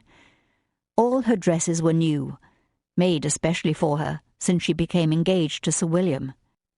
Miss Catherine's were mostly all new as well. Anne leaned closer, a teasing light in her eyes. "Did you see Mr. Wellington when he came calling on Miss Catherine the other day?" "No. What's he like?" Anne's expression turned dreamy. "Tall, with blonde hair and blue eyes, and plenty of muscles to fill out that suit of his." Lydia sighed. "He's probably rich, too." "Sure he is. I'm thinking Miss Catherine will have her pick of gentlemen callers this season." Anne looked around, then lowered her voice. "I don't see why we can't have callers. It's not fair." "Fair or not, that's the rule. Some rules are meant to be broken." The stubborn tilt of Anne's chin sent a warning through Lydia. "You better not let Mrs. Adams hear you saying that." Anne looked up the stairs. "She won't hear. She's in the dining room sorting out the table linens." "Well, if you want to hold on to your job, you'll remember the rules and stick to them." Anne huffed. "I won't be staying in service forever. I want to get married and have a family." "So do I. But that's a long way off for both of us." Lydia pushed that cherished dream away, deep in her heart. "I'd better go up. Miss Foster and Miss Catherine are waiting." Anne started toward the kitchen, then looked back. "Say, did you hear any more from your parents about your sister?" Lydia bit her lip, worry weaving through her thoughts again. "No, not yet." "Did you tell them about seeing her at the park?" Lydia shook her head. "I didn't want to raise their hopes, especially when I'm not even sure it was Helen." "You seemed certain of it that day." Lydia replayed the scene in her mind. It looked like Helen, but it was quite a distance. She sighed. "Oh, I just wish my parents would write and tell me she's coming home." Sympathy filled Anne's eyes. "Don't worry. I'm sure you'll hear something soon." Lydia nodded. If only she could believe that were true. Kate leaned forward in her plush balcony seat in the Wellingtons' private box and looked down on the main floor at Covent Garden, which her aunt had urged Kate to call by its proper name, the Royal Opera House. Whatever you called it, it was simply lovely. Their curtained-off section of the first balcony had a good view of the stage and the audience below. Above were 2 more balcony levels and a beautiful ceiling, decorated with an elaborate gold and white, star-shaped design and glowing lights. Stylish women dressed in exquisite evening gowns and distinguished men in white tie and tails made their way down the aisle to the few remaining seats. A soft murmur of voices rose from those seated below, while everyone waited for the curtain to rise on the Ballet Russe. Edward leaned toward Kate, and his shoulder touched hers. "I'm glad you were able to join us tonight." He smiled at her, then shifted his gaze to Julia, who sat on Kate's left as her chaperone. Julia smiled. "Thank you, Edward. I've never been to a ballet, so this is very special." "Yes, thank you for inviting us. It's quite thrilling." Kate's gaze travelled around the hall again. He laughed softly. "The program hasn't even begun. Wait until you see the ballet." She gently waved her carved ivory fan to cool her warm cheeks. "Just being here and seeing everyone is an experience." Edward's sister, Lady Mary Ann, sat on his right, and his parents, Lord and Lady Wellington, were seated in the row behind them, with 2 of his mother's friends. Kate looked across at the boxes on the other side of the great hall and scanned the faces. Had she met any of them at the Gleasons' garden party? There were a few young faces among the crowd, but most of them seemed to be about the age of Edward's parents, and none looked familiar. She released a soft sigh and sat back. An elegant woman wearing a purple gown and a sparkling diamond tiara nestled in the blonde hair piled high on her head, stepped into the box directly across the hall from the Wellingtons. A tall man with dark hair and trim moustache followed her in. Kate pulled in a sharp breath. David Ramsay, William's younger brother and her second cousin once removed, took a seat next to the woman in purple. He handed the woman a program, then looked across the hall, his gaze travelling over the crowd. Kate snapped open her fan and turned her head to the side, shielding her face. She knew David Ramsay lived in London and that she might see him this season, but she hadn't expected it would be tonight. Memories of his visit to Highland Hall last December flooded her mind, and her cheeks burned. He had flirted with her the entire week, and she had been flattered and attentive. Finally, one evening, they'd shared a secret kiss in a darkened hallway. She sank lower in her seat, remembering how the thrill of her first kiss had been quickly washed away by guilt, leaving her feeling foolish and ashamed for allowing it. She didn't truly care for David Ramsay, and she doubted she was more than a passing fancy for him. Kate couldn't resist the urge to peek around the side of her fan and catch one more glimpse of David. He leaned toward the woman in purple, and they exchanged an intimate smile. Kate pulled in a sharp breath and looked away. The woman seemed a few years older than David, but they definitely appeared to have a romantic interest in each other. She was just about to mention his arrival to Julia when the lights lowered and the conductor walked forward and took his position. Kate lowered her fan, thankful the dim lights prevented David from seeing her. The crowd hushed. The conductor raised his baton, and the music rose from the orchestra pit in front of the stage. The deep red and gold curtain slid back, and the dancers leaped onto the stage. Kate clutched her fan to her chest, her gaze fixed on the ballet. She'd never seen such colourful costumes or expressive dancing. The music rose and fell and seemed to vibrate through her as the story played out across the stage. She was so captivated, she almost forgot about David Ramsay and the woman in purple. But not quite. The program continued for nearly an hour. Then the curtain came down, and applause filled the auditorium. Kate turned to Edward. "Is it over?" He smiled. "No, this is the intermission. Come, let's take a walk and see who we can see." Kate rose from her chair, and she and Julia followed Edward and his family into the upper foyer. People gathered in small circles for polite conversation, while others strolled past, greeting those they knew and watching those they did not. Edward turned to Kate. "Excuse me for a moment." He walked away toward the men's lounge. Julia took Kate's arm. "Let's visit the ladies' lounge." They excused themselves and strolled across the foyer. Inside the lounge, several women sat in front of tall mirrors, adjusting their jewelry or fixing their hair. Kate stood to the side, waiting for Julia, and admiring the lovely gowns of the ladies who passed by. A middle-aged woman in a pale green dress with a plunging neckline sat in front of the closest mirror, just a few feet away. Her red hair had been put up in an elaborate style, with a strand of pearls woven through the curls. She removed one of her pearl earrings and rubbed her earlobe. "Did you see Dorothea Martindale in her box?" She glanced around and leaned toward the older woman seated next to her. "She's with that young Ramsay fellow again."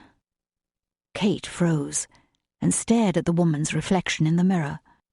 The older woman laid her black beaded purse on the counter. "He hovers around Dorothea like a bee near a rose bush." The redhead's eyebrows rose. "I'd say he's more like a fox by the henhouse." Both women chuckled and exchanged knowing looks. The older woman adjusted the black ostrich feather in her silvery hair. I saw them together at the theatre last week, and the way they were carrying on, it's obvious they're more than friends. She's at least 10 years older than he. It's deplorable. I couldn't agree more. No respectable woman would flaunt her paramour like that.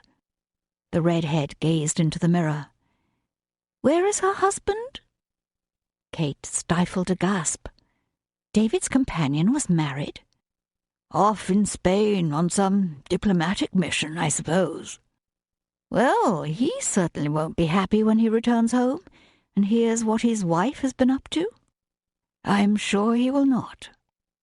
Kate clenched her hands and glanced toward the door. She should slip away before someone recognized her or greeted her by name, but the desire to hear the rest of the conversation kept her glued to the spot. The redhead reattached her earring. Who is this Ramsay fellow? Do we know his family? I heard they own an import business. Dorothea's friend, David, is in charge, since his older brother William inherited a baronetcy and moved to Berkshire. She looked away and thought for a moment. I believe the estate is Highland Hall. A cold chill travelled up Kate's back, and she bit her lip. The redhead's eyes narrowed. Isn't William Ramsay the one who recently became engaged to his children's governess? Yes, I believe so. The silver-haired woman lifted her finger. And I heard his sister married the estate gardener last month. She sent her friend a superior look.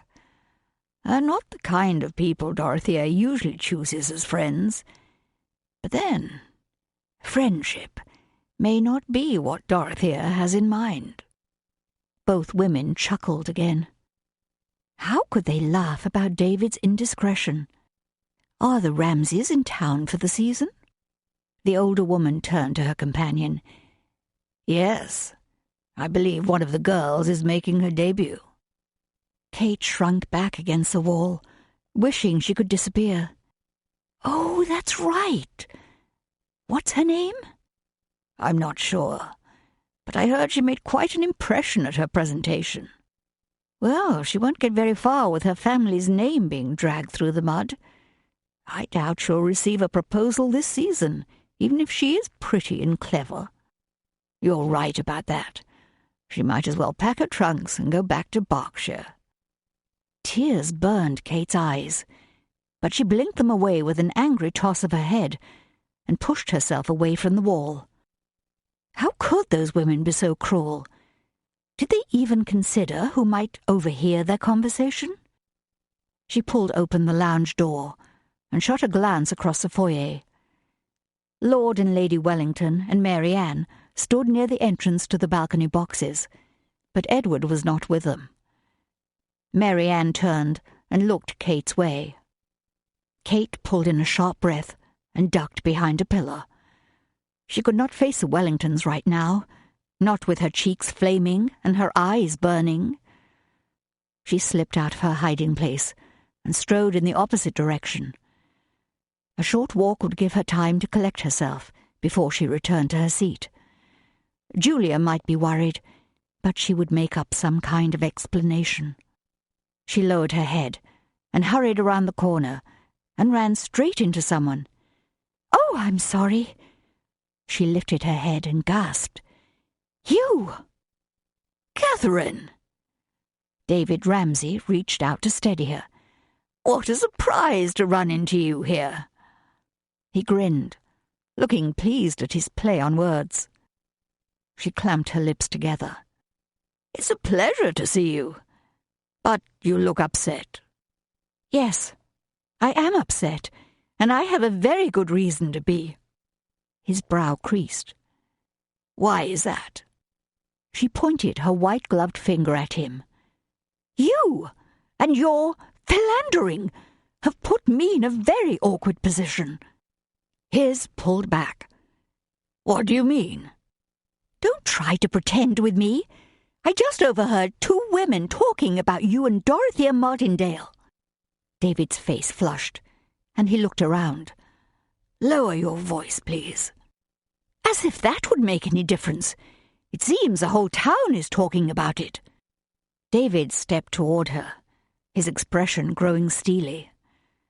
"Dorothea Martindale and I are friends. I sometimes accompany her to a concert or the theatre. There is nothing wrong with that." Kate lifted her chin. "You can't fool me. I know what's going on, and so does everyone else who sees you together." "You should not believe everything you hear, Catherine.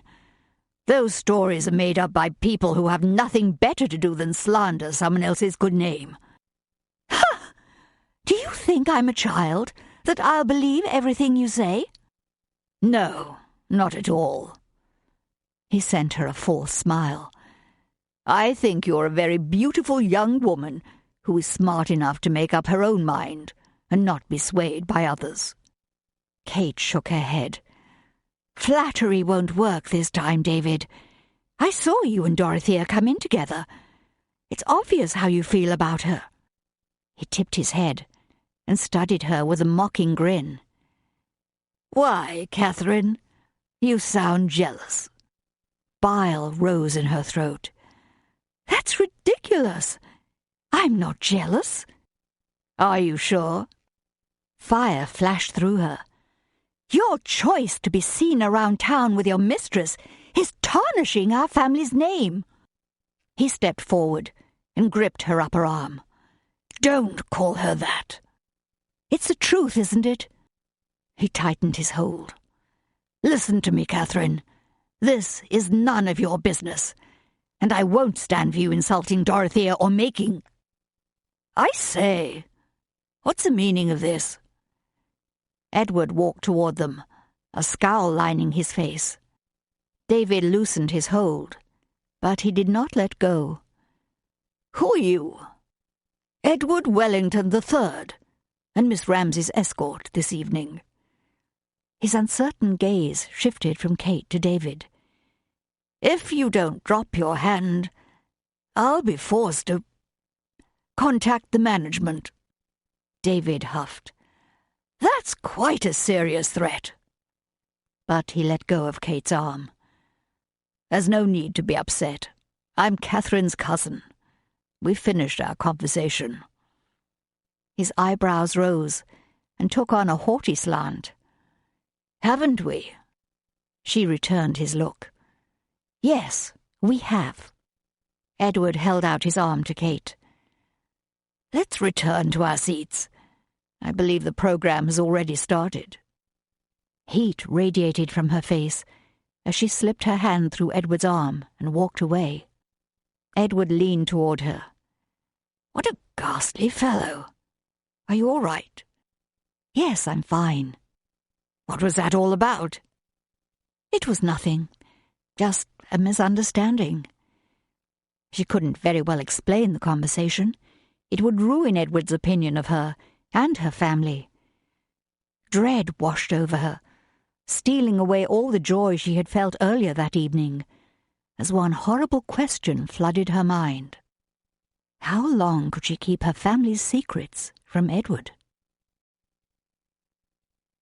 7. "Please don't say anything to Aunt Louisa. She's going to be so upset if she hears this." Kate sank down on the settee facing the library fireplace. Julia sat beside her. "I could tell something was wrong after intermission, but I had no idea you'd overheard such unkind remarks, or seen David.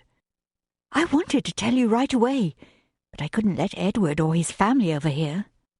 "Of course, I understand, but I'm glad you've told us now." William paced across the library, a brooding frown lining his face. "How could David do this? It's unconscionable." He shook his head, still looking dazed by the news. "I knew his moral compass was off the mark, but I had no idea he had strayed this far. Our parents would be appalled if they had lived to see it." Kate wished she hadn't been the one to tell him about David's involvement with Dorothea Martindale, but William needed to know the truth, especially since it could impact the whole family. "I'm so sorry, William," Julia said softly. "So am I." He turned and faced them. "I'll have to speak to David, though I doubt it will do any good." "He is your brother. Surely he'll listen to you." William's expression softened as he looked at Julia, but doubt still shadowed his eyes. "You saw what it was like last Christmas. There's a gulf between us, and every attempt I've made to cross it has only pushed us farther apart." "But if you come alongside, perhaps you can appeal to his conscience." William grimaced. "I'm not sure David has one." "Of course he does. But sin is very deceptive, and he has obviously been pulled into a trap." William gave a slight nod. "I must try, for his sake and for ours."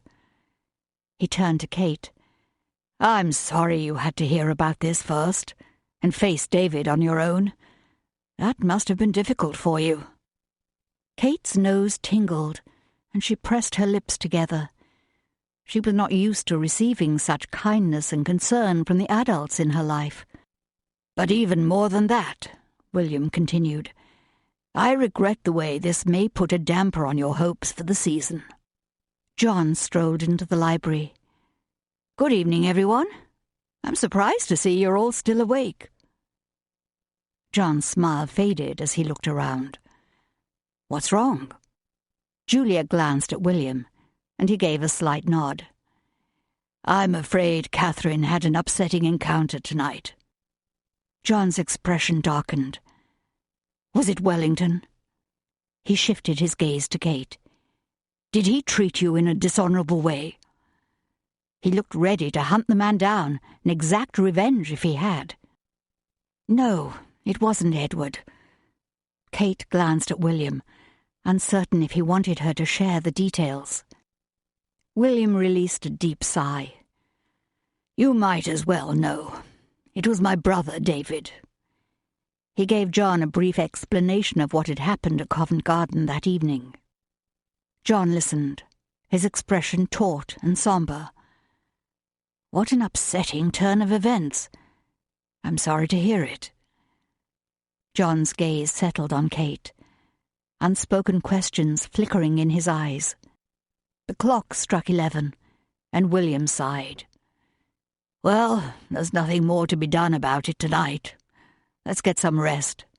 Then we can address it in the morning." Julia rose and joined William by the fireplace. She looked up at him, affection warming her gaze. "We all need some rest. Hopefully everything will look clearer tomorrow." She took his arm, and they walked out of the library. Kate rose and followed John through the doorway, but as she crossed the entrance hall, she remembered she'd left her fan in the library. When she returned to the entrance hall, she found that John had waited for her at the bottom of the stairs. "I'm sorry, Kate.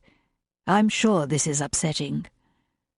He searched her face, his golden brown eyebrows shadowing his eyes. She rested her hand on the banister. "Yes, I feel like someone has taken a sharp pin and popped the balloon of my hopes for the season." A smile tipped up one corner of his mouth. "I wouldn't count yourself out yet." "You didn't hear those dreadful women gossiping about our family, or laughing about my poor prospects." The sympathy returned to his eyes. "They don't know what they're talking about." "But most of what they said is true. And after that news spreads around town, no one is going to invite me anywhere. I'm finished." John shook his head. "They don't control your future." "But they have the power to destroy my reputation, and our families." His gaze remained steady. "They may spread their gossip, and that may close some doors for you. But I believe God is in control, and He is the one who holds your future in His hands." She released a soft sigh. "I wish I could believe that." "You can." He straightened, confidence filling his eyes. He has a purpose and plan for your life, one that's full of hope and meaning. Those words stirred a pleasant memory. I think Julia read a verse like that to me before we left Highland. John's smile warmed. Here's another that we memorized when we were young. And we know that all things work together for good to them that love God, to them who are the called, according to his purpose. Those words were not familiar, and for some reason they made her feel a bit uneasy, like she had somehow missed the mark. She pushed that uncomfortable feeling aside and looked up at John again. That's an interesting thought. But do you truly believe verses written hundreds of years ago apply to my life today? I believe they apply to everyone who loves God and is called to serve and follow him. His sincere gaze seemed to look straight into her troubled heart. Kate's face warmed, and she lowered her eyes. Of course she believed in God, but she wasn't sure she could honestly say she loved him, and the idea that she ought to serve and follow him had never really entered her mind. Wasn't that level of commitment reserved for those called to be ministers or missionaries? She was just an ordinary girl, and she had no plans to sail off for darkest Africa to live a life of sacrifice and service. But she didn't want John to think she was a heathen. She looked up. I was baptized when I was an infant, and I've attended church with my family since then. He watched her, as though waiting for her to say more. When she didn't, he glanced away. Was that disappointment in his eyes? Why would he be bothered by her reply? She said her prayers, and was at least as faithful as most of the people she knew. But she wasn't as dedicated as John and Julia. You and your sister seem very serious about the practice of your faith. He sent her a questioning glance. I mean, I haven't met many people who place such importance on their faith and actually bring it into the fabric of their everyday lives. John thought for a moment. Faith isn't just a matter of what you believe. It should be seen in the way you live and the way you treat others. I suppose that's part of your upbringing as a missionary. My parents' faith has been a great example to me. And the path you've chosen, to go back to India, that's part of it too, isn't it? His jaw tightened, and he shifted his gaze away. I'm not certain where I'm headed when I finish my medical training, but wherever I go, I'll be serving God in some way. Surprise rippled through Kate. You're not going back to India? That was my plan, but I've been reconsidering it lately. What would you do? I mean, I know you're training to be a doctor, but where would you practice? Dr. Gleason has offered me a position at St. George's. Kate's heart lifted. Really? That's wonderful! Did you tell Julia and William? Not yet. I'm not sure if I'll accept. My Aunt Beatrice and my grandmother are both encouraging me to stay. What about your parents? What do they say? I haven't discussed it with them, but they expect me to return to India and continue our work in Kanakapura. Kate sat on the third step and looked up at him. When must you decide? John sat beside her. If I hope to go out with the London Missionary Society next year, then my paperwork must be turned in by the 1st of August. What about Dr. Gleason? Has he set a deadline for your decision? No, but he won't wait forever. There are plenty of promising candidates who would be happy to accept his offer if I turn it down. Kate tensed and focused on him again. Oh, John, how are you going to decide? He drew in a breath and leaned back against the stair. I'm not sure. The urge to comfort him flooded her. She wanted to say she would pray for him, but she felt terribly inadequate, especially considering she would be praying for someone who was so deeply committed. But he had confided in her, and he needed her encouragement. She pushed her discomfort aside and laid her hand on his arm. "I promise. I'll pray for you." He turned, and she could see the faint smile in his blue eyes as he laid his hand over hers. "Thank you, Kate. That means more than you know." Her stomach fluttered, but a warning flashed through her mind. She must not encourage John. It wouldn't be right. She slipped her hand away from his and stood. "I should go up. It's late." He rose beside her, so close she could feel his warm breath on her cheek. Kate swallowed, determined not to look up at him. "Good night, John."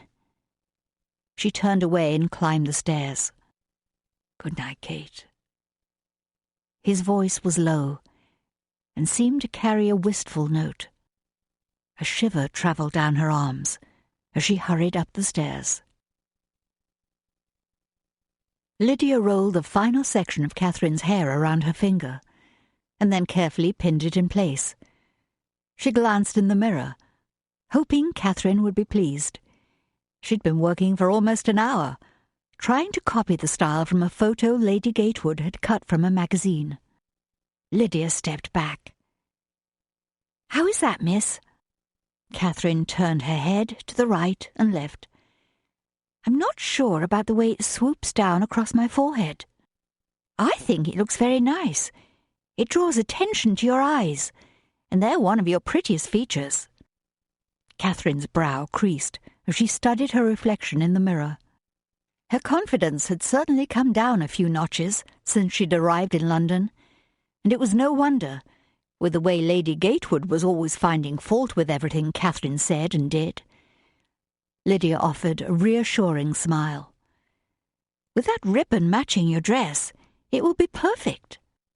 Catherine glanced at the pink silk gown hanging from the front of the tall wooden wardrobe. "I wish Julia was going with me tonight, rather than my aunt. I have no idea who I'll be seated next to at dinner." Lydia took the dress down. "I'm sure you'll do well, miss." A smile lifted the corners of her mouth. "You don't usually have trouble carrying on a conversation?" "Yes, but I don't usually attend a dinner at the Hoffmans either." A knock sounded at the door. "Who is it?" Catherine called. "It's Anne, miss." "Come in." Anne slipped through and closed the door. In her hand she held a slim white envelope. "I'm sorry to interrupt, miss, but the post arrived, and there's a letter for Lydia." Lydia's heartbeat quickened. "Is it from my parents?" "Yes." Anne glanced at Catherine, waiting for permission to hand over the letter. "Please go ahead. I know you're anxious for word about your sister." "Thank you, miss." Lydia hurried to meet Anne, then took the letter and tore it open. Her hand trembled as she unfolded the single sheet of paper. She skimmed the short greeting from her mother, then focused on the second paragraph. "One of the young men who works for the McGregors finally told us he saw Charlie Gibbons and Helen together a few times before they disappeared.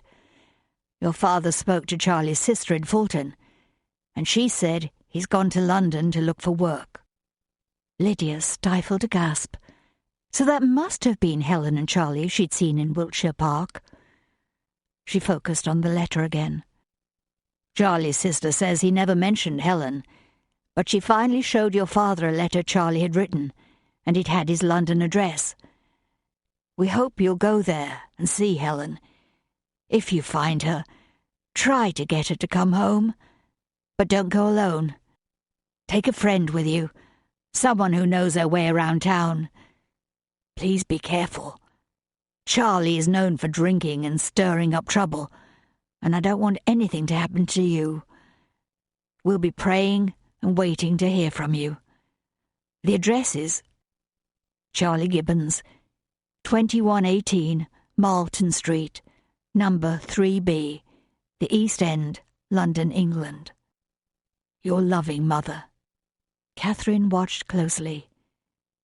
"Have they heard from your sister?" "No, but they think she's here in London." Anne gasped. Then it was Helen you saw at the park. Catherine looked from Anne to Lydia. You saw your sister? Yes, I believe so, miss. Last week, when Anne and I took the children to Wiltshire Park. Did you speak to her? No. I called out, but the man she was with hustled her off before I could reach them. Do you think she lives somewhere around here? Lydia shook her head. My mother says she's staying at this address in the East End. She held out the letter. Catherine took it and quickly scanned down the page. They want me to go there and try to get her to come home. Catherine looked up. John knows his way around the East End. He's been volunteering at a clinic there. Maybe he could help you find this address. Lydia shrunk back. Oh, no, miss. I couldn't ask Mr. Foster. Why not? It wouldn't be right for me to go with him. Not by myself. Perhaps Anne could go with you. The nursery maid's eyes widened, and she shook her head. That's a rough area. I'd be afraid to go. Catherine thought for a moment, then looked up. I'm not afraid. I'll go with you. Lydia stifled a gasp. Oh, no, miss. You can't go there. The East End is no place for a lady like you. I don't see why not. I'm sure if I speak to John and he agrees to go with us, we'd be safe enough. The door opened, and Lady Gatewood sailed in, then pulled up short. Catherine, why are you still in your dressing gown? It's almost time to leave. Her expression darkened. She turned to Lydia and pinched her arm. Chambers, stop fiddling and help Miss Catherine finish dressing. Lydia stifled a cry and snatched the pink gown off its hanger. Wicked woman! I'll be sporting a bruise in the morning. There's no need for that. Catherine sent her aunt a heated glance. Lydia has been fixing my hair, and I think she's done quite well. Lady Gatewood surveyed Catherine's hair. That pink ribbon looks ridiculous. Take it out. Lydia laid the dress on the bed, hurried to Catherine's side, and carefully removed the ribbon. Ribbons are only worn in the day. A tiara or jewelled hair ornament is a proper adornment for a dinner party like this. Lady Gatewood peered into the mirror. Your hair doesn't look like the picture, but there's no time to change it now. Catherine stood, and Lydia slipped the gown carefully over Catherine's head. I don't understand why we're in such a hurry. The dinner isn't until 8 o'clock. Lady Gatewood sighed, and looked at Catherine as though she were a foolish child. It will take at least 30 minutes to travel to the Hoffmans, and it would be rude to arrive any later than that. With Lady Gatewood glaring over her shoulder, Lydia quickly did up the buttons on the back of Catherine's dress, but her fingers fumbled. Lady Gatewood opened Catherine's jewellery case, then took out a comb covered with sparkling gems. Here, put this in her hair. Catherine sat on the dressing-table bench again. Lydia's hands shook as she took the comb and looked in the mirror, trying to decide where to place it. Oh, for heaven's sake, girl! Lady Gatewood snatched the comb from Lydia and shoved it into Catherine's hair. Catherine gasped. There, that will do. Lady Gatewood released a huff, then strode toward the door. Collect your things, Catherine, and meet me downstairs in 5 minutes. She walked out, without waiting for a reply, and the door closed behind her. Catherine rose and turned to Lydia. I'm sorry. I don't know why she has to be so abrupt. Lydia lifted one shoulder. It's all right, miss. No, it's not.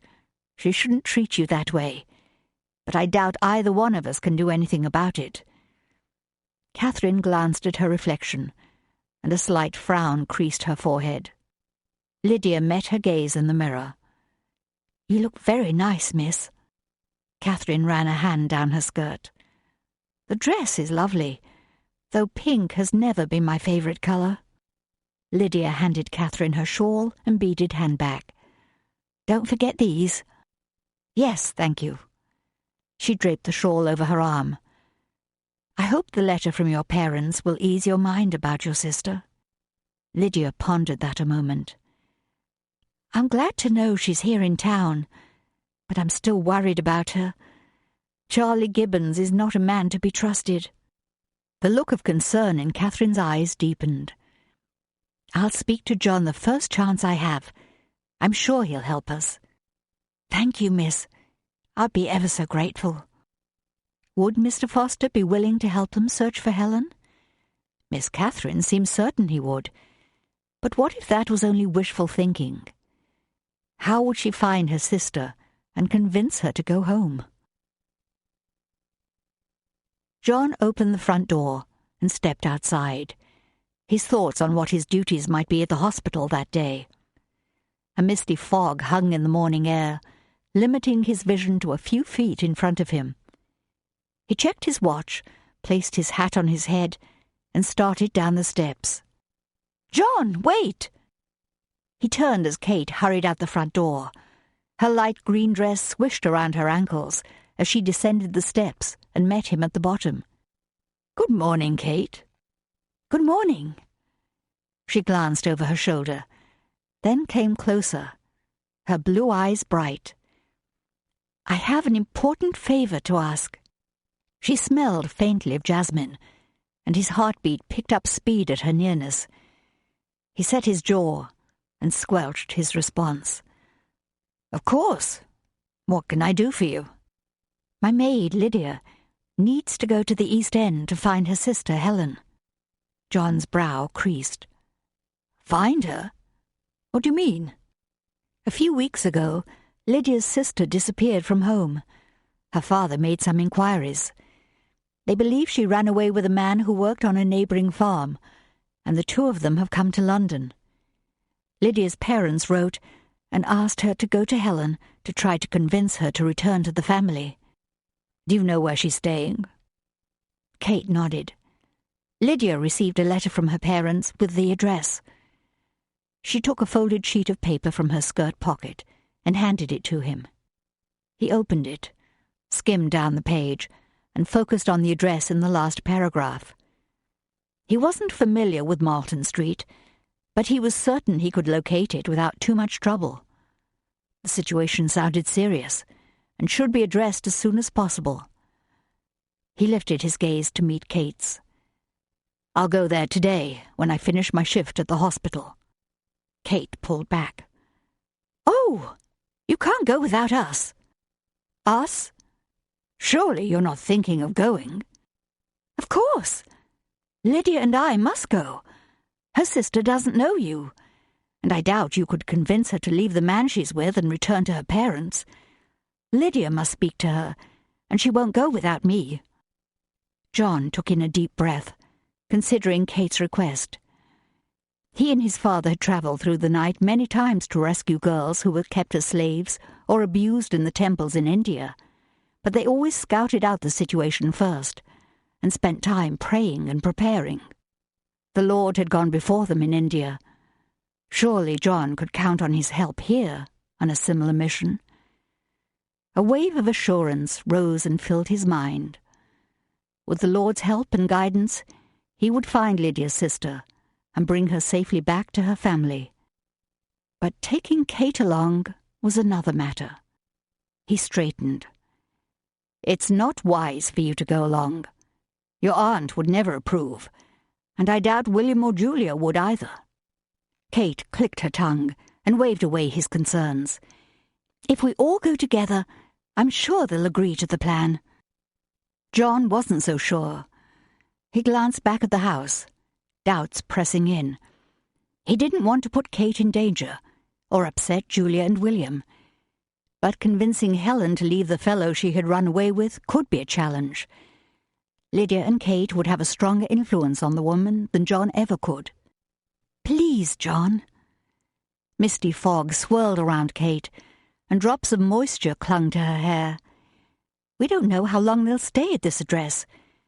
We have to go reason with Helen while we have the chance." His resistance eased, but he would not make any promises. "I'll locate the address and check out the area, but I won't take you or Lydia unless it seems safe. And you must speak to William and Julia and gain their permission."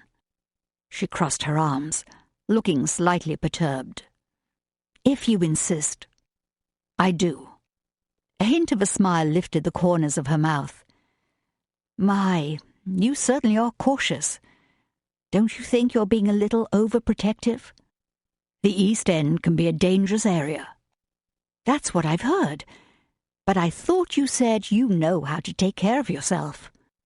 "I do. But you're asking me to be responsible for you and Lydia, and to convince her sister to leave a man who is known for drinking and fighting." He looked at Kate, hoping his words would sink in. "That man had no qualms about stealing Helen away from her family. We have no idea what he might do to keep her. That's nothing to joke about." She shook her head, a teasing light still flickering in her eyes. "I think you're just trying to frighten me into staying home." He reached for her arm. "I'm not joking, Kate. It's serious business to confront the darkness and pull someone back from the edge. I don't take that lightly, and neither should you." The humor faded from Kate's eyes. "I understand. It's not a game." He nodded, but he doubted she knew what awaited her in the East End. 8. William stood with his hat in his hand and glanced around the front office of Ramsay Imports. It had been almost a year since he had sold his half-interest in the family business to his brother David and moved to Highland Hall. The office reception area looked much the same, though a new clerk had greeted him when he arrived. What had happened to Lionel Mortenson? He had been his father's clerk for almost 20 years, and after William's father died, he assisted William for 4 more years. Lionel was getting up in age, but he had always been faithful and hard-working. Had David sacked the man? William certainly hoped not. The new clerk, a young man in his 20s with unkempt dark hair and rumpled suit, returned to the front office. "Mr. Ramsay will see you now." William thanked the clerk and walked through the doorway into his old office. David looked up from behind the large oak desk. Stacks of ledgers, folders, and miscellaneous papers were spread around him in disarray. A trunk and several open boxes sat on the floor beside his desk. The curtains were closed, and the only light in the room came from the twin lamps on each side of the desk. "William, what brings you here?" "Good afternoon, David. How are you?" William held out his hand. David grimaced and rose. "Sorry." They shook hands briefly, and David sat in the large black leather chair again. "I don't mean to be rude, but have a stack of paperwork to go through and a meeting with one of our ship's captains at 3. "I understand, but there's an important matter we need to discuss." David's frown returned, but he motioned William to take a seat. "What is it?" William lowered himself into the chair. "I understand you saw Catherine at the ballet on Tuesday evening." David stilled and met William's gaze. "Yes. We saw each other at intermission. Catherine told us she overheard 2 women discussing you and Dorothea Martindale." David's face flushed, and he looked away. "I don't listen to gossip, and neither should you." William's eyebrows rose. "Is it true? Are you involved with her?" David huffed. "I don't believe that's any of your business." William's irritation stirred, but he determined not to allow his emotions to overrule his good judgment. "I am your brother, and I'm concerned for you." "Well, that would be quite unusual." William clenched his jaw. "I don't want to make assumptions, David. I'd like to know the truth." David fixed his stony gaze on William for several seconds. "Very well. Dorothea and I met a few months ago. She's a beautiful woman with a large circle of friends, and we have a great deal in common. But she's married to the Earl of Stratford and has 2 young children." David's face turned ruddy, and he shifted in his chair. "Her marriage is not a happy one. Reginald Martindale does not treat her as he should. They only married to please their families, and now he spends most of his time out of the country on diplomatic missions in Spain and Portugal. He cares nothing for Dorothea. Even if that's true, it doesn't justify becoming involved with her in an affair." David leaned forward, his gaze intense. "This is not a passing fancy, William. I care deeply about Dorothea, and she feels the same way about me." His brother seemed sincere, but that didn't make it right. "If you truly care for her, then you'll end it before you hurt her any more than you already have." David's eyes flashed. "You don't know what you're talking about. I'm not hurting Dorothea. I'm the one bright spot in her very painful life." William shook his head. "I'm sorry, David, but there can be no happy ending to this story. You're damaging your reputation, and that is going to reflect poorly on everyone connected with you." "Ha!" David slapped his hand on the desk. "Now we see what really brought you here. You don't care what happens to Dorothea or me. You're concerned about the damage this might do to the family's reputation. Protecting our family is my responsibility, and I take that very seriously."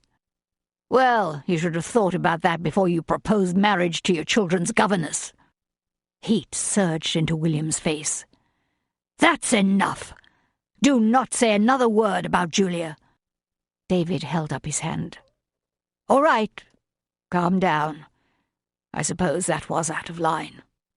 William straightened his jacket. "I came here because you are my brother, and I feel a responsibility toward you. And in spite of our disagreements in the past, I want what's best for you. I have a hard time believing that's your true motivation." Regret burned William's throat. No matter what his brother thought, he did care, and he didn't want to see him throw his life away. "Please, David, consider the consequences for everyone involved. End this affair, and make a clean break from Dorothea before it's too late." David rose, his mouth set in a firm line. "I've heard your concerns, but I disagree with you. There's nothing more to say." William studied his brother, his anger fading to sorrow. The path David had chosen could only lead to loss and misery. "I'm sorry, David." He rose from his chair and softened his tone. "I pray someday you'll see things clearly and have a change of heart." A muscle in David's jaw flickered, but he gave no reply. William turned away, placed his hat on his head, and walked out of the office. Kate noted the luncheon at the Carmichaels on her calendar and then set aside their invitation. She had no idea who they were, but her aunt said they were important members of society, so they should accept. "Read the next invitation." Her aunt lay on the couch with a damp cloth covering her eyes and forehead, nursing a headache. Kate opened the cream-coloured envelope. "Mr. and Mrs. Virgil Poindexter Hollander request your presence at a tea dance on Friday, the 17th of May at 4 o'clock. Kate sighed. Who are the Poindexter Hollanders? "No one of importance," her aunt huffed. "A tea dance, for goodness sake. What is the world coming to? Send our regrets." Kate rolled her eyes and set the invitation on the regret pile. Louisa adjusted the cloth. "Are there any more?" "Just one." Kate slid open the large light blue envelope and pulled out the card. "Lord Matthew Harcourt and Lady Agatha Harcourt request your presence at a ball given in honour of their daughter, Laurel Marie Harcourt, on Saturday the 18th of May. Kate scanned the rest of the information. "Didn't we meet them at the Gleasons' garden party?" Yes, Laurel was the one with the outlandish hairstyle. Kate smiled. Oh, yes, I remember. She thought Laurel's hair actually looked quite nice, but she didn't want to argue the point with her aunt, especially when Louisa had a headache. Agatha Harcourt is a high-minded prig, but they're well connected. Send our acceptance. Louisa slowly sat up and rubbed her temple. Oh dear, it's almost time to change for dinner. I don't know how I can manage it with this headache. Perhaps Julia should come with me, and you can stay home and rest. Louisa's eyes widened. And miss dinner with the Wellingtons? I'd have to be on my deathbed before I'd let that happen. Her aunt dropped the cloth into the bowl on the end table. This is the first time Edward's parents have invited you to their home. We must both be there, and you must be on your best behaviour. What would it be like to spend the evening with Edward's family? Of course, she'd met his parents when she attended the ballet with Edward, but being invited to dinner at their home was a quite different matter. Do you think it will be a large dinner party or small? I don't know. We should be prepared for either. Kate sent her aunt a quizzical look. How did one prepare to attend a dinner? Louisa stood, her hand on her forehead. I'm going to ask Mrs. Adams if she has any headache powders. Then I'll go up to dress. All right. Kate turned back to the desk. I'll just finish these responses and then go up. Do them quickly. You'll need to redo your hair. Louisa stopped by the library door and looked back at Kate. Wear the violet silk gown with the silver beading. That one shows off your figure to the best advantage. Heat infused Kate's cheeks. She loved the colour, but that particular dress had a rather low-cut neckline. Are you sure? That one seems a bit risqué for dinner with the Wellingtons. Nonsense! You want to catch Edward's eye, don't you? Yes, but I'd like him to look at my face and not my neckline. For goodness sake, Catherine, don't exaggerate. That dress is perfectly respectable. Louisa strode out of the library. Kate sighed and turned back to the pile of invitations on the desk. She took a note card from the box and penned their acceptance to the Harcourts. Then she jotted a quick note of regret to the Poindexter Hollanders. Ah, Kate, there you are. John entered the library. I hoped I'd see you. Kate turned and greeted John with a smile. How was your day at the hospital? Not too bad. I went to the East End after I finished my shift. I found the address for Lydia's sister. Oh, John, that's wonderful. What's it like? The building is a bit run down. There's a butcher shop on the ground floor, and several flats above that. It's not a very pleasant place, but I believe I could take you and Lydia there without putting you in too much danger. Thank you. Lydia will be so grateful. When can we go? Tomorrow, if you like. Kate turned back to the desk and studied her calendar. I'm going riding with Edward in the morning, and I have a tea and a dinner tomorrow. He crossed to the desk and looked over her shoulder. She glanced at the events as he read them, and her face warmed. None of them seemed important enough to delay their search for Helen. She scanned the coming week, looking for a few free hours. If we went on Thursday morning, could we be back by 1 o'clock? John rubbed his jaw. I'm supposed to work at the hospital that day, but Theo might cover for me. Theo? Yes, I worked his shift last Friday, so he might take Thursday for me. Kate studied him, wishing she knew more about John's friends and his work at the hospital. The few things he had told her made it sound quite interesting. It must be wonderful to train for an actual occupation. He cocked his head and studied her, a question in his eyes. I mean, I know it must take a great deal of hard work and sacrifice to become a doctor, but you'll be saving lives every day. It probably won't be that dramatic, but it should be a rewarding career. She glanced at her calendar, a wave of uneasiness rising within. My future doesn't seem nearly as inspiring as yours.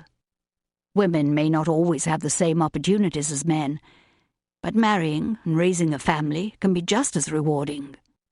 Yes, of course. Still, I admire your dedication and commitment to... Kate! Louisa stepped through the doorway and glared at John.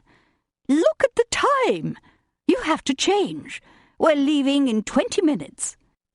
Kate sent her aunt a pointed glance. I'm aware of the time. I'll be along in just a moment. See that you are. Her aunt turned and stalked away. John stepped back. I'm sorry. I don't mean to delay you. No, it's all right. I have more than enough time to change. She's just in a dither because we're going to the Wellingtons for dinner. John stilled and met her gaze. Edward Wellington's? Yes.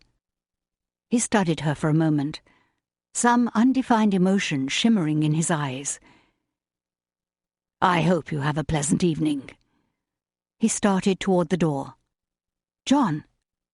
He stopped and looked over his shoulder, his mouth set in a firm line. I appreciate you searching out that address. I do want to go with you on Thursday. I'm sure Lydia will as well. A muscle in his jaw flickered.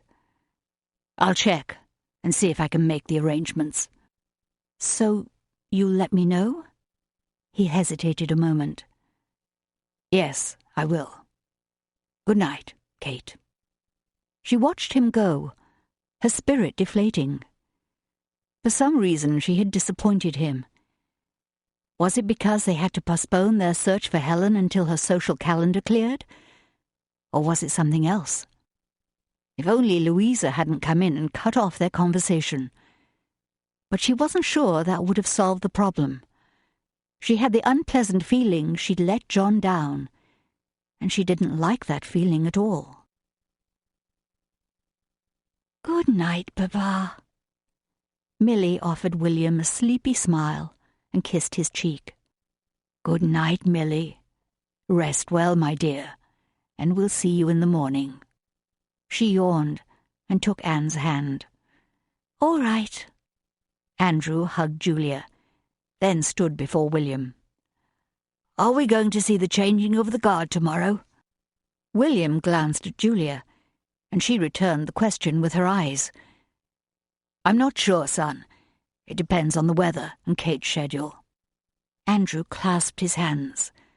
Oh, please! You promised we'd go. I know, but we'll have to wait and see.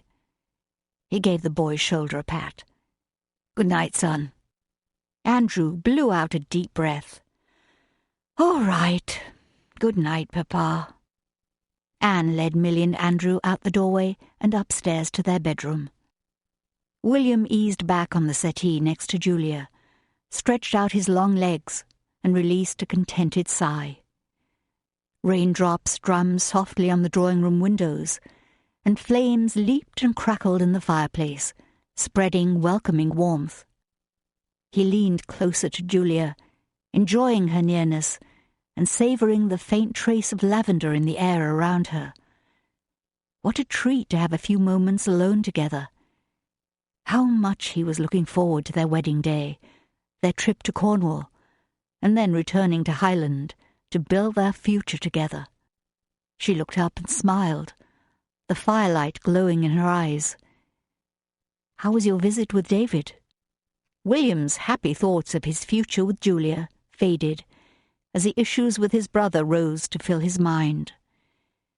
Not well, I'm afraid. Julia's smile dimmed. What did he say? The whole conversation lasted less than 10 minutes, and none of it was pleasant. So it's true. He's involved with Dorothea Martindale. Yes, I'm afraid so. And he didn't want to listen to anything I had to say about it. How did you leave it? I told him he should put an end to it. But he insists he cares for her deeply, and he won't give her up. Julia took his hand. I'm sorry. I know that puts you in a difficult position. Yes, It seems my brother and I are always at odds about something. But this, it cuts so much deeper." Thoughts of his late wife washed over him in a sorrowful wave. He lifted his hand to rub his eyes, wishing he could wipe away the memories of her unfaithfulness and banish the stain it had left on him and his family. But that was impossible. Julia's hand tightened around his. "I know this brings up painful memories from the past." William lowered his hand and looked her way. How could she read him so well? "I wish I could say it didn't, but I'm afraid Amelia's actions still cast a shadow over our lives, and to see my brother choosing the same destructive path makes it even more painful." Julia sat quietly for a few moments, her hands still in his. "There is nothing we can do about the past, except forgive Amelia and release those burdens to the Lord. But it's not too late for David to change course. God can still draw him back to his faith and his family, as he did the prodigal son." William sighed. "I don't know.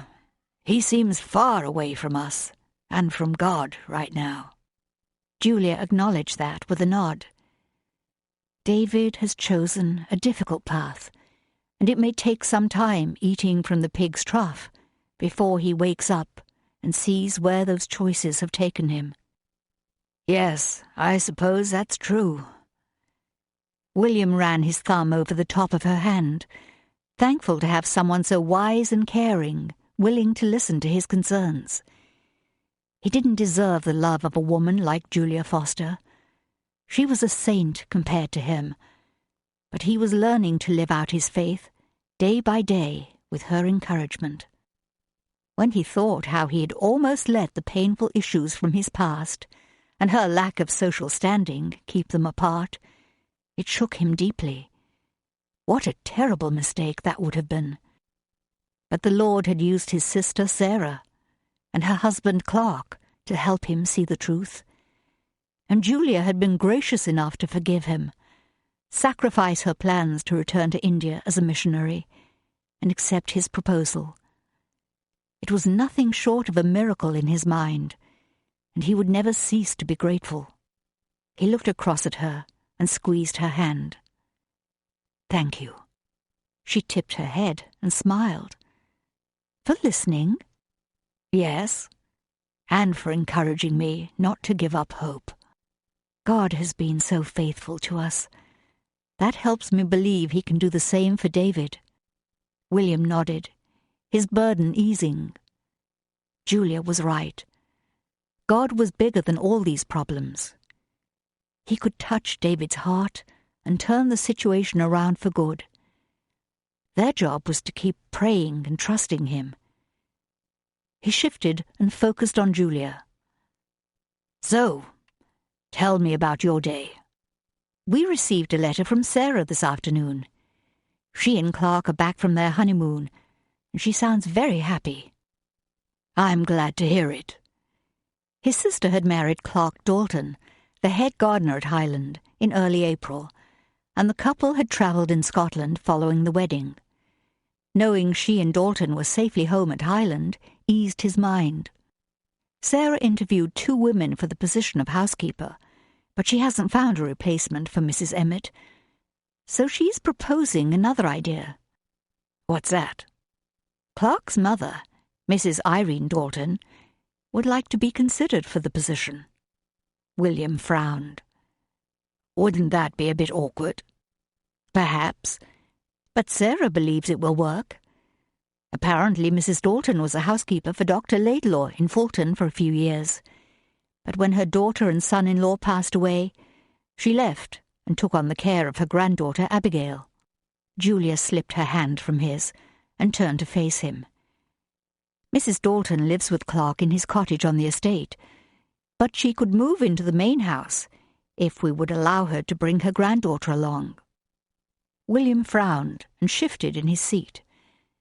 "What about Clark and Sarah? Have they decided where they will live?" He had invited them to live in the main house with him and Julia, but they had not told him their decision yet. If Mrs. Dalton were given the position of housekeeper, I think it might make Clark and Sarah more inclined to accept our invitation and stay with us. William glanced toward the fire, turning the situation over in his mind. I like the idea of Sarah staying close by, but it would be a bit of an adjustment, having the gardener eating in the dining room with us each evening. It would be a challenge for Clark as well, but it would keep the family together, and that's what's most important.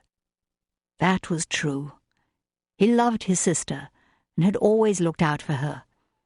Even though she was married now, he wanted to be sure she was happy and had everything she needed. If Dalton was willing to stay with them, then he would have to be agreeable. He laid his hand over Julia's. I'm glad Sarah asked us before she hired Mrs. Dalton, but I'm not sure we can make that decision while we're here in London. I've only met her once, at the wedding. I believe you also met her at the staff Christmas party. Yes, but that was just in passing. I have no idea if she has the skills or character to manage the house and staff. Housekeeper is an important position. Julia thought for a moment. Perhaps we could invite Mrs. Dalton to come to London with Sarah and Clark next week. Then we'd have a chance to get to know her. William mulled that over for a moment. That sounds reasonable. But won't it be awkward if Mrs. Dalton comes to London? Then we decide not to bring her on? It would be more awkward to hire her without the interview, then have to let her go. That would cause hurt feelings for sure. Julia turned to him. But if she is as skilled and experienced as Sarah says, then she may be just the person we're looking for. Very well. Why don't you write to Sarah and ask her to make the arrangements with Mrs. Dalton? It will be a busy time with Catherine's ball and the extra house guests, but it's important, and it will hopefully build a stronger connection between us and Dalton. You mean Clark? Julia smiled and took his hand again. Yes, I must get used to calling him Clark. I know that would make Sarah happy. Calling him by his given name, or hiring his mother as our new housekeeper? Both. She leaned in and kissed his cheek. Inviting her here is a wise decision. Thank you. William's chest expanded, and gratitude flowed through him. Managing a large estate like Highland was going to be much easier now that he and Julia could truly team up to make plans and decisions together. He stared into the flickering flames. Finding a new housekeeper and accepting Clark Dalton as his brother-in-law seemed like minor issues compared to dealing with his brother's situation. How long would it take David to see the light and end this foolishness? And how much would it cost the family in the meantime? If word of David's indiscretions continued to spread, Kate's hopes for the season might all come to nothing. 9. Kate lifted her skirt and stepped out of the car in front of the Wellingtons' impressive Berkeley Square home.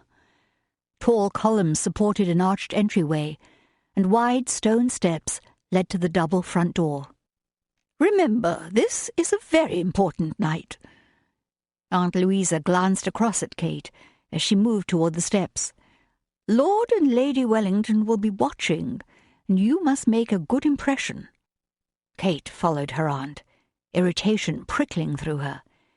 You've already made that very clear. And I will repeat it as many times as it takes. You must do all you can to encourage Edward. He is your most promising prospect, and the one who has shown the most interest. There was no need to remind Kate of that fact. Though she'd met several young men, Edward was the only one who had called on her at home and invited her to attend an event with him. Louisa mounted the steps. Don't spoil your chances by forgetting your manners or getting carried away with idle chatter, as you did at the garden party. Edward appreciates my honesty. That's why he invited me to the ballet. He might have been amused by your comments, But it will take more than amusement to secure a proposal." She stopped by the front door and lifted her finger. "It's not enough to please Edward. You must please his parents as well." Kate's stomach tensed at that thought. "Of course. They're eager for him to choose a bride this season, but he won't do anything without their approval." Was that really true? Or was her aunt exaggerating again? She opened her mouth to protest, but the door swung open, and a tall footman in black and gold livery greeted them. "I am Lady Louisa Gatewood, and this is my niece, Miss Catherine Ramsay." "Good evening, milady. Miss Ramsay. This way, please." He ushered them inside and took their wraps. Kate glanced around the large entry hall.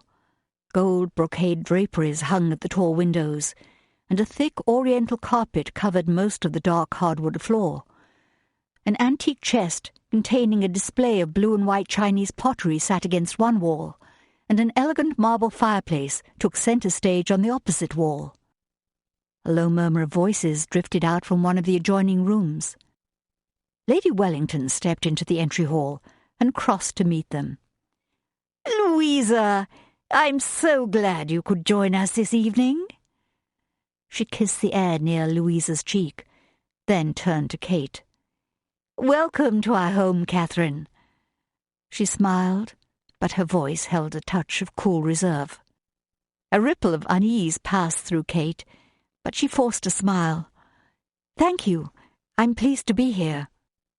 "The other guests are in the drawing-room. Shall we join them?" Lady Wellington motioned toward the open doorway on the left.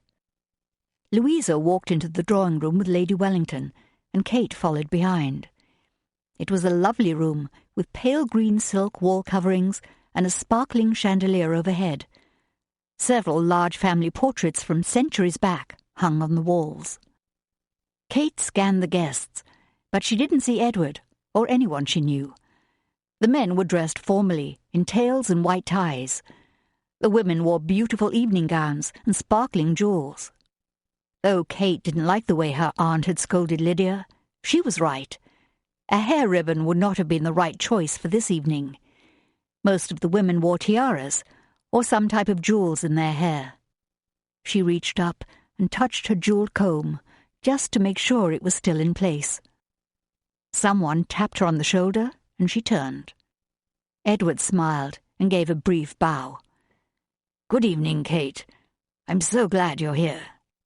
She returned his smile, relieved by his warm welcome. "Thank you, Edward. It's good to see you again. Your home is lovely."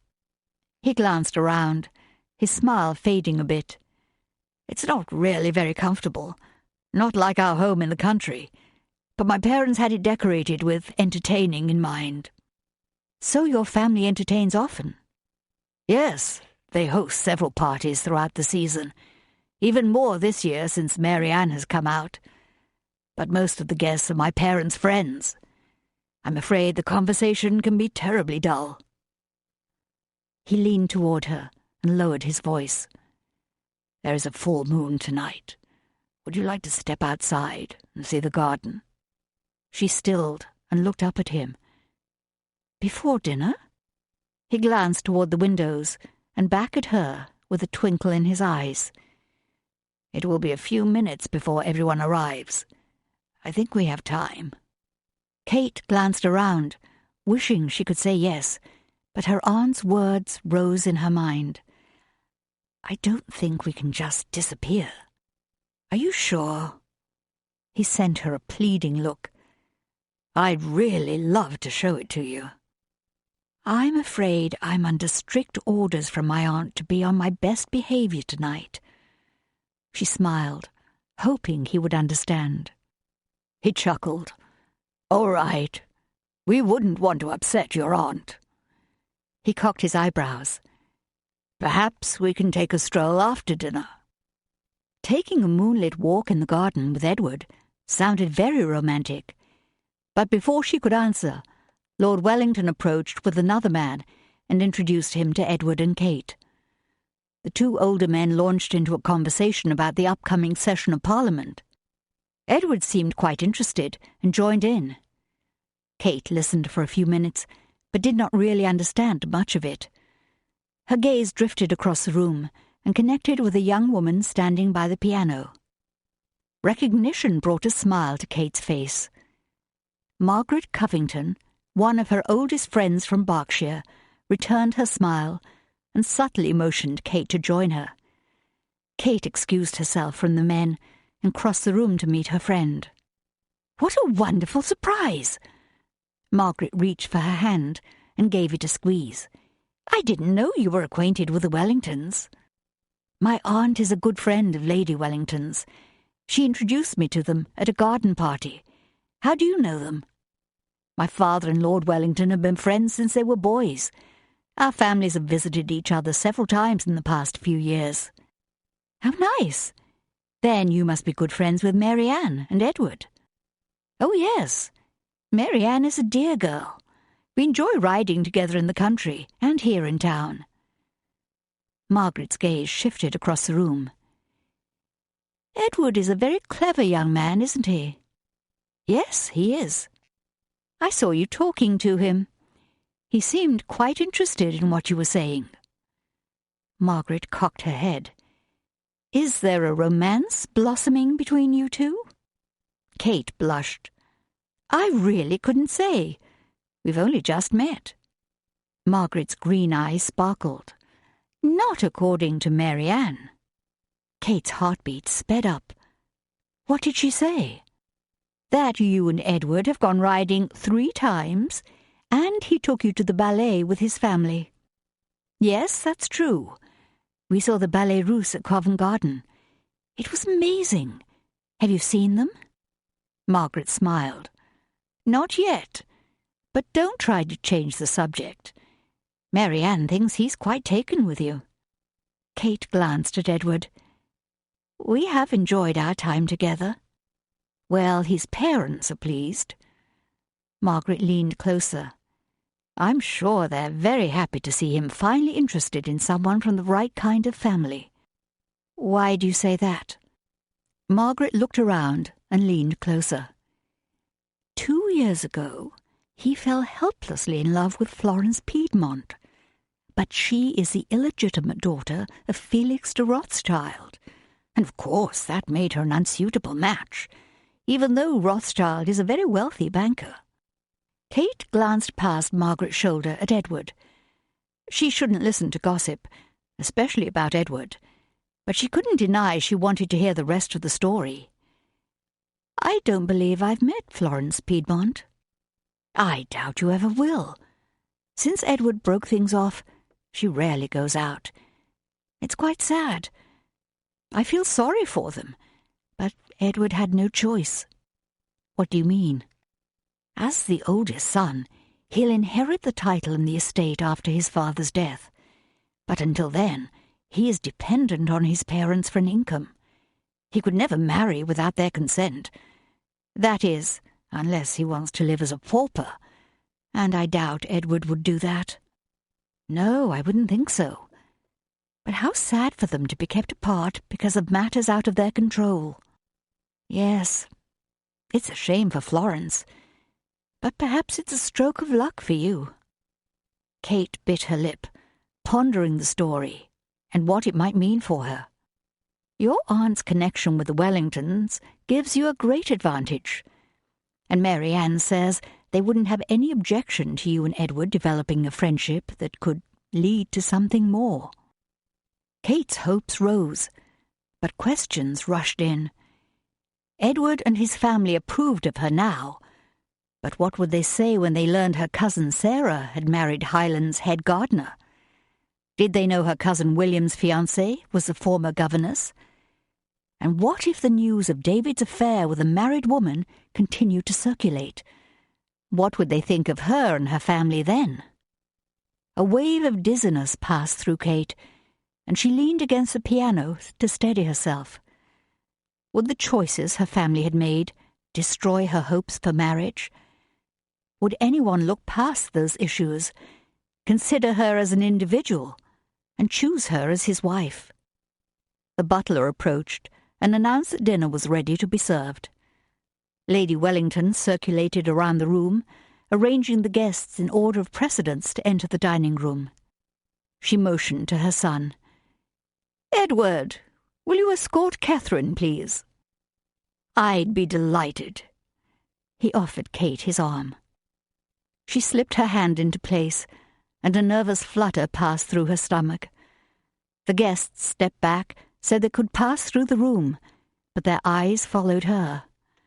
She lifted her chin and tried to ignore their questioning glances. It wasn't easy, especially with the knowledge of her family's secrets weighing her down each step of the way. John closed his mouth and held his breath as he stepped over a large pile of horse droppings in the middle of the street. Kate lifted the skirt of her navy blue suit and sidestepped the offending mess. "Sorry." He glanced her way. "They don't clean the streets in the East End as often as they do in Kensington." "It's all right. I'm familiar with horses and what they leave behind. It doesn't bother me." But the firm set of her mouth made him question her words. Lydia scanned the darkening sky and moved closer to Kate's side. "It looks like we're in for a downpour, miss." Kate looked up with a slight frown. "I wish I'd thought to bring my umbrella." John grimaced. He should have suggested that. A cold wind whipped past, sending torn pieces of newspaper and bits of trash swirling down the cobblestone street. He tugged his hat lower on his head. The cool temperatures made it feel more like March than May. "Is it much farther?" "We turn left at the next corner, and then it's just a short distance." He should have insisted they take a cab, but Kate said she didn't mind riding the bus. "My mother was right." Lydia clutched her pocketbook close as two rather shady-looking characters crossed the street toward them. "This is not the best area of town." John kept a close eye on the men until they passed. Kate lifted her chin and took Lydia's arm. "It certainly isn't, but we have to find your sister." "Of course, miss, and I'm ever so grateful to you and Mr. Foster for your help." "We're glad to do it." John sent Kate a quick smile. In spite of the threatening storm, the dirty streets, and the unsavory characters, she seemed determined to press on. They rounded the corner, and Kate slowed and touched his arm. "Look, John." She nodded toward two little girls huddled in a shop doorway. Both wore ragged, stained dresses. The older girl looked to be 9 or 10, and she held the other, just a toddler, on her lap. The little one coughed, and a wheezing sound followed. He noted her flushed face, damp hair, and glassy eyes. She was obviously ill, and it looked as though she had a fever. Was it bronchitis? Pneumonia? The older girl looked up at them with dirt-smudged cheeks. "Please, sir, you want to buy some matches?" She reached in her sweater pocket and pulled out a small dented paper box. John's heart clenched, but he hesitated. If he gave her money, would it be used to buy food and medicine? Or would a desperate parent use the funds to buy drink, or something worse? And where were the parents? How could they leave such young children alone on the street? He glanced at the flushed toddler and pushed aside his questions. It would be better to err on the side of compassion. "Yes, I would, thank you." He reached in his pocket, then bent down and held out the folded note to the older girl. Her eyes widened, and she shook her head. "That's too much, sir." "No, it's all right." He held his hand steady. She bit her lip, and her wide brown eyes darted from John to Kate and Lydia. Kate stepped forward. "Please, we want you to have it." The girl slowly extended her hand with a box of matches and exchanged it for the £1 note. John crouched before her. "Is this your sister?" "Yes," she whispered, and ran her hand gently over the younger girl's dark brown tangled hair. John touched the toddler's forehead, and heat radiated into his hand. "I'm afraid she's unwell. She should see a doctor." The older girl's eyes widened, and she bit her lip. "There's a free clinic not too far from here, on the corner of 4th and Conover Street. Do you know where that is?" She hesitated, then nodded, though it was unconvincing. The toddler shifted on her lap and coughed again. Kate touched his arm. "Perhaps we should take them there." The older girl clutched her sister and pulled back. "No, our brother can take us. He'll be back soon. He just went to get us something to eat." Kate glanced at John, doubt shadowing her eyes. Was the girl telling the truth? How could he walk away without knowing if she would take her little sister to Daystar? Lydia reached in her pocketbook. "Why don't you enjoy these peppermints until your brother comes back?" She handed the older girl 2 candies. The girl took them and whispered her thanks. She unwrapped the first one and gave it to her sister. The little one slipped it in her mouth and turned her head away. John stood, a plan forming in his mind. They would come back this way after they spoke to Helen, and if the girls were still here, he would take them to Daystar Clinic himself, though he wasn't sure how he would convince them to go along. "Hey! What's going on here?" A scruffy lad, who looked about 12 or 13, pushed past Kate and stood in front of the little girls. He raised his pointed chin and glared at John. "Don't be bothering my sisters." Before John could answer, the older sister tugged on her brother's shirt-tail. "They just stopped to buy some matches." She held out the folded note to him. The boy's expression eased. "Oh, well, it's all right then." John placed his hand on the boy's shoulder and took him aside. "Your younger sister has a fever.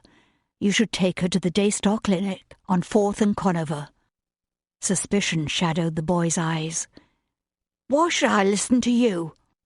"I'm a doctor in training at St. George's Hospital. I can see she's ill." The lad's stubborn stance eased. "We don't have money for a doctor." "It's a free clinic. Ask for Dr. Alfred Pittsford. He'll take care of your sister." John gave him directions.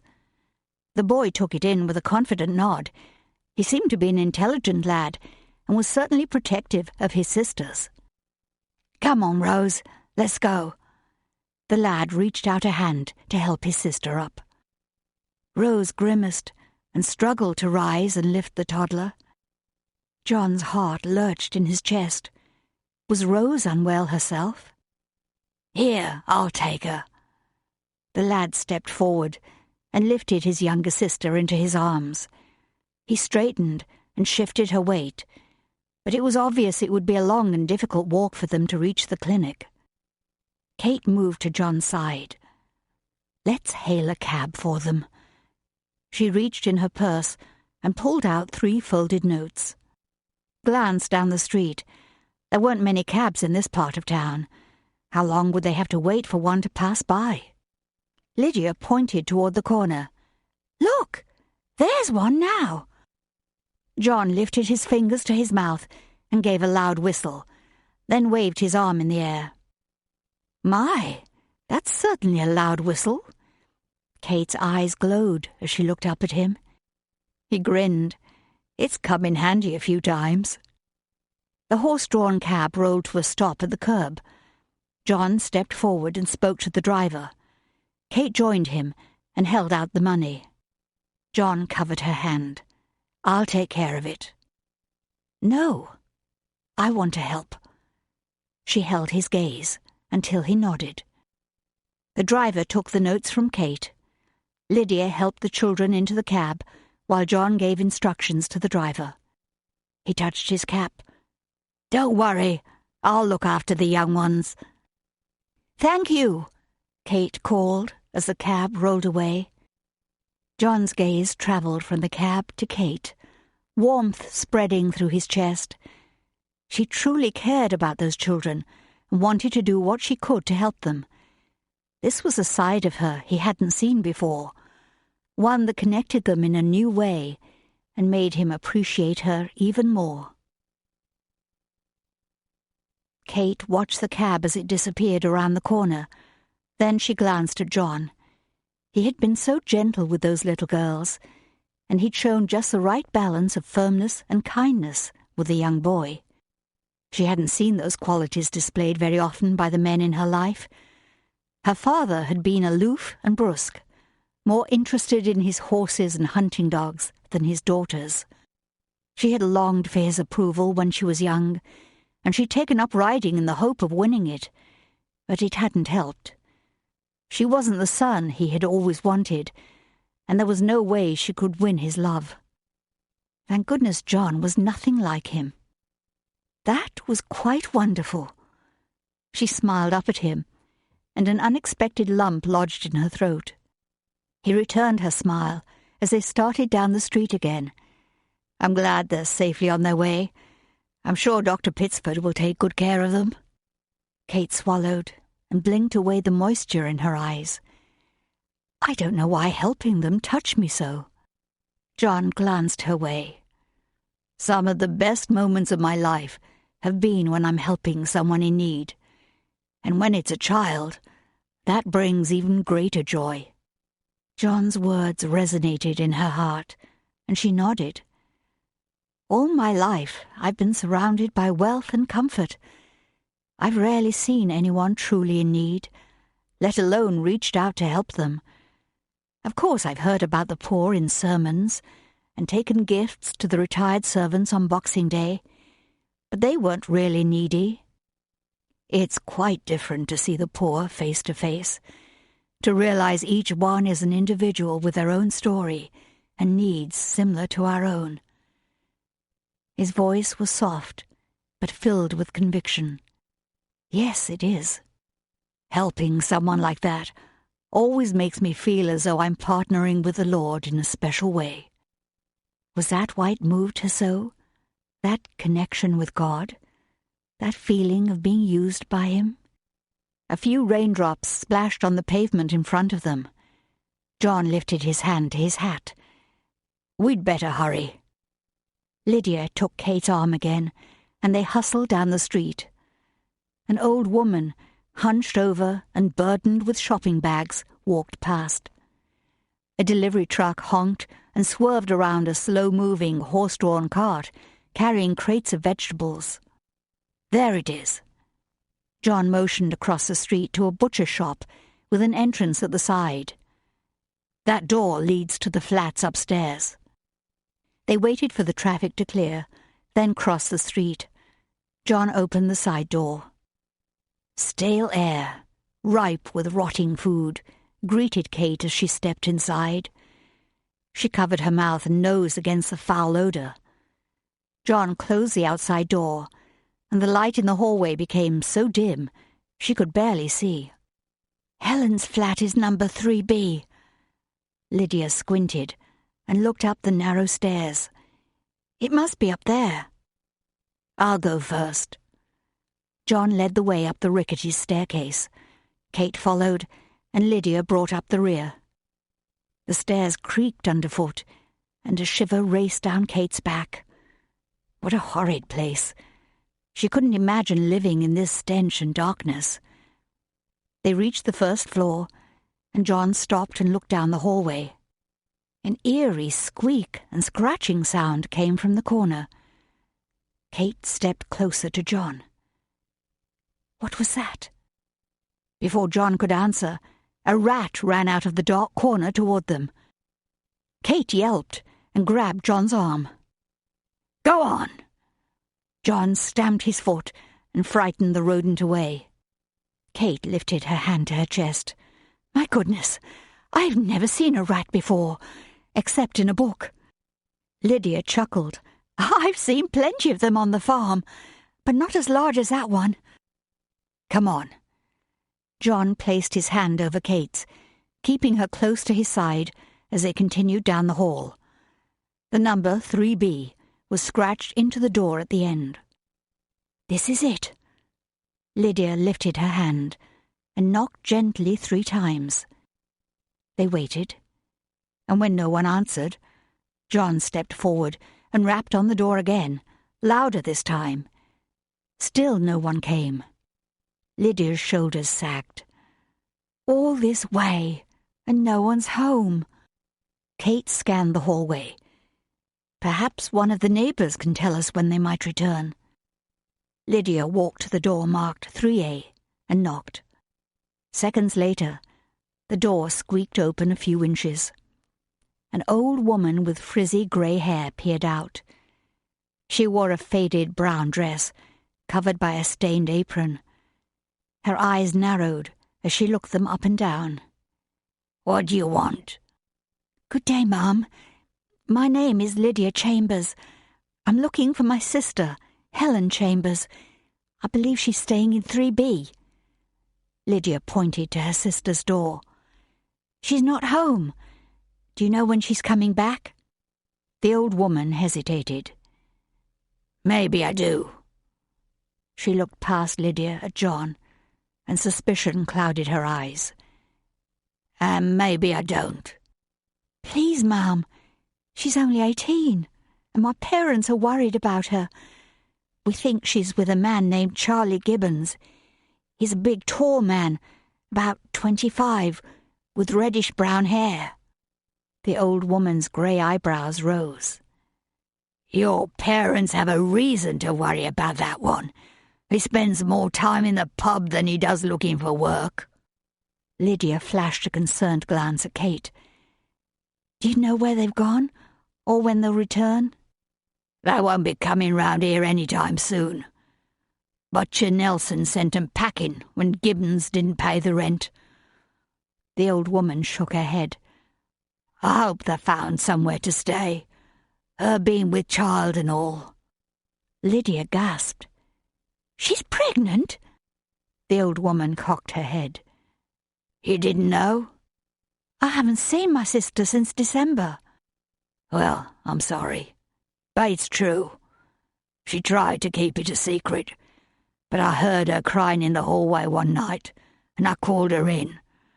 She told me the whole sorry story." Kate stepped forward. "Why was she crying in the hallway?" "Gibbons is a tough fella, especially when he's in his cups. His shouting and cursing scared that poor girl half to death. Too bad she didn't have the good sense to get away that night." She clicked her tongue. "She should have gone home to her family before it was too late." Lydia leaned toward the door. "Too late? What do you mean?" "He has a powerful hold on her. Never lets her out of his sight. When he's sober, that is." "Do you have any idea where they might go?" The old woman shook her head. "They never said where they were going. I suppose Gibbons didn't want to leave a trail for Butcher Nelson to follow." Tears filled Lydia's eyes, and Kate reached out to steady her. John nodded to the old woman. "Thank you. We appreciate your time." Kate reached in her purse and took out her calling card. "If you do hear from Helen, would you give her this card? Please tell her that her sister Lydia works here, and she's looking for her and wants to help her." The woman accepted the card and squinted at the writing. "I don't think she'll come around, but I'll pass it along if she does." "Thank you." Lydia's voice came out in a choked whisper. John touched Lydia's elbow and steered her away from the door. "There's nothing more we can do here." Lydia released a soft moan. "Oh, Helen, what have you done?" "Come on, let's go home." Kate wrapped her arm around Lydia's shoulder, but her heart felt like a stone in her chest as she guided Lydia down the stairs and back out to the street. 10. John took a lemon drop from the small glass jar on the Daystar Clinic counter and handed it to the 5-year-old boy who waited with his young mother. "Here you go, Peter." The little boy smiled and slipped the candy in his mouth with his good hand. The other arm was wrapped in a thick bandage and held close to his chest in a sling. He had broken his arm when he'd taken a fall at home that morning. "Thank you," he mumbled around the lemon drop and wiped his lip with his sleeve. John shifted his gaze to the boy's mother. She had scraped her mousy brown hair back in a careless bun, and grey smudges shaded the area beneath her dull brown eyes. He must wear the sling and keep his arm immobile as much as possible for the next month. Then bring him back to the clinic, and we will recheck and see how it's healing. Weary lines creased the mother's face as she looked at her son. "I'll try to keep him still, but Peter is a busy boy." The discomfort should discourage him from being too active at first. But doubt rose in John's mind as he watched young Peter shift from one foot to the other, then reach out and fiddle with the window latch. His mother tucked the clinic appointment card in her pocket. "I'm not sure how I'll keep him from using that arm. I understand it will be hard, but if you want him to have full use of it when it heals, then you must do what you can to keep him calm and the arm immobile." She raised a shaky hand to her mouth and shook her head. "I have 6 children, and 2 are younger than Peter. I can't be watching him all day." John clenched his jaw. 6 children was a lot to handle for anyone, let alone a woman who looked so tired and beaten down. "Just do the best you can." She released a shuddering sigh. "I'll try, Doctor." "May I pray for you?" She gave a slight shrug. "If you think it'll help." "I'm sure it will." She gave a resigned nod and bowed her head. He placed one hand on the woman's shoulder and the other on the boy's and closed his eyes. "Father, I come to you on behalf of Mrs. Cummings and her young son Peter. You see their situation, and you know exactly what they need. I ask you to watch over them and provide for them. Please help Peter's arm heal properly and quickly. And please give Mrs. Cummings the strength she needs to care for her family. We ask you to show your great love and power in their lives. Thank you for hearing our prayer. We'll be watching and waiting for your answer. We ask these things in the name of Jesus. Amen." "Amen," the young mother whispered. She looked up and blinked, a trembling smile on her lips. "Thank you. I'm grateful for your kindness and care, and so is Peter. Aren't you, son?" The boy nodded. "You're welcome. I hope I'll see you next month." He squeezed Peter's shoulder. "Be a good lad and listen to your mother." Peter bobbed his head and smiled. "I will." "Very good. Take care now."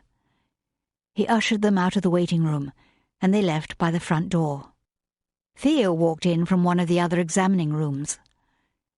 "Was that our last patient?" "Yes." A warm sense of satisfaction filled him as he slipped off his white medical jacket and hung it on the hook behind the door. "Dr. Pittsford left about 10 minutes ago. He asked us to lock up." "All right." John took his suit coat off the hook. "Would you like to stop for something to eat before you head home?" "Not tonight. I promised Julia I would join her and William for dinner." Theo's eyes lit up. "Will Kate be there?" John frowned and looked away. "No, she's been invited to dinner at... I'm not sure where, but she's going with her aunt." "I see." Theo's tone held a hint of amusement. John looked up. "You see what?" "I see you're not too happy she won't be home for dinner." John huffed. "Don't start." "All right." Theo grinned. "I'll leave it alone for now. But I can tell you've grown quite fond of her." He slipped off his white jacket and hung it next to John's. John sighed. So much for Theo leaving it alone. "Kate's a fine young woman, But there can be nothing more than friendship between us. And why is that? Her aunt is intent on matching her up with a wealthy aristocrat in line for a title and estate. Those words tasted bitter in his mouth, and he was afraid it was revealed in his tone. And Kate agrees? His spirit deflated. Yes, I'm afraid she does. Well, then perhaps she's not the girl for you. John shoved his arms into his suit coat. I suppose not. Say, I've been meaning to ask if you found that young woman you were searching for. What was her name? John took his hat from the shelf, glad to leave the topic of Kate and her future plans behind them. Helen Chambers. Yes, that's the one. I found the address where she was living, but when I took Kate and Lydia there, Helen had moved on. That's too bad. Yes, Lydia was certainly disappointed, especially when we learned more about the situation and her sister's condition. Theo cocked his head. What do you mean? Helen's expecting a child, and the man she's with, apparently the baby's father, is an irresponsible lout. Theo's brow knit. So you've no idea where she's gone? None. We spoke to a neighbour, but they left no forwarding address. In fact, it seems they slipped away to avoid paying the last month's rent. Perhaps her pregnancy will bring her to the clinic. I suppose that's a possibility. John placed his hat on his head, then reached for the door handle. But I doubt it. I don't think there's much hope of finding her now. The Lord knows where she is. John checked the lock and pulled the front door closed as he pondered those words. Yes, I'm sure he does. Then we must pray he reveals it to us. John slapped his friend on the shoulder, his spirit lifting.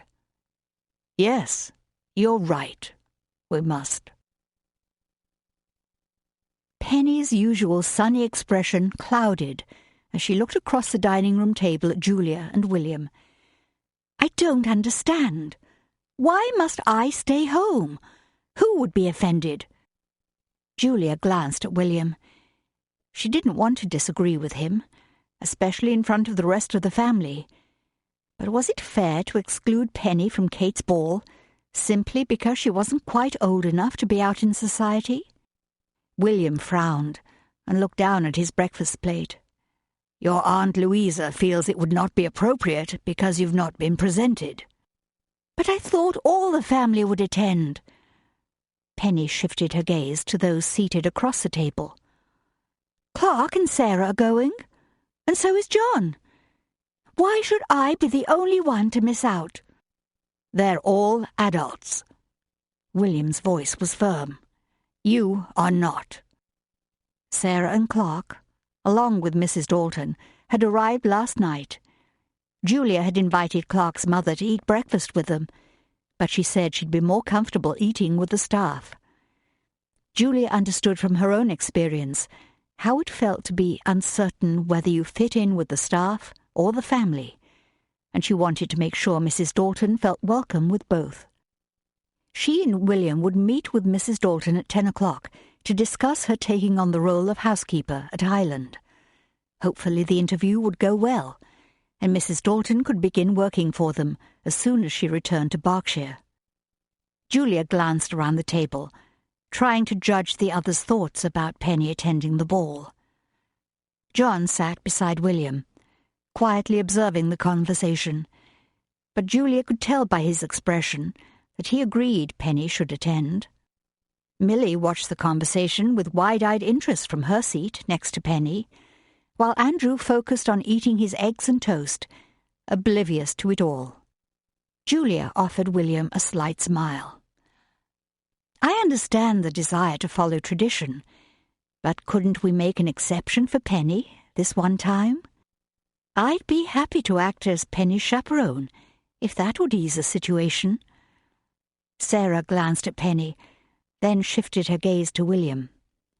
I know you and Julia will be busy greeting guests and hosting the event, but Clark and I could watch over her. Penny's expression brightened. Yes, that's a wonderful idea. Thank you, Cousin Sarah. Penny turned to William again. Please, just this once. Kate laid her napkin on the table. I don't mind if Penny comes. I'd be happy to have her there. William rubbed the bridge of his nose. Your aunt was quite insistent when we discussed it last night. I'm sure she'll be upset if we go against her wishes on this. Julia pressed her lips together. Following the rules of London society was important, and so was keeping the peace with Louisa. But they were not more important than a young girl's heart. You were the host of the party, William. Surely you should have the final say. William's expression eased. That's true. Penny looked back and forth between Julia and William, her expression brightening. So, it's all right? I can go to Kate's ball? William held up his hand. I haven't made my decision yet, but I'll speak to your aunt and see if we can bring her around. Penny sighed and sat back. All right, I'll wait. But I want you to know, I'd be perfectly happy for the rest of my life if you just say yes this one time. John grinned. I'd help keep an eye on Penny as well. He glanced at William. That is, if you decide she may attend. Thank you, John. Julia glanced across at her brother, grateful to have him with them. The conversations they'd shared around the table and in the evening had been a great comfort to her. She looked down the table at William's sister, Sarah. Seeing her happy smile and the affection in Clark's eyes as he looked at his wife warmed Julia's heart. It was wonderful to have them here to celebrate Kate's coming out. Surely, when William spoke to Louisa, he could convince her to grant Penny's request. After breakfast, John approached Julia. I was wondering if I might bring my friend Theo along to the ball tonight. He seemed very keen on the idea when I mentioned it yesterday. All right.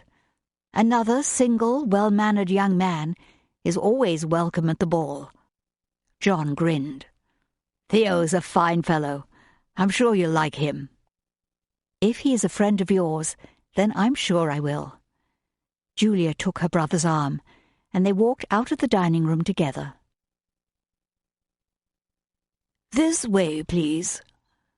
The tall, silver-haired butler led Kate down the marble-floored hallway at Sheffield House, while she tried to calm the fluttering in her stomach. The night of her ball had finally arrived. Louisa, William, Julia, Penny, Sarah and Clark followed Kate through the doorway and into the large ballroom. Kate's steps stalled, and her eyes widened. She had only been to Sheffield in the daytime, but seeing it in the evening was completely different. 3 large, glittering chandeliers sent sparkling light dancing across the highly polished wooden floor and bouncing back from several tall mirrors around the room. A smile rose from Kate's heart to her lips. Oh, it's beautiful. Penny took Kate's arm. Yes, it's perfectly lovely. Potted pink and white azaleas sat in front of each window, and gold-cushioned chairs ringed the room, leaving most of the floor open for dancing. Off to the left, double doors had been pushed open, and a long buffet table was spread with an elaborate display of candles, flowers, and delicious-looking food. I've never seen anything like it, Penny added in a hushed voice. It's much more than I expected. Kate turned to Julia and William. Thank you so much. Julia leaned in and kissed her cheek. We're happy for you, Kate. We hope you have a lovely evening. Kate's gaze travelled around the room again. I'm sure I will. William nodded.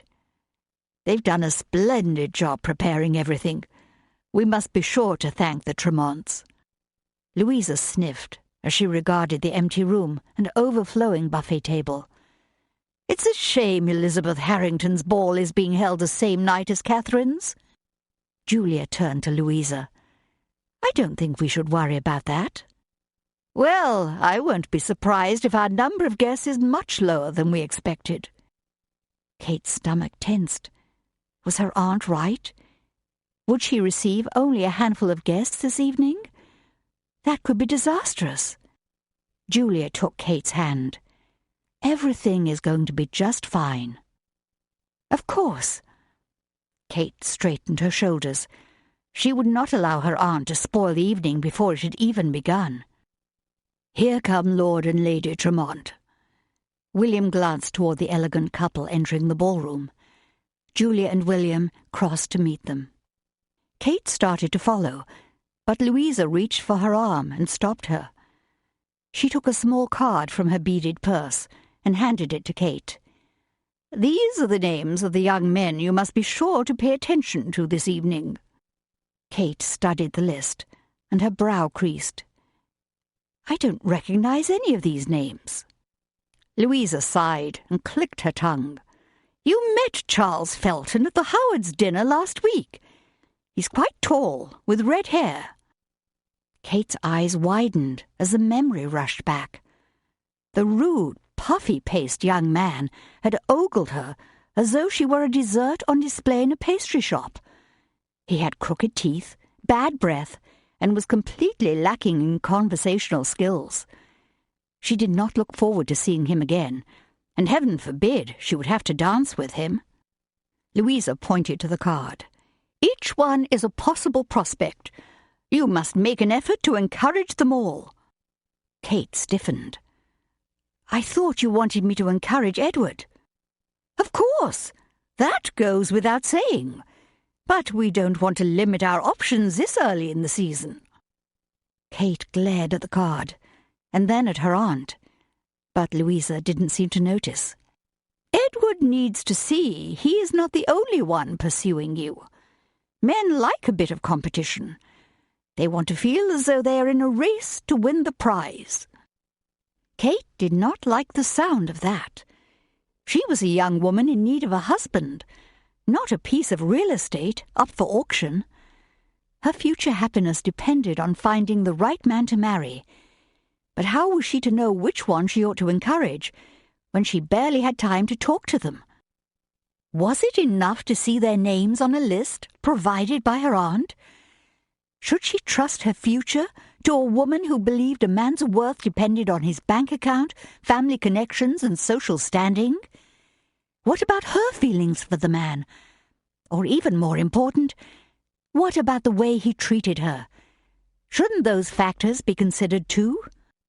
Louisa frowned at Kate and reached up to adjust the feathered and jewelled fascinator pinned in her hair. Study that list until the guests begin to arrive. Memorize the names, and when you meet them, ask them questions. Men love to talk about themselves. That's true, especially most of the men I've met this season. Her aunt lowered her chin, her expression stern. Don't be impudent, Kate. It's not fitting for a well-bred young lady. Kate huffed. And for heaven's sake, mind your manners and watch what you say. She strode off to speak to the Tremonts. Kate lowered her gaze to the list and read the names once more. Charles Felton. Well, that was one name she could cross off the list right now. The thought of encouraging him turned her stomach. Patrick Hamilton. Neil Lawson. Henry Fletcher Harding. Archibald Spaulding. Leonard Radcliffe. To her knowledge, she'd never met any of these men. Or if she had, they'd made no impression on her.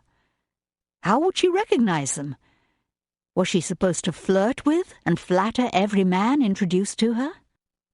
Kate's eyes began to burn. She blinked several times and lifted her gaze to the beautifully painted ceiling. Dear God, I know I haven't prayed as often as I should. I'm sorry for that, but I need your help, so I hope you're still listening. I want to make a good impression tonight and please my family. But most of all, I want to find the right path for my future. Would you please help me?" The cheerful hum of conversation filled the air as John entered the large ballroom at Sheffield House. 2 hours earlier, he'd hurried home from the hospital to change, then caught a cab and picked up Theo on the way. But a snarl of traffic, caused by an accident, had delayed them for at least 30 minutes. Scanning the ballroom, he estimated the number of guests to be at least 100. He smiled, remembering how Kate had told him one of her greatest fears was that only a few people would come. Happily, that was not the case. Ladies and gentlemen, dressed in their finest evening wear, stood around the edges of the room, clustered in small groups. A few matrons and their young debutantes were seated in chairs awaiting the next invitation to dance. At the far end of the room, a quartet of musicians with stringed instruments appeared to be taking a break between songs. Theo straightened his white tie and smiled at John. "So, this is how society celebrates a young woman's coming out." He surveyed the room. "Not bad. Not bad at all."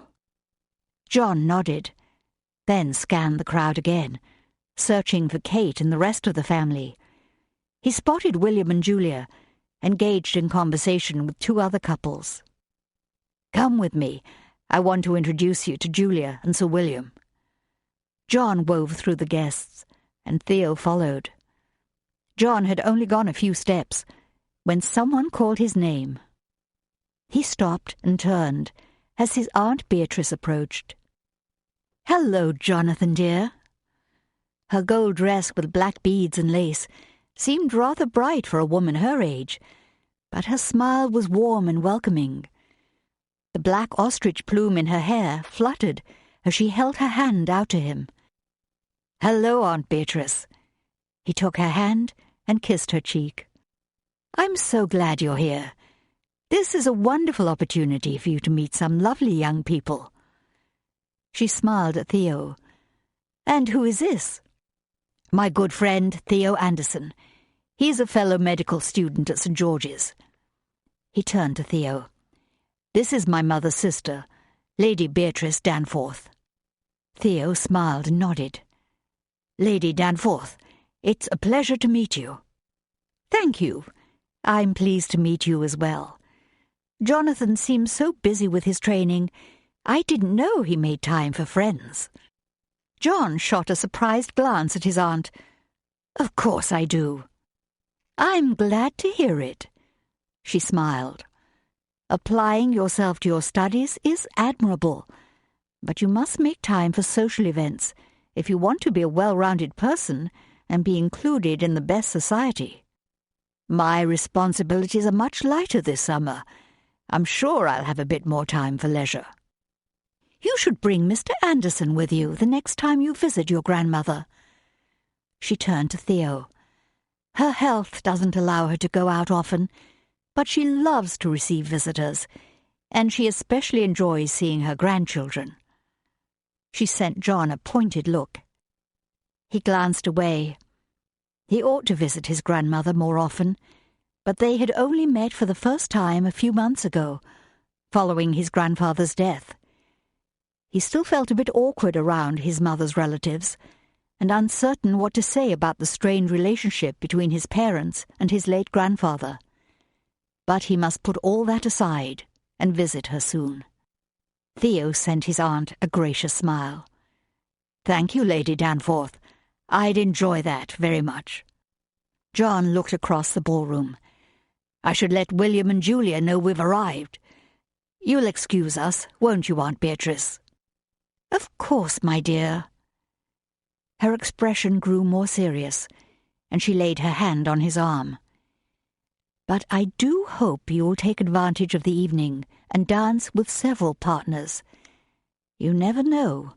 You might meet the young lady you've been looking for." John stifled a groan, but gave her a brief smile before he turned away. Theo chuckled. She certainly hopes you'll meet someone special tonight. Could she be any more obvious? I suppose she believes it's her duty to steer you toward marriage. I'm not here to find a wife. I've come to support Kate and keep an eye on Penny. Kate's younger sister? Yes, she's not officially out yet, and I promised I'd help watch over her. Theo smiled. Sounds like a pleasant duty. Perhaps I can assist you. John lifted his eyebrows. We'll see. Come on, John, you can't have all the fun. If I allow it, you must promise to be on your best behavior. Penny is only 16, and this is her first ball. Of course, you can count on me. I'm always a gentleman, and knowing Miss Ramsay's age and family connections, I'll be even more careful. All right, I'll introduce you. He smiled at his friend. But remember, I'll be watching your every move. He might jest with Theo, but he knew he could trust him. They'd been fast friends for the past 2 years, through all the trials of medical training, and they shared an equally strong commitment to their faith. The music began, and couples took to the dance floor in a swirl of colour and motion. John turned toward the edge of the room to stay out of the way. 2 young women seated with their chaperones looked up and smiled as John and Theo approached. The petite blonde waved her fan, her amber eyes issuing a hopeful invitation. He gave a slight smile, then looked away. Perhaps he should take his aunt's advice and meet some of the eligible young women. But there was only one girl he was searching for this evening, and she seemed hopelessly out of reach. John pushed that discomforting thought aside. He must not think of Kate that way. He was her friend and protector. Those were the only roles he could claim in her life, even if it was becoming harder to be satisfied with that. They joined William and Julia, and he introduced Theo. It looks like you have a good number of guests. Yes, that's quite a relief. Lady Gatewood was predicting disaster. Julia smiled as she looked around. But it seems the Lord has smiled down on Catherine tonight. And where is Kate? John asked. Julia's smile faded. I'm afraid Lady Gatewood has taken her around to introduce her to all the guests. William grimaced. I hope she will ease up and allow Catherine to enjoy the evening. It is her ball. She should be allowed to dance. John couldn't agree more. Lady Gatewood's overbearing ways could suck the joy out of any event. Ah, there's Kate, by the potted palms. Julia motioned toward the far corner of the room. Even from this distance, John could read Kate's discomfort in her tense posture and guarded expression. That wasn't right. This was her special night. She shouldn't be trapped in uncomfortable conversations with people she hardly knew. Perhaps I should ask her to dance and give her a break from all those introductions. That's a splendid idea, Julia said. I know she'd appreciate it. He started across the room, but as he reached the buffet table, Edward Wellington appeared at Kate's side, and a look of relief washed over her face. John's step stalled. He picked up a plate and pretended to be surveying the desserts, while he watched Edward and Kate. Edward extended his hand. Kate took it and excused herself from her aunt and the others with them. A smug expression filled Edward's face as he guided her onto the dance floor and took her in his arms. They swung easily into the waltz. A sinking realization washed over John. He was too late to rescue Kate. Someone else had stepped in and swept her away. And he did not like that at all. 11. William tapped his foot in time to the music as he watched couples circle the dance floor. He checked the main doorway for newcomers, but saw none. As soon as he was certain most of their guests had arrived, he planned to take Julia out on the floor and join the dancers. The thought brought a smile to his face. Julia looked especially lovely tonight, in her cream and powder blue silk dress. Her dark brown hair was swept up, revealing silver earrings with little blue gems. A few wispy curls dangled down the back of her neck, teasing him to come closer. He cleared his throat and looked away. It was still 4 months until the wedding, and for the life of him, he couldn't imagine why he had agreed to wait that long. But she was worth waiting for, no matter how long it would be. Sarah, Penny, and Clark returned, carrying small plates filled with delicious-looking desserts. His sister appeared to be very happy tonight. Leaning on Clark's arm, her limp was hardly noticeable. She might not be able to join Clark on the dance floor, but he didn't seem to mind. In fact, he seemed quite pleased to have his wife close by his side.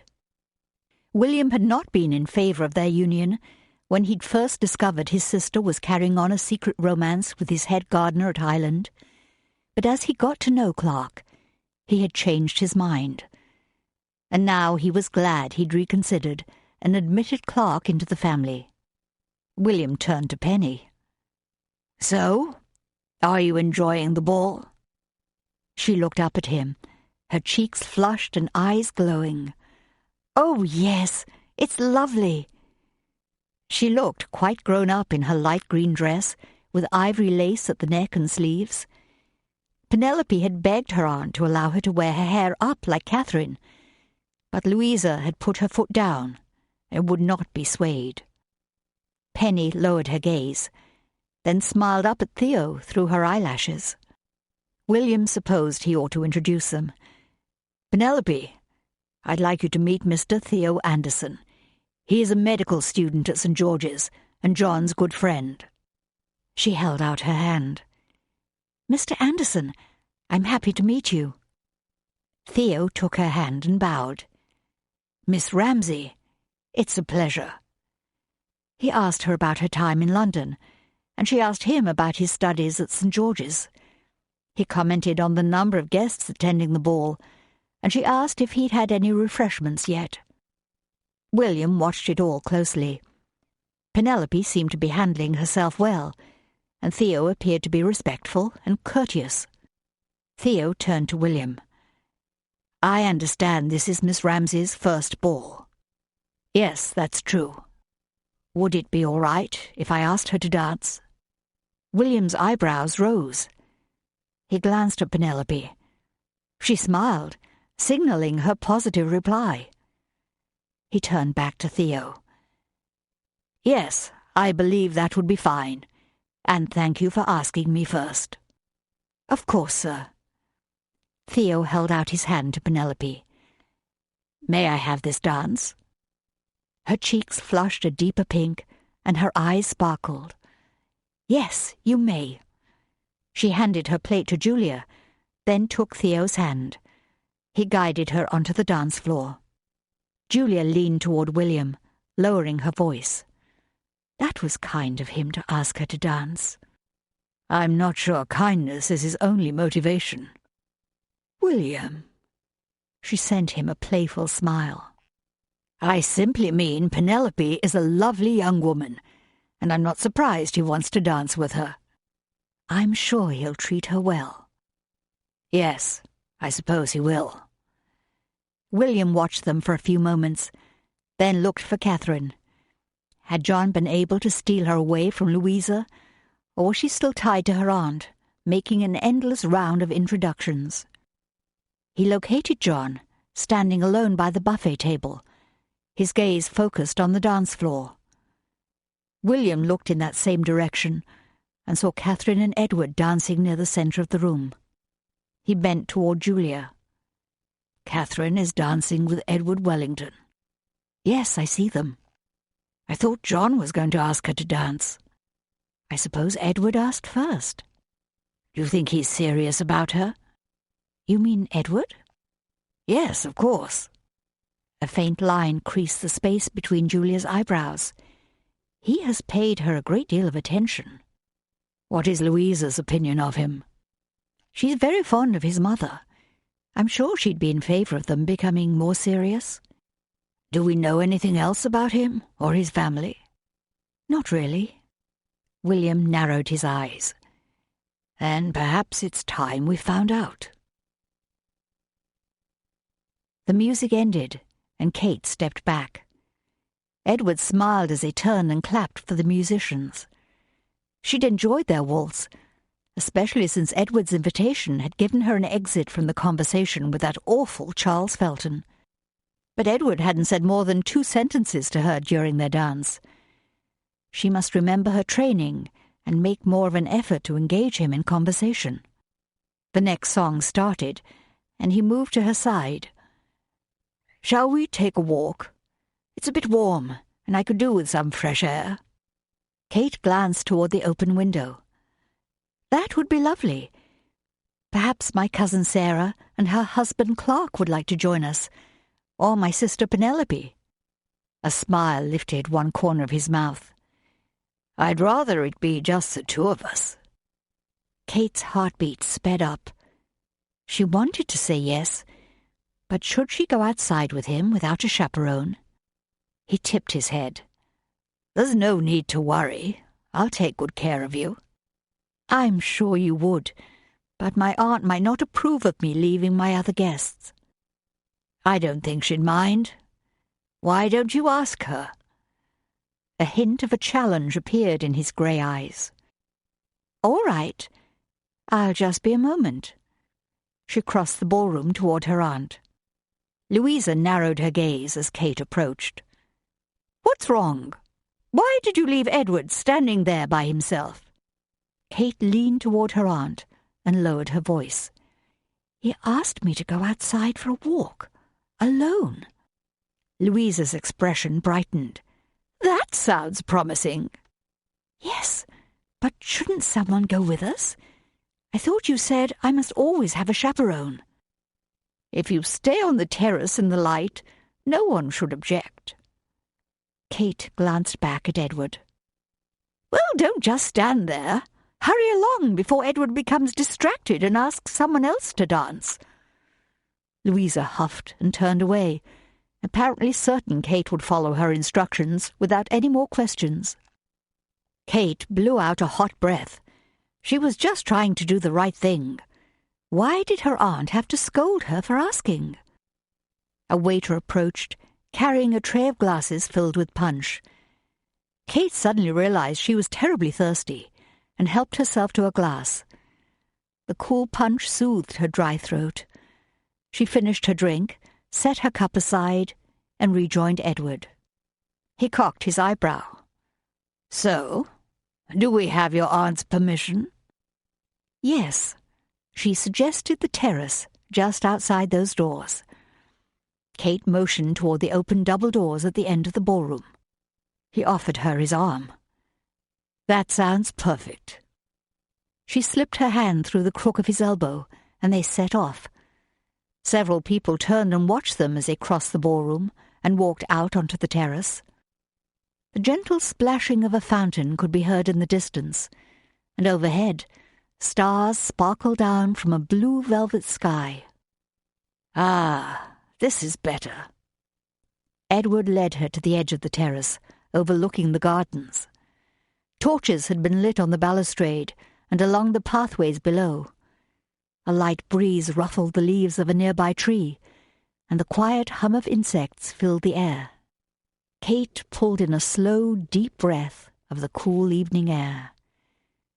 "This is lovely." "Yes, lovely." She glanced at him and realized he was focused on her, not the garden or the night sky. She looked away, and pleasant warmth filled her face. "Kate." He waited until she looked at him again. "I've enjoyed getting to know you these last few weeks, and I'd like to know you more. Would you be open to that?" Kate hesitated. "To what?" "Please, Kate. It's not easy for a man to be open about his feelings." "I'm sorry. I'm just trying to understand what you mean." "I think we could make a good match. And I'd like to know if you're open to exploring that possibility." She blinked at him. What should she say? He took her hand. "So, what do you think, Kate?" She looked down at their clasped hands. Edward had many of the qualities she was looking for in a husband, but they'd only spent a few hours together. Was that enough time to make such an important decision? She slowly raised her gaze to meet his. "I'm flattered by your interest, but don't you think it's a bit early in the season for you to focus on just one person?" He laughed softly. "Kate, your honesty always surprises me." "I'm sorry. I suppose that wasn't the right thing to say." "Don't apologize. I want to know what you're thinking, and I want to be honest with you as well." His expression grew more serious. "My parents are eager for me to marry. They've encouraged me to choose a wife this season. My mother and your aunt both seem in favor of it. I think they'd be pleased." She searched his face. He seemed sincere, but he hadn't said anything about his feelings for her. Were family connections and a common background enough of a basis on which to build a happy marriage? Would love grow if she gave it time? She'd seen the way William looked at Julia, and how Clark Dalton could not take his eyes off Sarah. She'd always hoped the man she married would feel that way about her, and she about him. Was that too much to hope for? "Please, Kate, don't keep me in suspense. I'm not asking for a commitment now, just your willingness to consider it." Once again she read the sincerity in his eyes, and there only seemed one answer she could give. "Yes, I'm open to it." His smile spread wider. He took her hand, lifted it to his lips, and kissed her fingers. A couple danced past, blocking John's view of the terrace. He leaned to the side, trying to keep Edward and Kate in sight.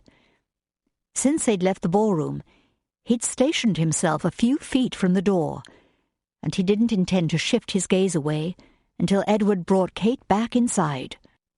So far, Edward had kept a respectable distance, but John was ready to intervene the moment Edward did anything the least bit questionable. John tapped his fingers in a steady rhythm against the side of his punch glass, his eyes fixed on Kate. It was hard to read her expression in the torchlight. If only he could hear their conversation, but the distance was too great. Edward turned to Kate with a warm smile, then lifted her hand and kissed her fingers. John tensed. What did that mean? None of the possibilities he considered eased his mind. As Kate and Edward entered the ballroom, light flooded her face. A slight crease between her eyebrows seemed to indicate uncertainty. She glanced around the room, as though searching for someone. John's hopes rose. Perhaps Edward's kiss on Kate's hand was simply his way of ending their conversation, and nothing more. At least he could hope that was all it meant. Edward excused himself and left Kate by the punch table. John straightened. This was his chance, and he did not intend to delay another moment. He crossed the room and came up behind her. "Hello, Kate." She turned, and her face brightened. "John! I wondered where you were." "You were looking for me?" He couldn't hold back his smile. Her cheeks flushed. "I didn't see you come in, and I thought you might have been delayed at the hospital." "We were delayed on our way because of an accident." As if on cue, the next song began. "Would you like to dance?" She nodded, her smile warm and genuine. "I'd like that very much." He guided her onto the dance floor and took her hand. After a few steps, she said, "I didn't know you danced." "My mother taught me, much to the chagrin of my father." He doesn't approve of dancing. I wouldn't say that, but his upbringing was rather strict, and his family didn't dance. My mother was raised here in London. In fact, she was a debutante in '84. Really? I didn't know your mother took part in the season. John smiled down at her. There are many things you don't know about me and my family. She returned a smile, her eyes sparkling. I suppose that's true. She looked especially lovely tonight, with her hair up in an elaborate style. Diamond earrings dangled from her ears, and a sparkling tiara crowned her head. I like the tiara. It makes you look quite regal. Oh, thank you. Her expression faltered, and she looked away. It was my mother's. He almost didn't hear her soft reply. I'm sorry. I didn't realize. No, it's all right. I just wish she could be here with me tonight. I think she would be pleased. Yes, I'm sure your parents would be very happy for you. My mother would, though I doubt my father would have arranged anything this lovely for me. Why do you say that? My father didn't like coming to town, especially for the season. Why was that? He was an outdoorsman who loved country life. Hunting, riding, fishing, those were his passions. But he was a hard man to please, and he never got over the fact he didn't have a son to inherit his title and estate. That was a constant source of contention between my parents. Really? Yes. He blamed my mother for not producing an heir. Then he'd be very surprised to hear he was the one who determined whether his children would be male or female. She looked up at him. Are you quite sure? Yes. It's a new theory, but it makes sense scientifically. Well, it's a good thing he didn't live long enough to hear that. It would have tilted his world off its axis. John chuckled. Either way, whether we are male or female, God says we are all fearfully and wonderfully made. And I don't think he's simply referring to the amazing way our bodies are designed, though my medical studies have shown me that that is definitely true. I believe men and women reflect his glory in unique ways. Each of us is valuable and loved by him. She sent him a doubtful glance. You really believe that? Of course. Men and women are equally chosen to inherit God's likeness and able to receive the blessings of salvation. So if you had only daughters, you wouldn't be disappointed? He thought for a moment, picturing a little blue-eyed girl who looked very much like Kate, then smiled. No, I would not. Not in the least. Her expression brightened, and she shook her head. Jonathan Foster, you are a very modern and forward-thinking man. Forward-thinking, perhaps, but those ideas aren't modern. They're taken from Scripture. I've never heard a sermon like that. I'm sorry. I don't mean to be preaching, especially while we're dancing. Don't apologize. It's a message I'm glad to hear, and someone I'm very glad to hear it from. When she looked up at him, her smile was so endearing, his breath caught in his chest. Was that affection reflected in her eyes? Could it be true? Did she also sense the growing attraction between them? He couldn't deny his feelings for Kate any longer. She was special, so very special, and every day he found himself more drawn toward her. The differences between them flooded his mind, sending him a warning. But he pushed those thoughts away. Those differences were not as important as all they shared in common. And somehow he must find a way to convince her that was true and win her heart. Julia's mother had taught her how to dance when she was a young girl. Her brother had been her partner then, but that was nothing like dancing with William. He led her through the steps with confidence and ease, and in his arms she felt treasured, She looked up at him, and joy bubbled up from her heart. He returned a loving gaze, and they swirled around the dance floor until the waltz came to an end. Then they stepped apart and clapped for the musicians. "That was lovely," she said. "Thank you." "Truly, it was my pleasure. You are a charming dancer." She took his arm, and they returned to the side of the room where Sarah and Clark waited. Sarah reached for Julia's hand. "You and William dance beautifully together." "Thank you." Julia glanced around. "Where is Penny?" Sarah looked toward the dance floor. "She is dancing with Theo Anderson again." Julia turned and searched through the crowd. She soon spotted Penny and Theo near the far end of the ballroom. Just to the left of them, Kate danced with John. Kate gazed up at John with a delighted expression. Was it the rush of excitement on this special evening?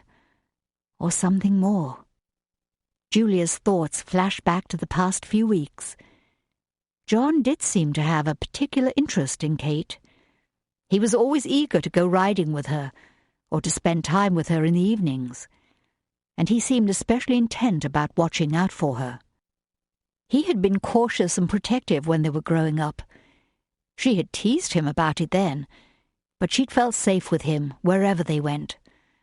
Her father trusted John as well, often sending him along as a guide for other missionaries traveling through their area. She observed John for a few more seconds, and his focus on Kate hinted at deeper feelings. Did Kate see it?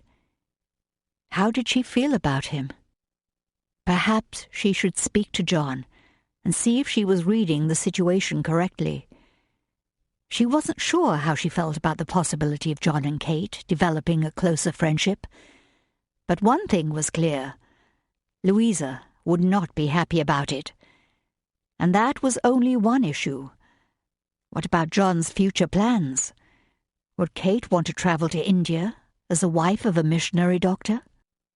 The small spark of faith she had observed in Kate seemed to be growing. But had she truly made a commitment to Christ? Julia would never encourage her brother to seriously pursue Kate unless that was true. He needed a wife who not only loved him, but was also committed to serving God. Marriage was challenging enough. Without a common faith, it could be painful and difficult. A movement to her right caught her eye. A man in a dark cape approached William through the crowd. David Ramsay came into full view, and a tremor travelled through Julia. He had not responded to their invitation, and she had not expected to see him tonight. "William, I must speak to you." David's taut expression and serious tone put Julia on alert. What did he want? William nodded to David. "Good evening, David.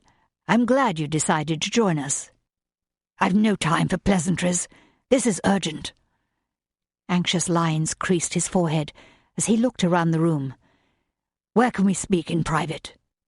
William's posture became rigid. "We can step out onto the terrace." David nodded and set off without waiting for William. William shook his head and turned to Julia. "I'm sorry. I don't know what has put David in such a mood, but it's best I deal with it now, before he disrupts the evening." Julia watched David cross the ballroom. "Yes, I understand." Appreciation flashed in his eyes. He squeezed her hand. Then he turned and strode after his brother. William stepped onto the terrace and crossed to meet David. "Now, what is so urgent?" The torchlight cast deep shadows across David's face. "I'm in serious trouble, William." "What do you mean? What kind of trouble?" "Reginald Martindale has been shot." William pulled in a sharp breath. "David, you didn't." "No, I didn't shoot him, but everyone will assume I did." David gripped the terrace balustrade and stared across the gardens. "Tell me what happened." "Dorothy and I were in the drawing room at her house. when Reginald arrived quite unexpectedly. William clenched his jaw and suppressed a groan. David. He lifted his hand. I know. We should never have been there alone together. Or anywhere else, for that matter. David faced William, his eyes wide. Reginald was irate, ranting, threatening to kill us both. Then he stormed out of the room. Dorothea was terrified. She said he kept a gun in his desk in his study. She urged me to go, but I couldn't run away and leave her there with him. He closed his eyes and raised his hand to his forehead. Only a few seconds passed, and we heard a shot. William gasped. Did he shoot himself? No. We ran into the entrance hall and saw Reginald on the floor and another man dashing out the front door. Who was it? I don't know. He wore a hat and dark coat. We didn't see his face. He shot Martindale? Yes, it had to be him. Is Martindale dead? I don't know. David shook his head, his face pale. Dorothea sent a servant to fetch a doctor who lives nearby, but she urged me to leave before the doctor or the police arrived. So you just left? Yes. What else could I do? You could have stayed and told the truth about what happened. David rubbed his hand across his jaw and chin, looking dazed. Do you think Dorothea will tell them you were there? I don't know. Did any of the servants see you? David looked up and met William's gaze. Yes, the butler and the footman. William gripped the balustrade. Then you'll be questioned. There's no way you can hope to escape. 12. Kate left her packages in the entrance hall and reluctantly followed her aunt into the library. An explosion was coming, and there was nothing Kate could do to stop it. Louisa strode across the room. William, I must speak to you. John and Julia turned toward Louisa. William looked up, his expression wary. Her aunt slapped the newspaper down on William's desk and jabbed her finger at the bold headline. Do you know this man? This Reginald Martindale? Her accusing tone made her suspicions clear. John shot Kate a questioning glance. She sensed his concern and support, and it bolstered her courage. That morning at breakfast, William had told the family about his conversation with David at Kate's ball, but Louisa had not been present, and no one wanted to tell her. An hour later, Kate and her aunt went shopping on Bond Street, and a newspaper boy shouted the headline, Reginald Martindale, shot in his Berkeley Square home! Kate bought a copy to take back to William and Julia, since she knew they were anxious for news about the events surrounding the shooting. Louisa questioned her all the way to Ramsay House as to why she had bought the paper, and Kate finally told her that William knew the man. That wasn't a complete explanation, but it was all she could bring herself to say. William rose from his desk and faced Louisa. I don't know Reginald Martindale personally. I only know of him. Don't be vague. What is your connection to this man who has been murdered in cold blood in his own home? Julia gasped and lifted her hand to her mouth. He's dead? Louisa pointed to the article again. Apparently, if this newspaper can be relied upon to tell the truth. William picked up the paper and scanned the article. His shoulders sagged as he laid it on the desk again. We may not know Reginald Martindale, but I'm afraid there is a connection between us. Well, what is it? Her aunt demanded. My brother David has been romantically involved with his wife, Dorothea, for a few months. Louisa's hand flew to her chest. Good heavens! Your brother had an affair with the wife of a diplomat? Her eyes widened. Is he responsible for this? If you're asking did he shoot Reginald Martindale, then no, I don't believe he did. But his connection with Dorothea and his presence at the house last night will make him a suspect in the case. He was there when the man was murdered? Louisa sank down in the chair and lifted her hand to her forehead. Oh, dear, this is terrible. I feel quite faint. Sick dread washed over Kate. A man had been murdered, and though David had not fired the shot, he had played a role in it. Julia rose and crossed to Louisa's side. She laid her hand on the older woman's shoulder. I know this is upsetting, but perhaps when you know the facts, it will help you come to terms with what's happened. I doubt hearing the details will soothe my nerves. Her aunt looked up at William. But I suppose you should tell me the rest. William relayed what had happened at the Martindale home the night before. Louisa's face flushed, and she grimaced as the story progressed. If your brother is interviewed as a witness, his involvement with Dorothea Martindale will come to light, and nothing can stop the spread of that kind of poisonous gossip once it starts. William's eyes clouded.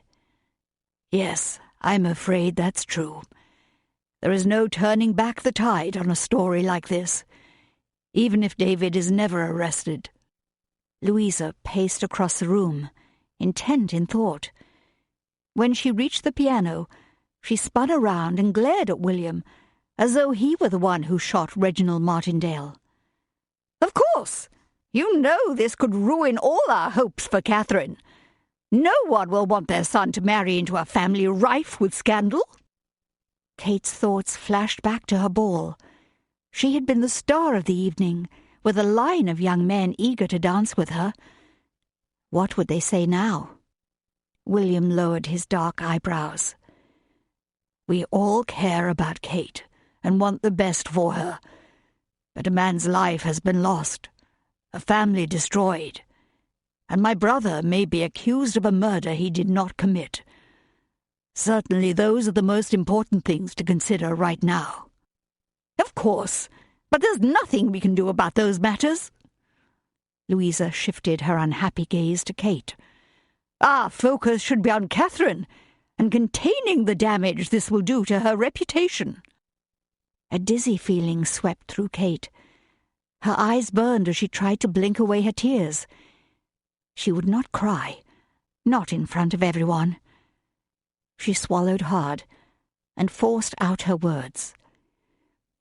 Excuse me. I have some things I need to do. She turned and hurried toward the library door. Oh, Catherine! Julia's voice choked. Rather than comforting her, Julia's sympathetic tone broke through her wall she'd raised to protect her emotions. A renegade tear slipped down her cheek as she strode out of the library and across the entrance hall. How foolish. She must get hold of herself. Kate, wait a minute. John stepped out of the library.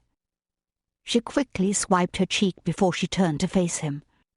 He pulled the library door closed behind him and crossed to meet her at the bottom of the stairs. Compassion filled his eyes as he took a handkerchief from his pocket and handed it to her.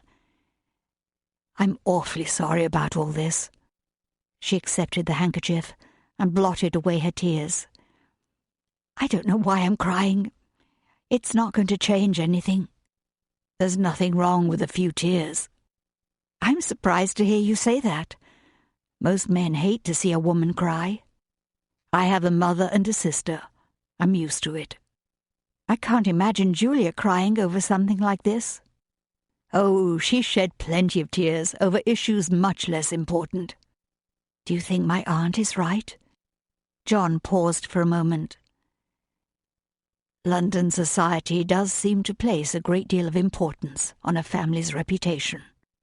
Yes, I suppose that's true. But if they find the person who murdered Mr. Martindale, then David's part might only be a small line at the bottom of a newspaper story. John glanced away, looking doubtful. She frowned. Well, it could happen like that, if they find the man who did it. I'm sorry, Kate, but your cousin's involvement with Mrs. Martindale and his presence at her home the night of the murder are facts that won't soon be forgotten. It's unfortunate, but people seem to relish a murder mystery, especially one that involves a romance. Kate sank down on the steps. You're probably right. This will make us all outcasts for the rest of the season. Perhaps we should just leave and go home to Highland. Give up just because the road has become rough? He sat down beside her. That doesn't sound like you. She glanced at him. It doesn't? He shook his head and watched her a moment more, kindness in his eyes. I have an idea. Why don't you take a break from all this and come with me to the Daystar Clinic? She straightened and met his gaze. What would I do there? I'm not a doctor or a nurse.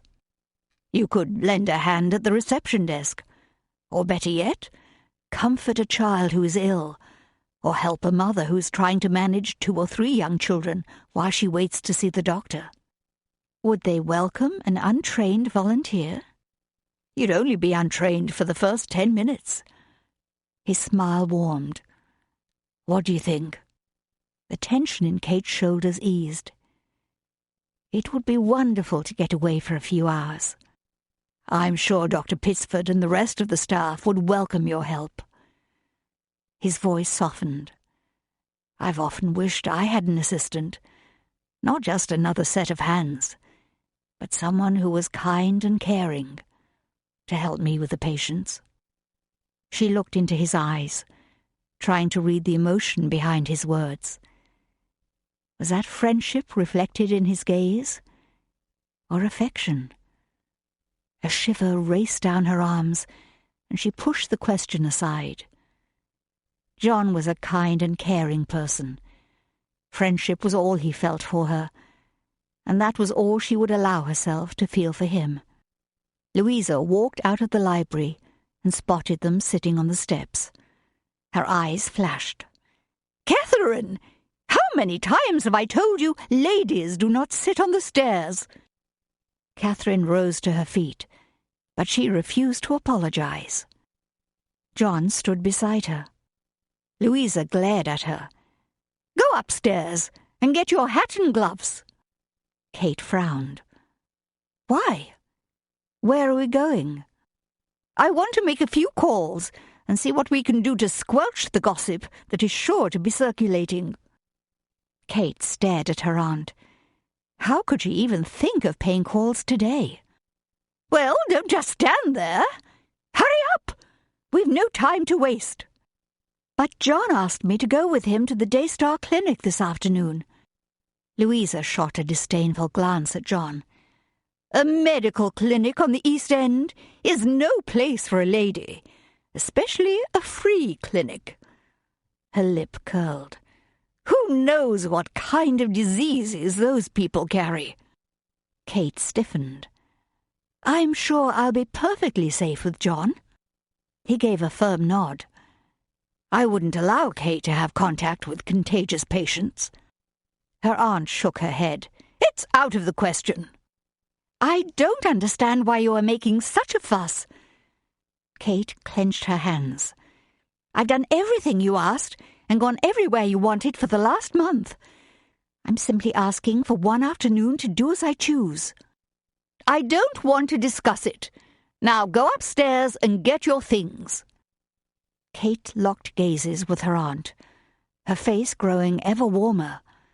She hated to admit it, but she could not win this battle, and continuing the argument in front of John would only cause everyone more embarrassment. She turned and stalked up the stairs, but as she passed the lower landing, she glanced back at John. He stood by the bottom step, his stance unyielding. When Kate reached the upper landing, she took one last look at John and her aunt. He remained where she had left him, facing Louisa like a silent sentinel. Her aunt lifted her chin. "Why are you still standing there? Do you have something to say?" "If I were not a gentleman, I would tell you exactly what I think of your overbearing manner toward Kate. But since I am, I will keep my opinion to myself." "Ha! A gentleman indeed!" Louisa lowered her voice. "I have seen the way you look at my niece." Kate froze, then leaned against the wall, just out of sight, and waited to hear what would be said next. "There was nothing I could do to prevent William from becoming engaged to your sister." Louisa's tone became harsh and cutting. "But I do not intend to stand by and let Catherine throw her life away on someone who would carry her off to India to suffer a martyr's death among the heathen." John huffed out a mocking laugh. "You think this is a laughing matter?" "No. It's just your perspective on missionary life is quite unusual." "You listen to me, young man." Louisa lowered her voice, but Kate could still hear her clearly. "You are not a suitable match for Catherine, and you will keep your distance. Do I make myself clear?" Kate held her breath, waiting for John's answer. "More than clear. But it's hard to believe you could be so presumptuous and cold-hearted." Louisa gasped. John's footsteps crossed the entrance hall. The front door opened, and then it banged closed. Kate's heart pounded as she slipped down the hall toward her room. Jonathan Foster was a brave man to stand up to her aunt like that. It made her admire him even more, and nothing her aunt said would change her opinion of him. Lydia snipped the white thread with her sewing scissors and chose a needle from the felt packet. She had only a short time before tea, but if she hurried, she might be able to repair the rip in Miss Catherine's petticoat before everyone else came up to join her in the servants' hall. She spread the lacy ruffle across her lap and examined the torn section. Miss Catherine had stepped on it while dancing last night. Miss Catherine had told her about the evening, while Lydia helped her undress before bed. Miss Catherine had danced with at least a dozen different partners, twice with Mr. Jonathan Foster, and 4 times with Mr. Edward Wellington, the future heir of some estate in Somerset. It all sounded wonderful. She was glad for Miss Catherine. She deserved some happiness after losing both her parents when she was so young. It wasn't always easy being her lady's maid. Miss Catherine knew what she wanted, and she spoke her mind. But she tried to help Lydia find her sister, and though nothing had come of their search, Lydia would always be grateful for that. The scent of bread baking drifted in from the kitchen, and Lydia's stomach grumbled. She shifted in her chair and focused on her sewing again. Thank goodness it was almost tea time. Patrick, the second footman, walked in and sat next to her at the long wooden table. "What's that you're working on?" "Never you mind, Patrick Sawyer." His eyes widened, and his face reddened as he glanced at the lacy garment. "Sorry, Lydia. I didn't mean anything improper." A smile tugged at the corners of her mouth. "I know you didn't. You're just too easy to tease." He smiled. "Say, I was wondering. I have my half-day tomorrow, and I thought I might do a bit of sightseeing. Maybe go to the park for a band concert." He shifted on the bench and glanced her way. "Would you like to come with me?" Lydia blinked and stared at him. "You and me? Go off on our own?" She shook her head. "I don't think Mrs. Adams would like that." Anne took a seat on the other side of Lydia. "You should go. This might be your last chance to get out and see the sights." "Oh, we've plenty of time." Lydia pulled the needle through the next stitch. Anne tipped her head. "That's not what I heard." Lydia looked up. "What do you mean?" "I think we may be headed back to Highland any day." Patrick frowned. "Where'd you hear such a thing?" Anne lowered her voice. "I just heard Lady Gatewood carrying on something awful. There's a scandal brewing, and she said it's going to ruin the family." Patrick leaned forward. "What kind of scandal?"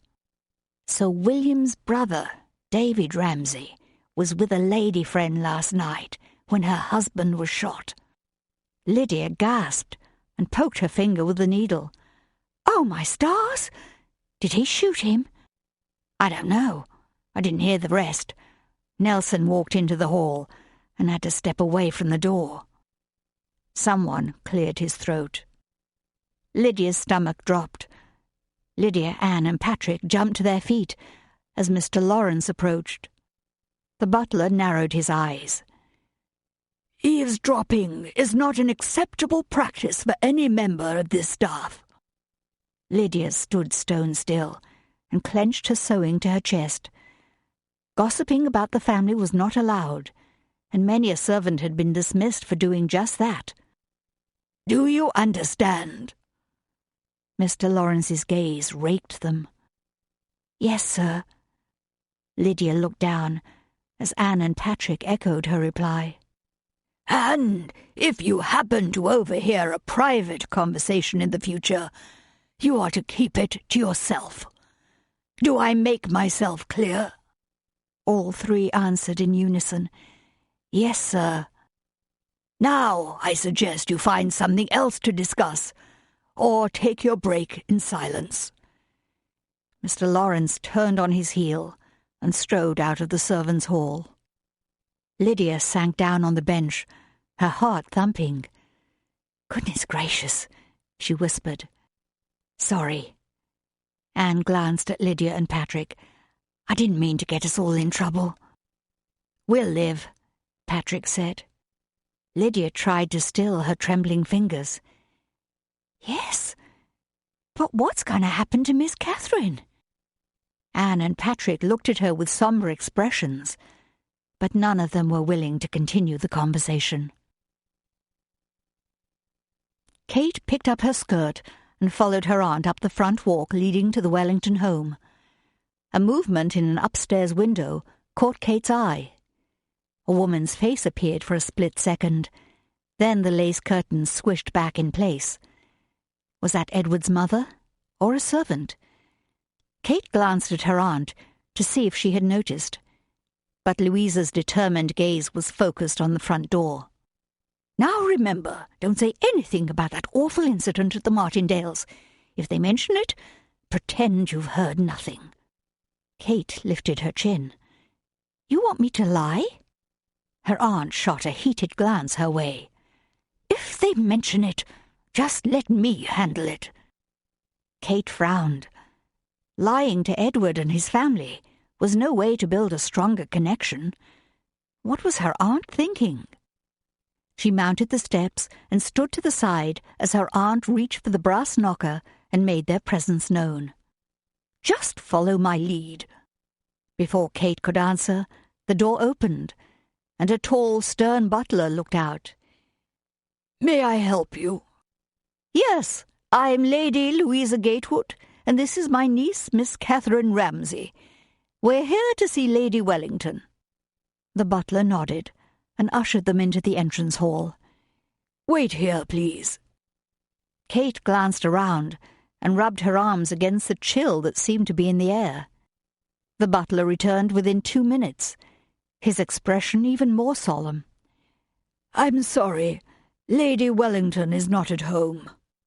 Louisa's nostrils flared. "Is Mr. Edward Wellington at home?" The butler glanced toward the doorway at the end of the hall, and back at her. "No, milady.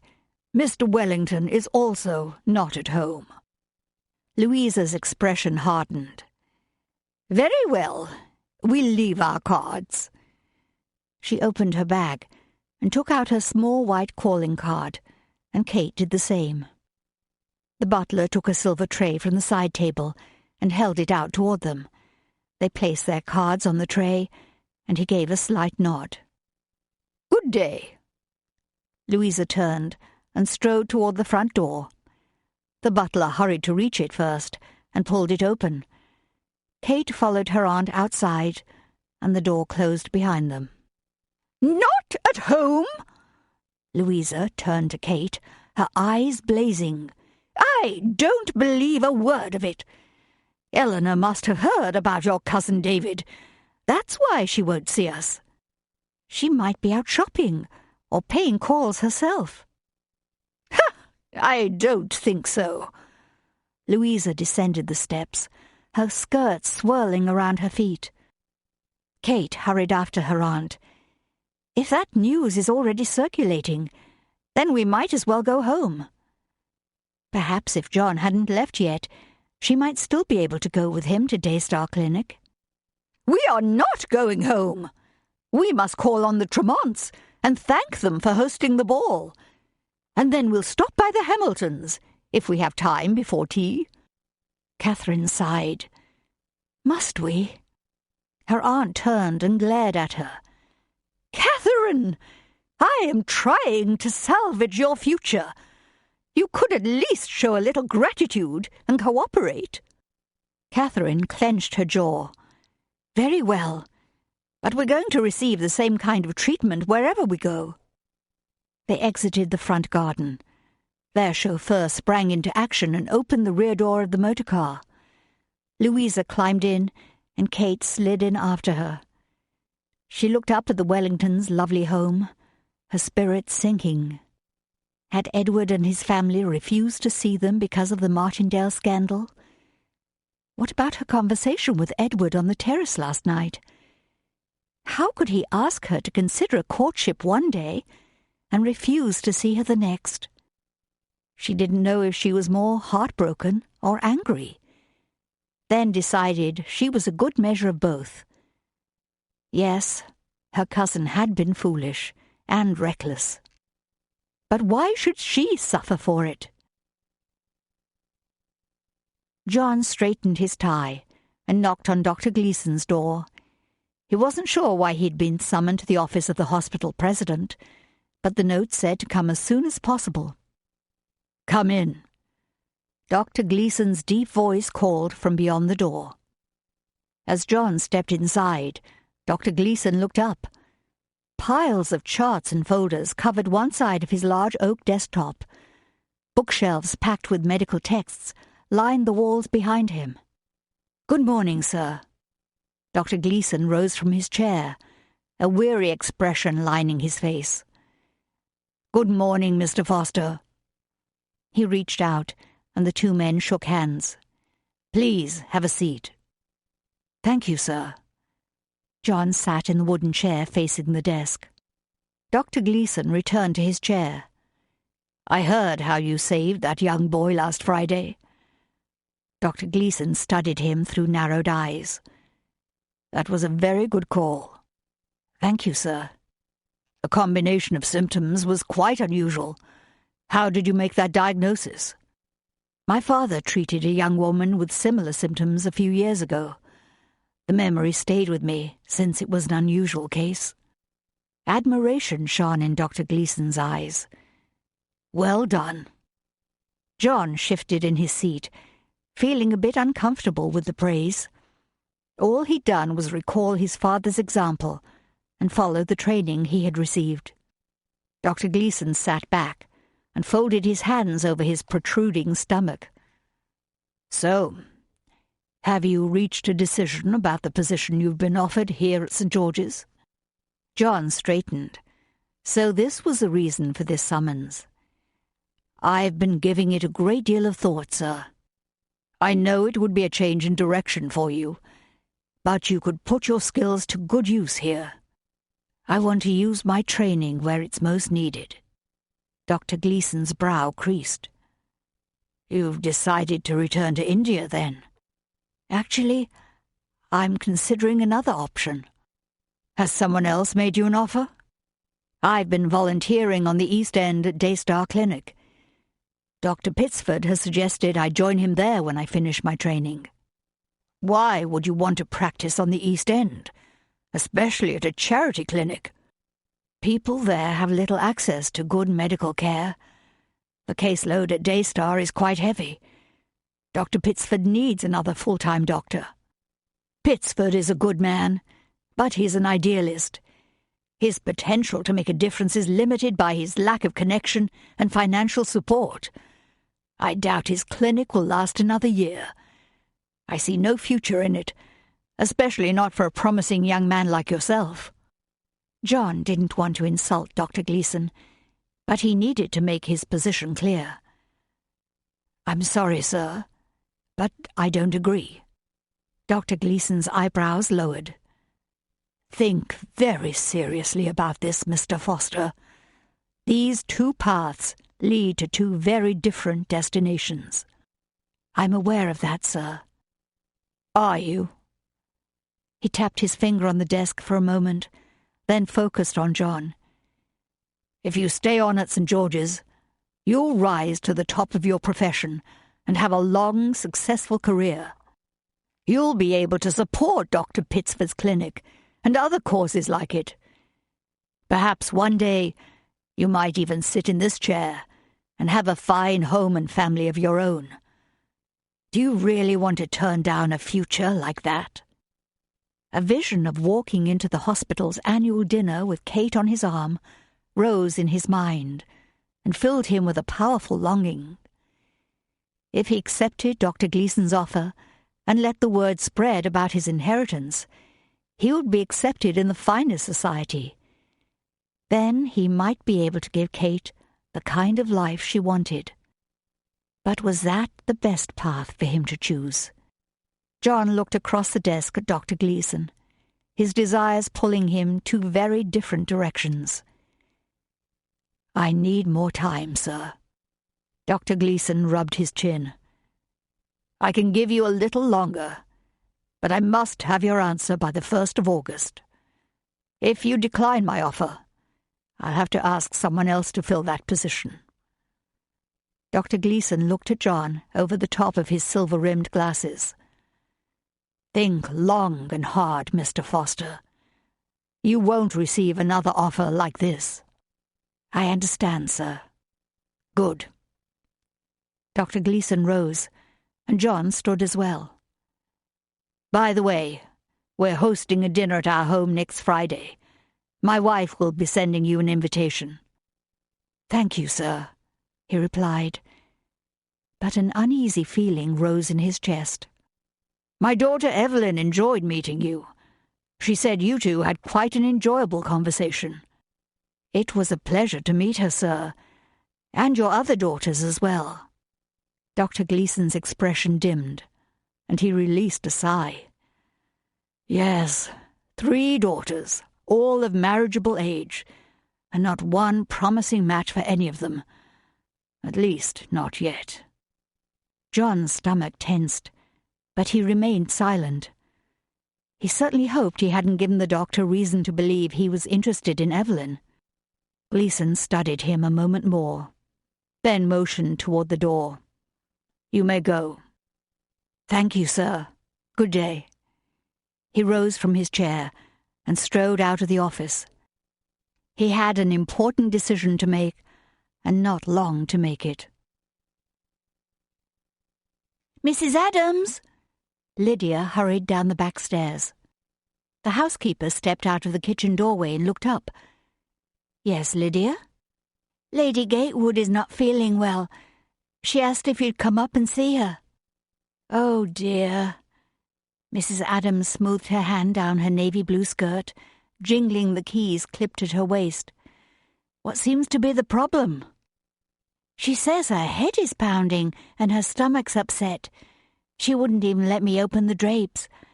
I asked if she wanted tea or something else, but... Lydia lifted her hands. There was no pleasing Lady Gatewood when she was feeling poorly. Very well, I best go up. Mrs. Adams turned toward the stairs, then looked back. There was a letter for you in the Morning Post. I left it on the side table in the servants' hall." Lydia's heart lifted. "Is it from my parents?" "I'm not sure, but you can take a moment to read it, if you like." "Thank you, ma'am." She hurried down the corridor and entered the servants' hall. Her fingers trembled as she scanned the writing on the envelope. It was not her mother's script, but her sister's flowing style. Her heart leaped. She dashed down the hall and out the back door, then tore the envelope open. "Dear Lydia, I saw my old neighbour. She said you came looking for me. I was so happy I cried when she gave me the card with your address. I thought everyone in the family must hate me for running off with Charlie Gibbons. I'm sorry for it now, but when I learned I was going to have a baby, I was afraid Father would be so angry he might kill Charlie. I thought going away was best for us all, but I'm not sure now. Charlie has a hard time finding work, and when he does, he spends most of what he makes at the pub, drinking away his troubles. He has a darker side I didn't see back at home, and when he drinks too much, it comes out and torments us. I'm afraid of what will happen when the baby comes. I haven't seen a doctor, so I'm not sure when it will be, but I think sometime in July. I wish I had someone to help me, but we keep to ourselves. I know you're busy with your job, but I hope you'll write. I miss you, and send my love. Helen." Lydia bit her lip and stared across the courtyard. Helen needed her, and somehow she must find a way to help.